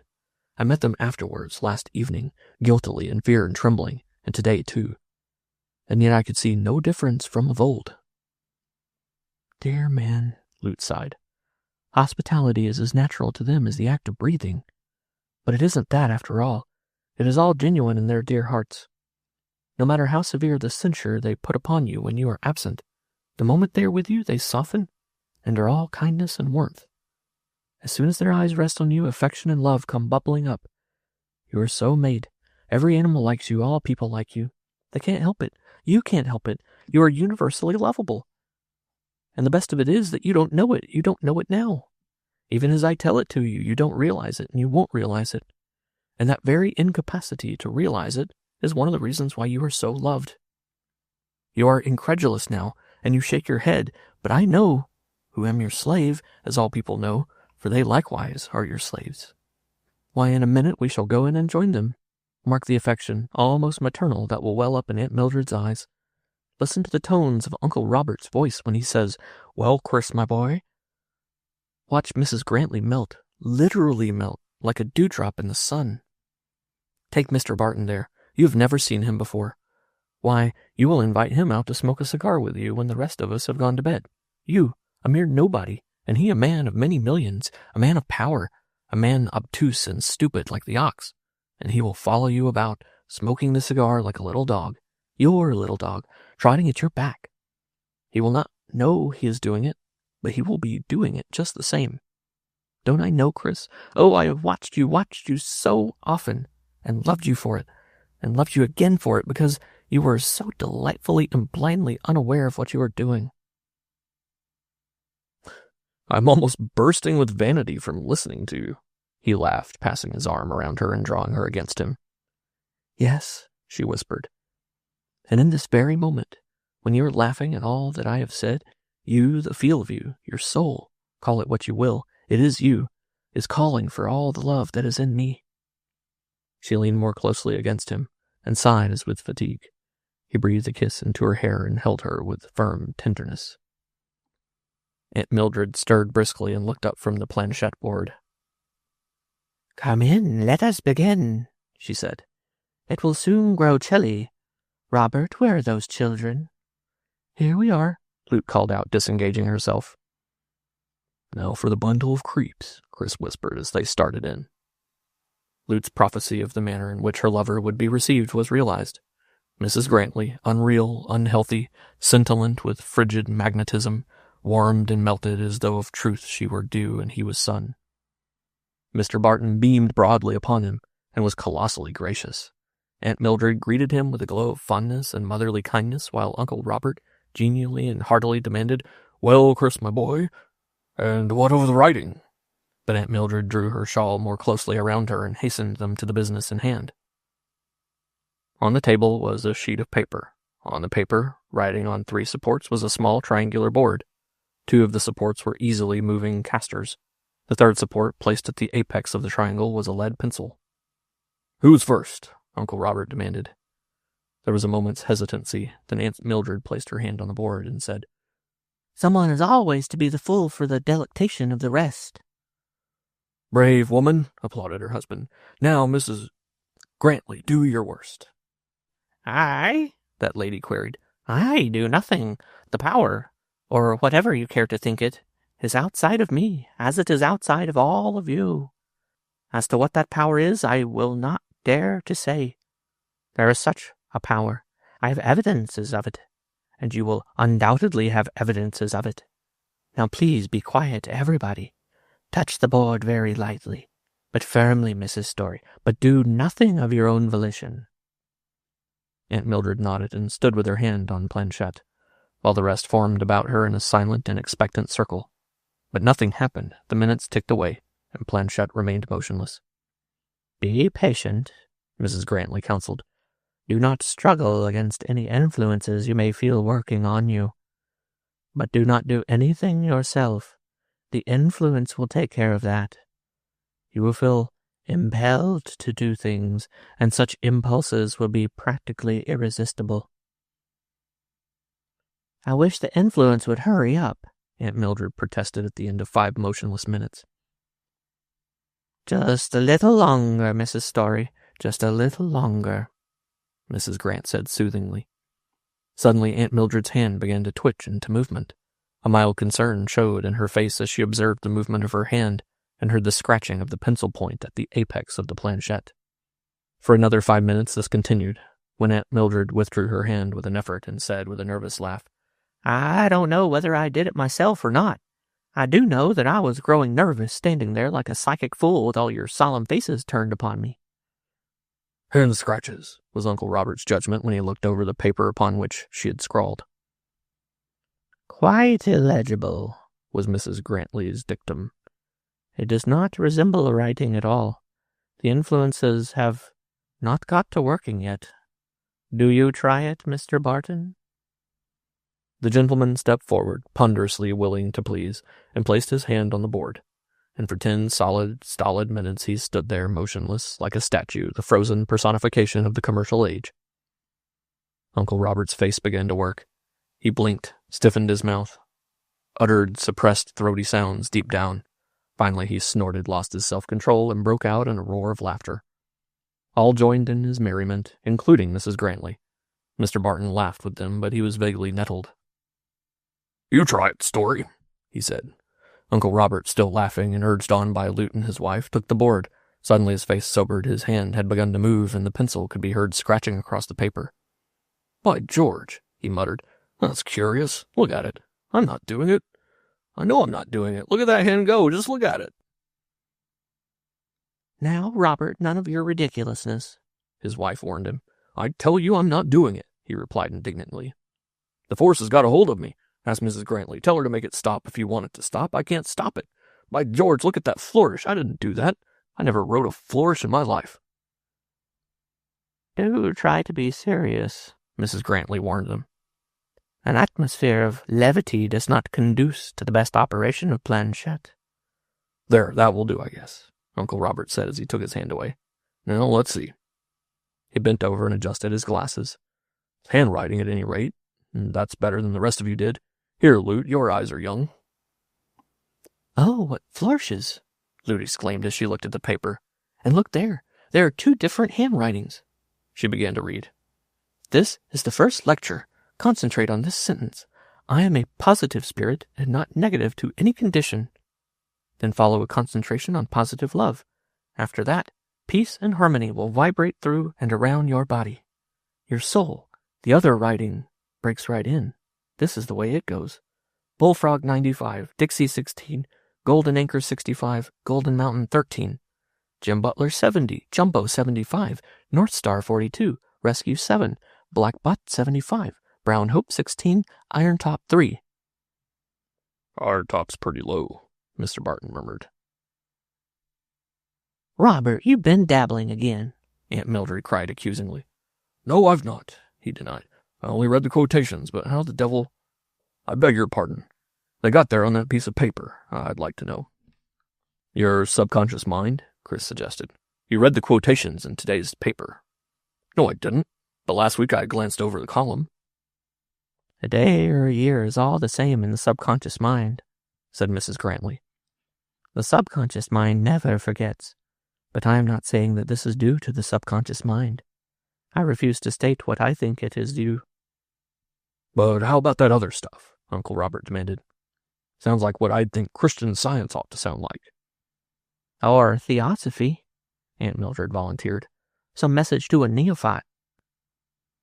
Go on, read the rest, her husband commanded. This puts you in touch with the mightier spirits, Lute read. You shall become one with us, and your name shall be Aria, and you shall... Conqueror 20, Empire 12, Columbia Mountain 18, Midway 140. And that is all. Oh, no, here's a last flourish. Arya from Kandor. That must surely be the Mahatma. I'd like to have you explain that theosophy stuff on the basis of the subconscious mind, Chris, Uncle Robert challenged. Chris shrugged his shoulders. No explanation. You must have got a message intended for someone else. Lines were crossed, eh? Uncle Robert chuckled. Multiplex spiritual wireless telegraphy, I call it. It is nonsense, Mrs. Grantley said. I never knew Planchette behave so outrageously. There are disturbing influences at work. I felt them from the first. Perhaps it is because you are all making too much fun of it. You are too hilarious. A certain befitting gravity should grace the occasion, Chris agreed, placing his hand on Planchette. Let me try, and not one of you must laugh or giggle or even think laugh or giggle.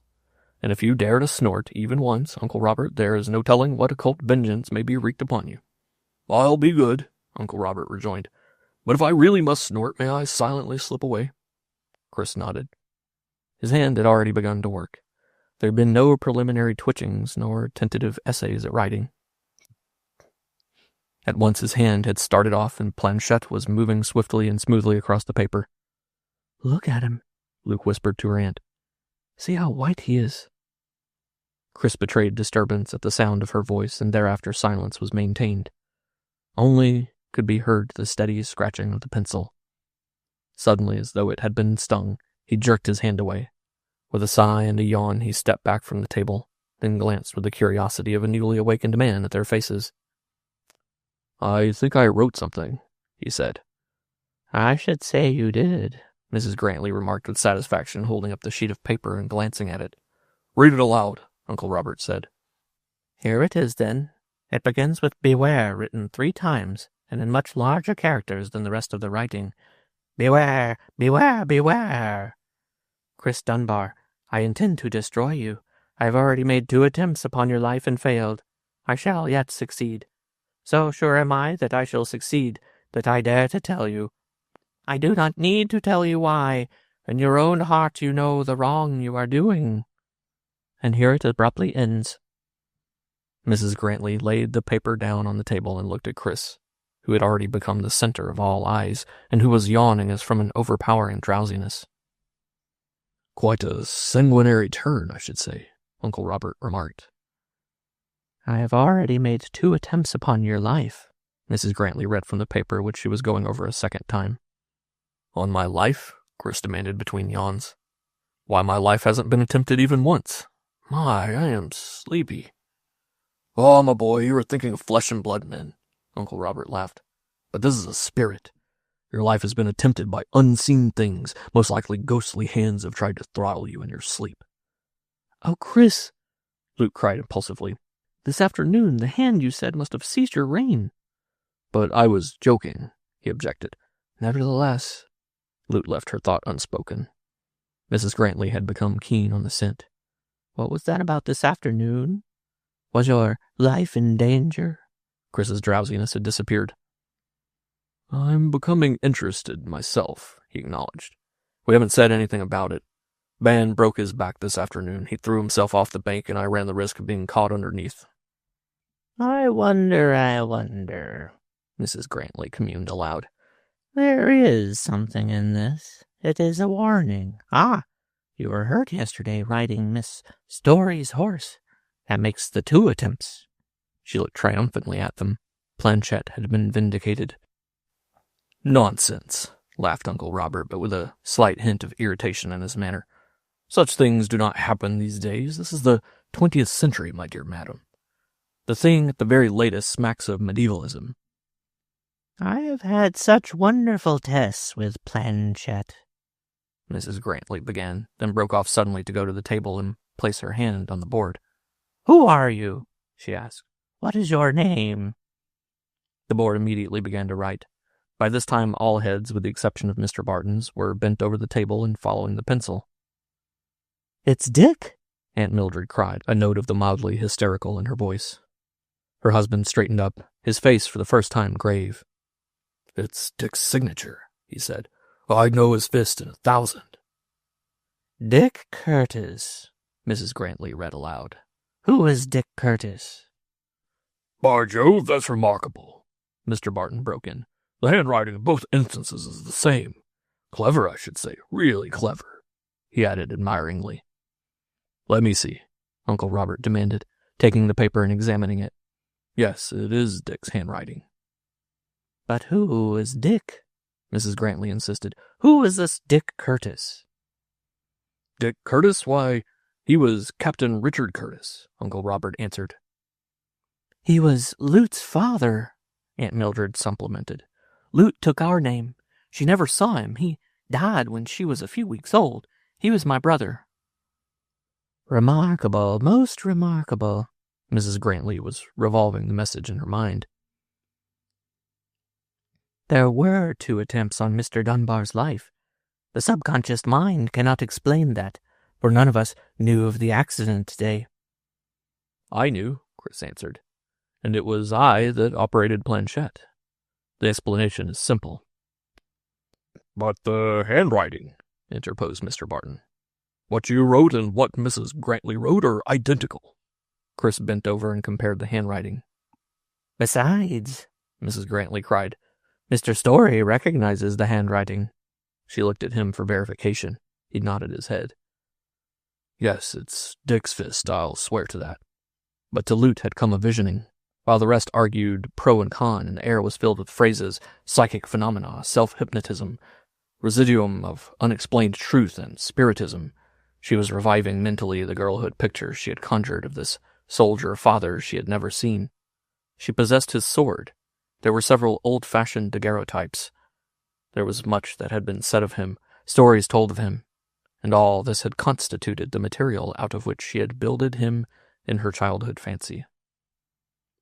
There is the possibility of one mind unconsciously suggesting to another mind, Mrs. Grantley was saying. But through Lute's mind was trooping her father on his great roan warhorse. Now he was leading his men. She saw him on lonely scouts, or in the midst of the yelling Indians at Salt Meadows, when of his command he returned with 1 man and 10.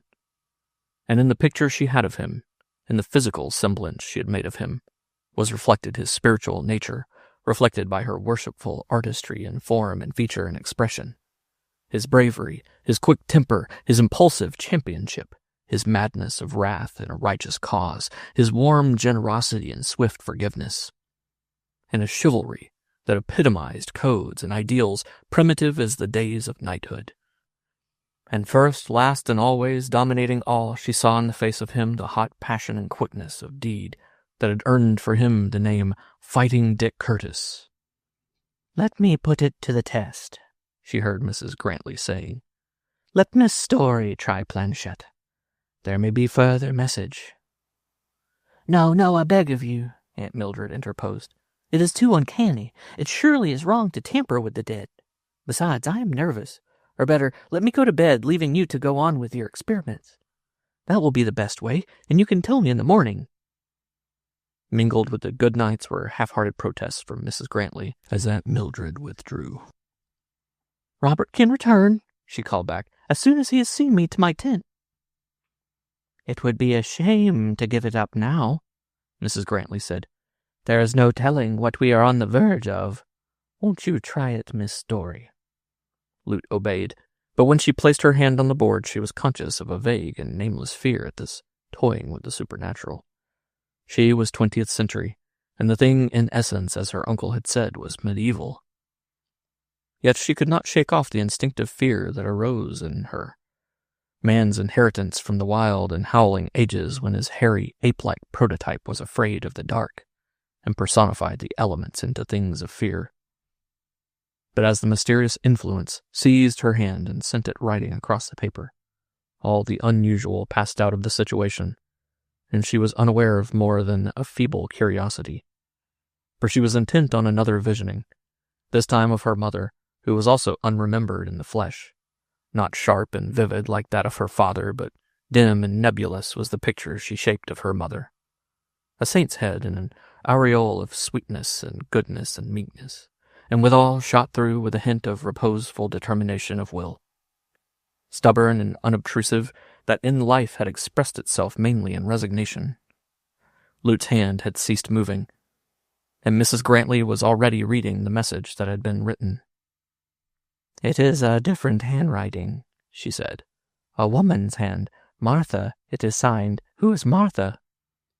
Lute was not surprised. "It is my mother," she said simply. "What does she say?"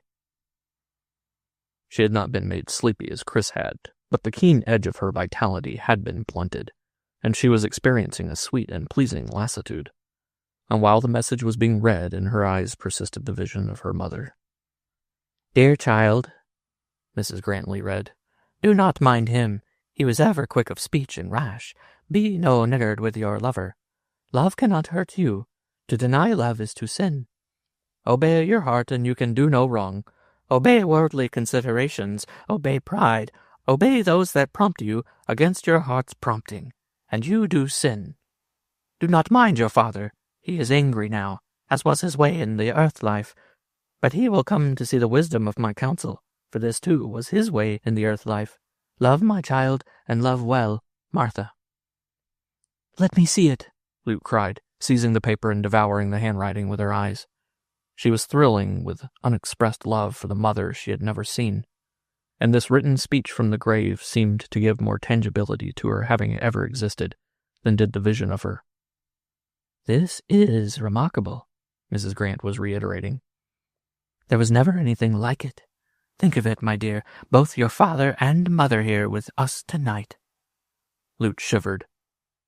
The lassitude was gone, and she was her natural self again, vibrant with the instinctive fear of things unseen, and it was offensive to her mind that, real or illusion, the presence or the memoried existences of her father and mother should be touched by these two persons who were practically strangers, Mrs. Grantley, unhealthy and morbid, and Mr. Barton, stolid and stupid with a grossness both of the flesh and the spirit. And it further seemed to trespass that these strangers should thus enter into the intimacy between her and Chris. She could hear the steps of her uncle approaching, and the situation flashed upon her, luminous and clear. She hurriedly folded the sheet of paper and thrust it into her bosom. "Don't say anything to him about this second message, Mrs. Grantley, please, and Mr. Barton. Not to Aunt Mildred. It would only cause them irritation and needless anxiety." In her mind there was also the desire to protect her lover, for she knew that the strain of his present standing with her aunt and uncle would be added to, unconsciously in their minds, by the weird message of Planchette. "And please don't let us have any more Planchette," Luke continued hastily. "Let us forget all the nonsense that has occurred." "Nonsense, my dear child," Mrs. Grantley was indignantly protesting when Uncle Robert strode into the circle. "Hello?" he demanded. "What's being done?" "Too late," Lute answered lightly.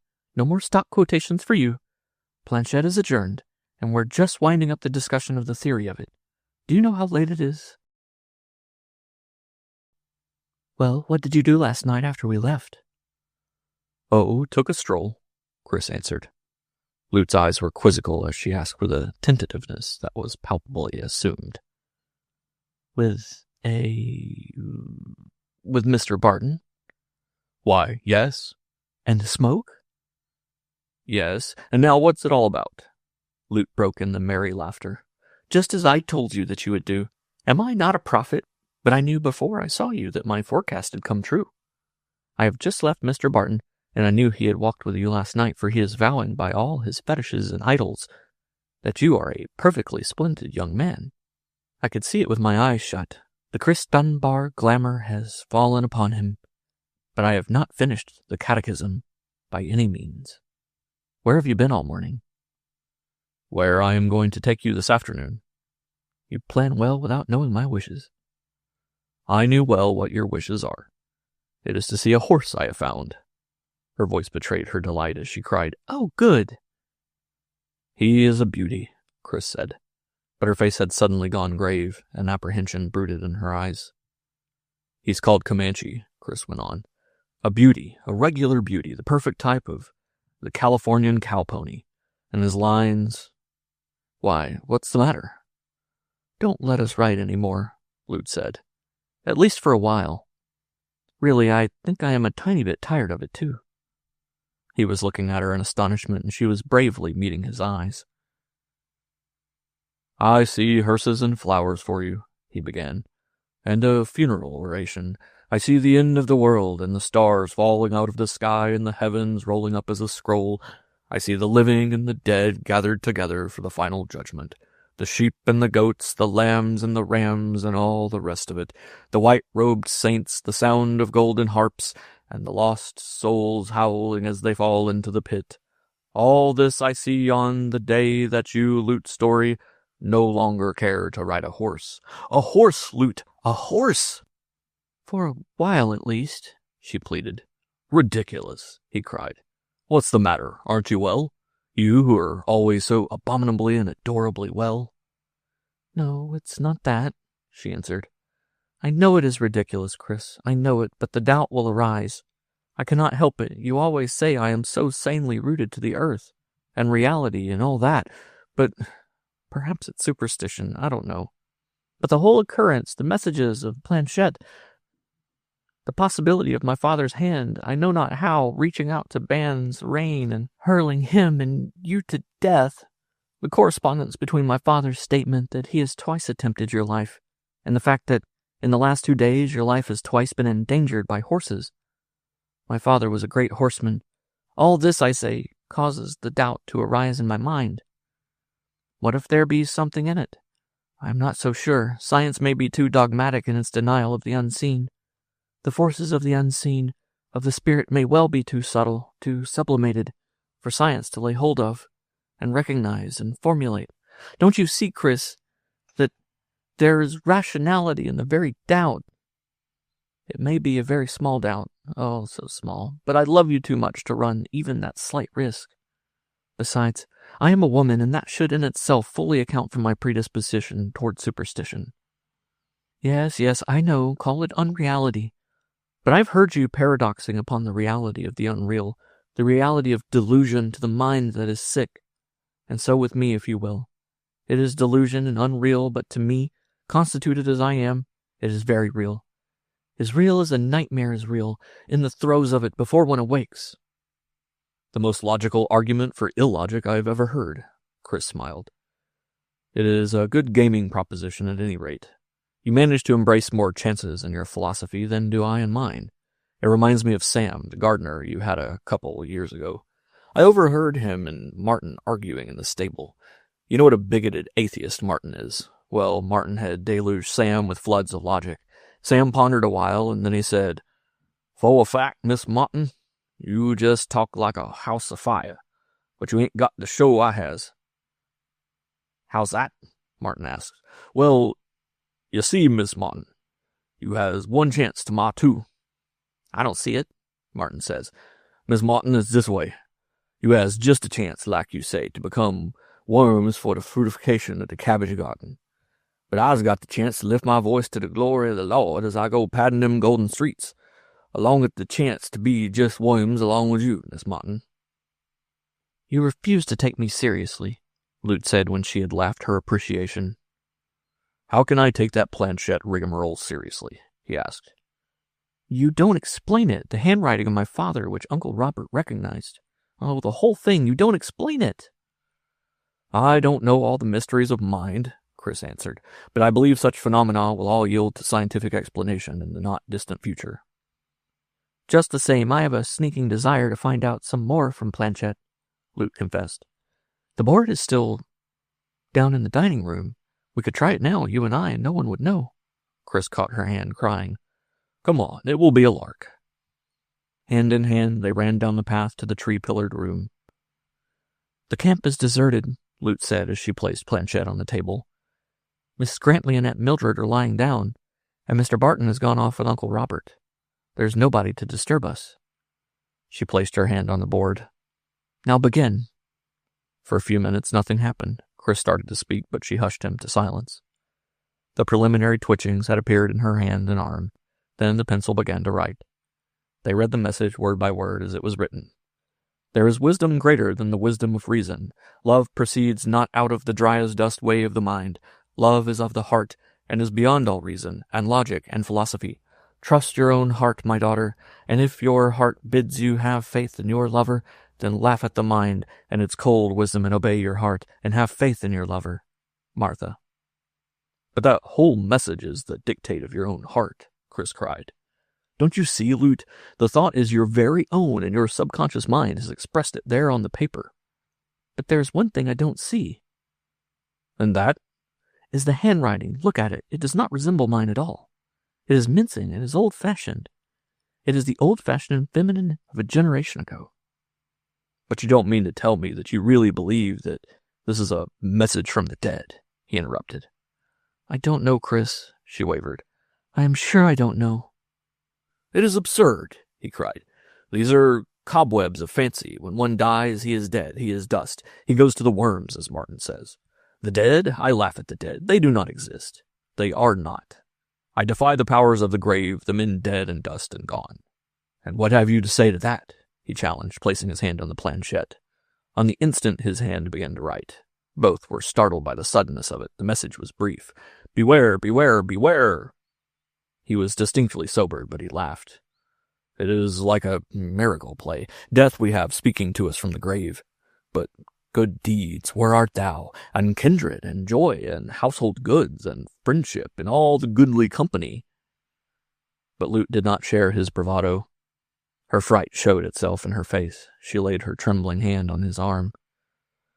Oh, Chris, let us stop. I'm sorry we began it. Let us leave the quiet dead to their rest. It is wrong. It must be wrong. I confess I am affected by it. I cannot help it. As my body is trembling, so is my soul. This speech of the grave, this dead man reaching out from the mold of a generation to protect me from you, there is reason in it. There is the living mystery that prevents you from marrying me. Were my father alive, he would protect me from you. Dead, he still strives to protect me. His hands, his ghostly hands, are against your life. Do be calm, Chris said soothingly. Listen to me. It is all a lark. We are playing with the subjective forces of our own being, with phenomena which science has not yet explained, that is all. Psychology is so young a science. The subconscious mind has just been discovered, one might say. It is all mystery as yet. The laws of it are yet to be formulated. This is simply unexplained phenomena. But that is no reason that we should immediately account for it by labeling it spiritism. As yet we do not know, that is all. As for Planchette. He abruptly ceased, for at that moment, to enforce his remark, he had placed his hand on the planchette, and at that moment his hand had been seized, as by a paroxysm, and sent dashing willy-nilly across the paper, writing as the hand of an angry person would write. No, I don't care for any more of it, Lute said when the message was completed. It is like witnessing a fight between you and my father in the flesh. There is the savor in it of struggle and blows. She pointed out a sentence that read, You cannot escape me, nor the just punishment that is yours. Perhaps I visualize too vividly for my own comfort, for I can see his hands at your throat. I know that he is, as you say, dead and dust, but for all that I can see him as a man that is alive and walks the earth. I see the anger in his face, the anger and the vengeance, and I see it all directed against you. She crumpled up the scrawled sheets of paper and put Planchette away. We won't bother with it anymore, Chris said. I didn't think it would affect you so strongly, but it's all subjective, I'm sure, with possibly a bit of suggestion thrown in. That and nothing more. And the whole strain of our situation has made conditions unusually favorable for striking phenomena. And about our situation, Lute said as they went slowly up the path they had run down. What we are to do, I don't know. Are we to go on as we have gone on? What is best? Have you thought of anything? He debated for a few steps. I've thought of telling your uncle and aunt. What, you couldn't tell me? She asked quickly. No, he answered slowly. but just as much as I have told you. I have no right to tell them more than I have told you." This time it was she that debated. "No, don't tell them," she said finally. "They wouldn't understand. I don't understand for that matter, but I have faith in you, and in the nature of things they are not capable of this same implicit faith. You raise up before me a mystery that prevents our marriage, and I believe you, but they could not believe you without doubts arising as to the wrong and ill nature of the mystery. Besides, it would but make their anxieties greater." "I should go away. I know I should go away," he said, half under his breath. "And I can. I am no weakling. Because I have failed to remain away once is no reason that I shall fail again." She caught her breath with a quick gasp. "It is like a bereavement to hear you speak of going away and remaining away. I should never see you again. It is too terrible, and do not reproach yourself for weakness. It is I who am to blame. It is I who prevented you from remaining away before, I know. I wanted you so. I want you so. There is nothing to be done, Chris. Nothing to be done but to go on with it, and let it work itself out somehow. That is one thing we are sure of. It will work out somehow." "But it would be easier if I went away," he suggested. "I am happier when you are here." "The cruelty of circumstance," he muttered savagely. "Go or stay, that will be part of the working out, but I do not want you to go, Chris. You know that, and now no more about it. Talk cannot mend it. Let us never mention it again, unless some wonderful, happy time, you can come to me and say, 'Lute, all is well with me. The mystery no longer binds me. I am free.' Until that time, let us bury it, along with Planchette and all the rest, and make the most of the little that is given us. And now, to show you how prepared I am to make the most of that little, I am even ready to go with you this afternoon to see the horse, though I wish you wouldn't ride any more, for a few days anyway, or for a week. What did you say was his name?" "Comanche," he answered. "I know you will like him." Chris lay on his back, his head propped by the bare, jutting wall of stone, his gaze attentively directed across the canyon to the opposing tree-covered slope.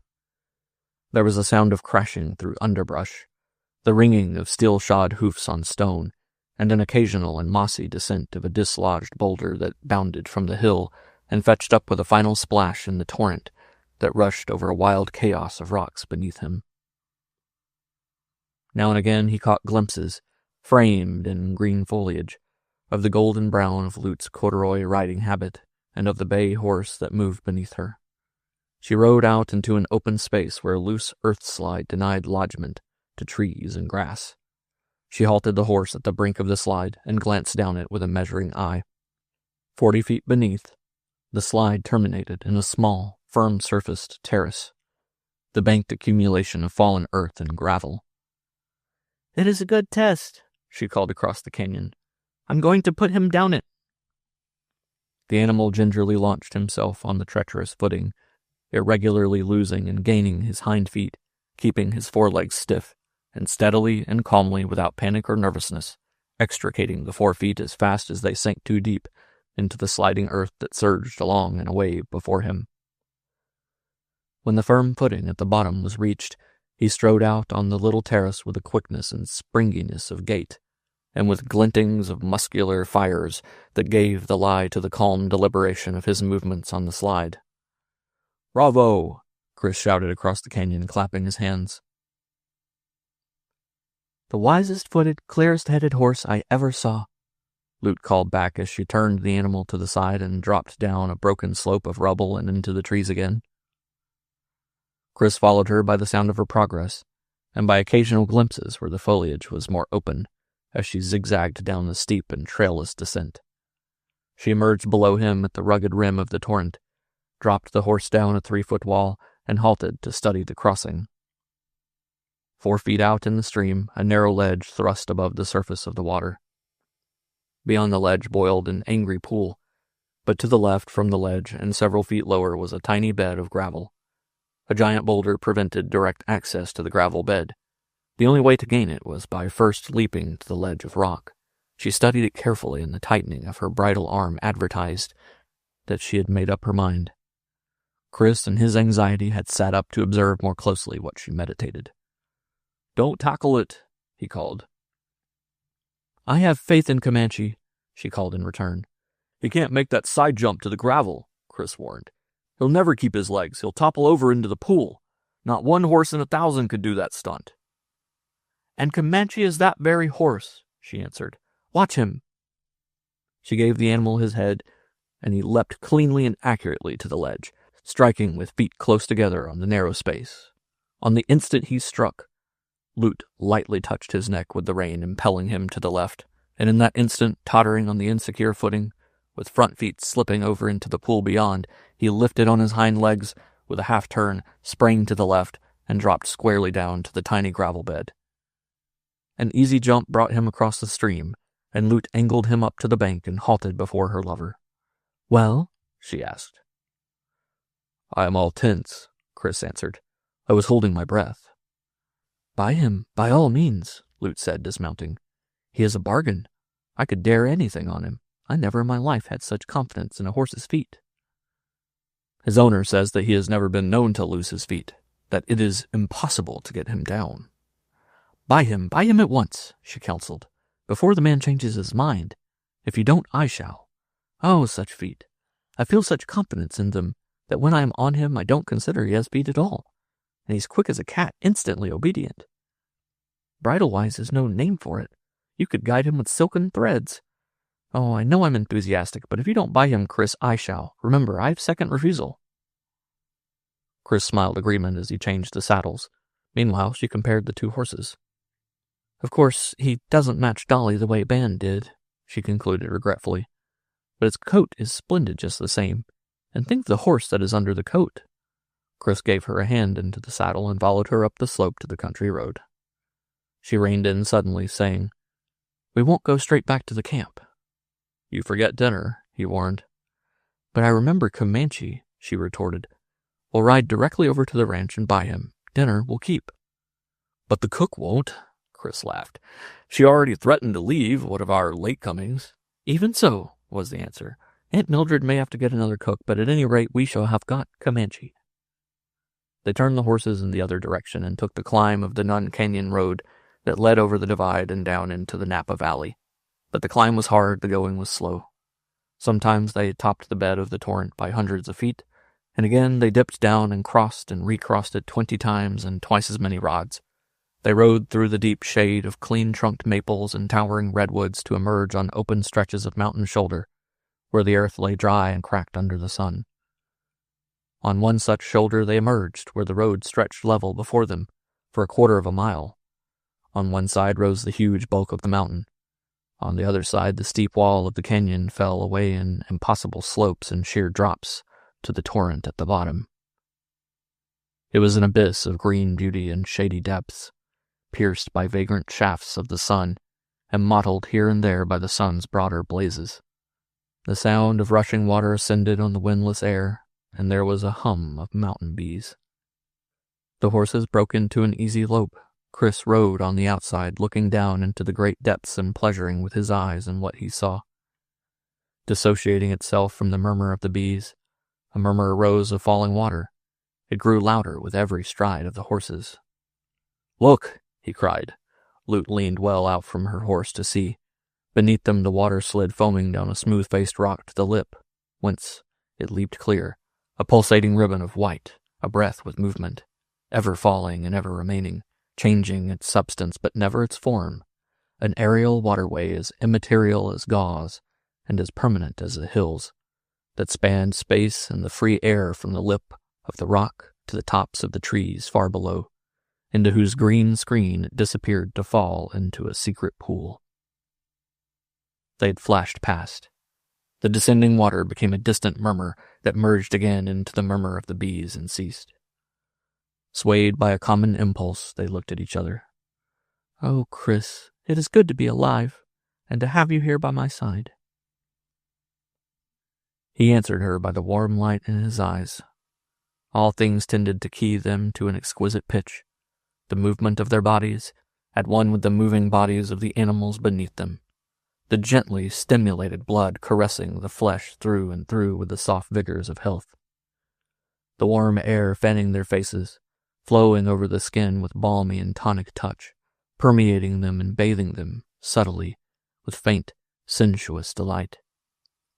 And the beauty of the world, more subtly still, flowing upon them and bathing them in the delight that is of the spirit and is personal and holy, that is inexpressible yet communicable by the flash of an eye and the dissolving of the veils of the soul. So looked they at each other, the horses bounding beneath them, the spring of the world, and the spring of their youth astir in their blood, the secret of being trembling in their eyes to the brink of disclosure, as if about to dispel with one magic word all the irks and riddles of existence. The road curved before them so that the upper reaches of the canyon could be seen, the distant bed of it towering high above their heads. They were rounding the curve, leaning toward the inside, gazing before them at the swift-growing picture. There was no sound of warning. She heard nothing. But even before the horse went down, she experienced the feeling that the unison of the two leaping animals was broken. She turned her head, and so quickly that she saw Comanche fall. It was not a stumble, nor a trip. He fell as though, abruptly and mid-leap, he had died or been struck by a stunning blow. And in that moment she remembered Planchette. It seared her brain as a lightning flash of all-embracing memory. Her horse was back on its haunches, the weight of her body on the reins, but her head was turned and her eyes were on the falling Comanche. He struck the roadbed squarely with his legs loose and lifeless beneath him. It all occurred in one of those age-long seconds that embrace an eternity of happening. There was a slight but perceptible rebound from the impact of Comanche's body with the earth. The violence with which he struck forced the air from his great lungs in an audible groan. His momentum swept him onward and over the edge. The weight of the rider on his neck turned him over headfirst as he pitched to the fall. She was off her horse, she knew not how, and to the edge. Her lover was out of the saddle and clear of Comanche, though he held to the animal by his right foot, which was caught in the stirrup. The slope was too steep for them to come to a stop. Earth and small stones dislodged by their struggles were rolling down with them and before them in a miniature avalanche. She stood very quietly, holding one hand against her heart and gazing down. But while she saw the real happening, in her eyes was also the vision of her father dealing the spectral blow that had smashed Comanche down in mid-leap and sent horse and rider hurtling over the edge. Beneath horse and man, the steep terminated in an up-and-down wall, from the base of which, in turn, a second slope ran down to a second wall. A third slope terminated in a final wall that based itself on the canyon bed 400 feet beneath the point where the girl stood and watched. She could see Chris vainly kicking his leg to free the foot from the trap of the stirrup. Comanche fetched up hard against an out-jutting point of rock. For a fraction of a second his fall stopped, and in this slight interval the man managed to grip hold of a young shoot of manzanita. Lute saw him complete the grip with his other hand. Then Comanche's fall began again. She saw the stirrup strap draw taut, then her lover's body and arms. The manzanita shoot yielded its roots, and horse and man plunged over the edge and out of sight. They came into view on the next slope together and rolling over and over with sometimes the man under and sometimes the horse. Chris no longer struggled, and together they dashed over to the third slope. Near the edge of the final wall, Comanche lodged on a hummock of stone. He lay quietly, and near him, still attached to him by the stirrup, face downward, lay his rider. "If only he will lie quietly," Lute breathed aloud, her mind at work on the means of rescue. But she saw Comanche begin to struggle again. And clear on her vision, it seemed, was the spectral arm of her father clutching the reins and dragging the animal over. Comanche floundered across the hummock, the inert body following, and together, horse and man, they plunged from sight. They did not appear again. They had fetched bottom. Luke looked about her. She stood alone on the world. Her lover was gone. There was naught to show of his existence save the marks of Comanche's hoofs on the road, and of his body where it had slid over the brink. "Chris!" she called once and twice, but she called hopelessly. Out of the depths, on the windless air, rose only the murmur of bees and of running water. "Chris!" she called yet a third time and sank slowly down in the dust of the road. She felt the touch of Dolly's muzzle on her arm, and she leaned her head against the mare's neck and waited. She knew not why she waited, nor for what. only there seemed nothing else but waiting left for her to do. End of Moonface and Other Stories by Jack London.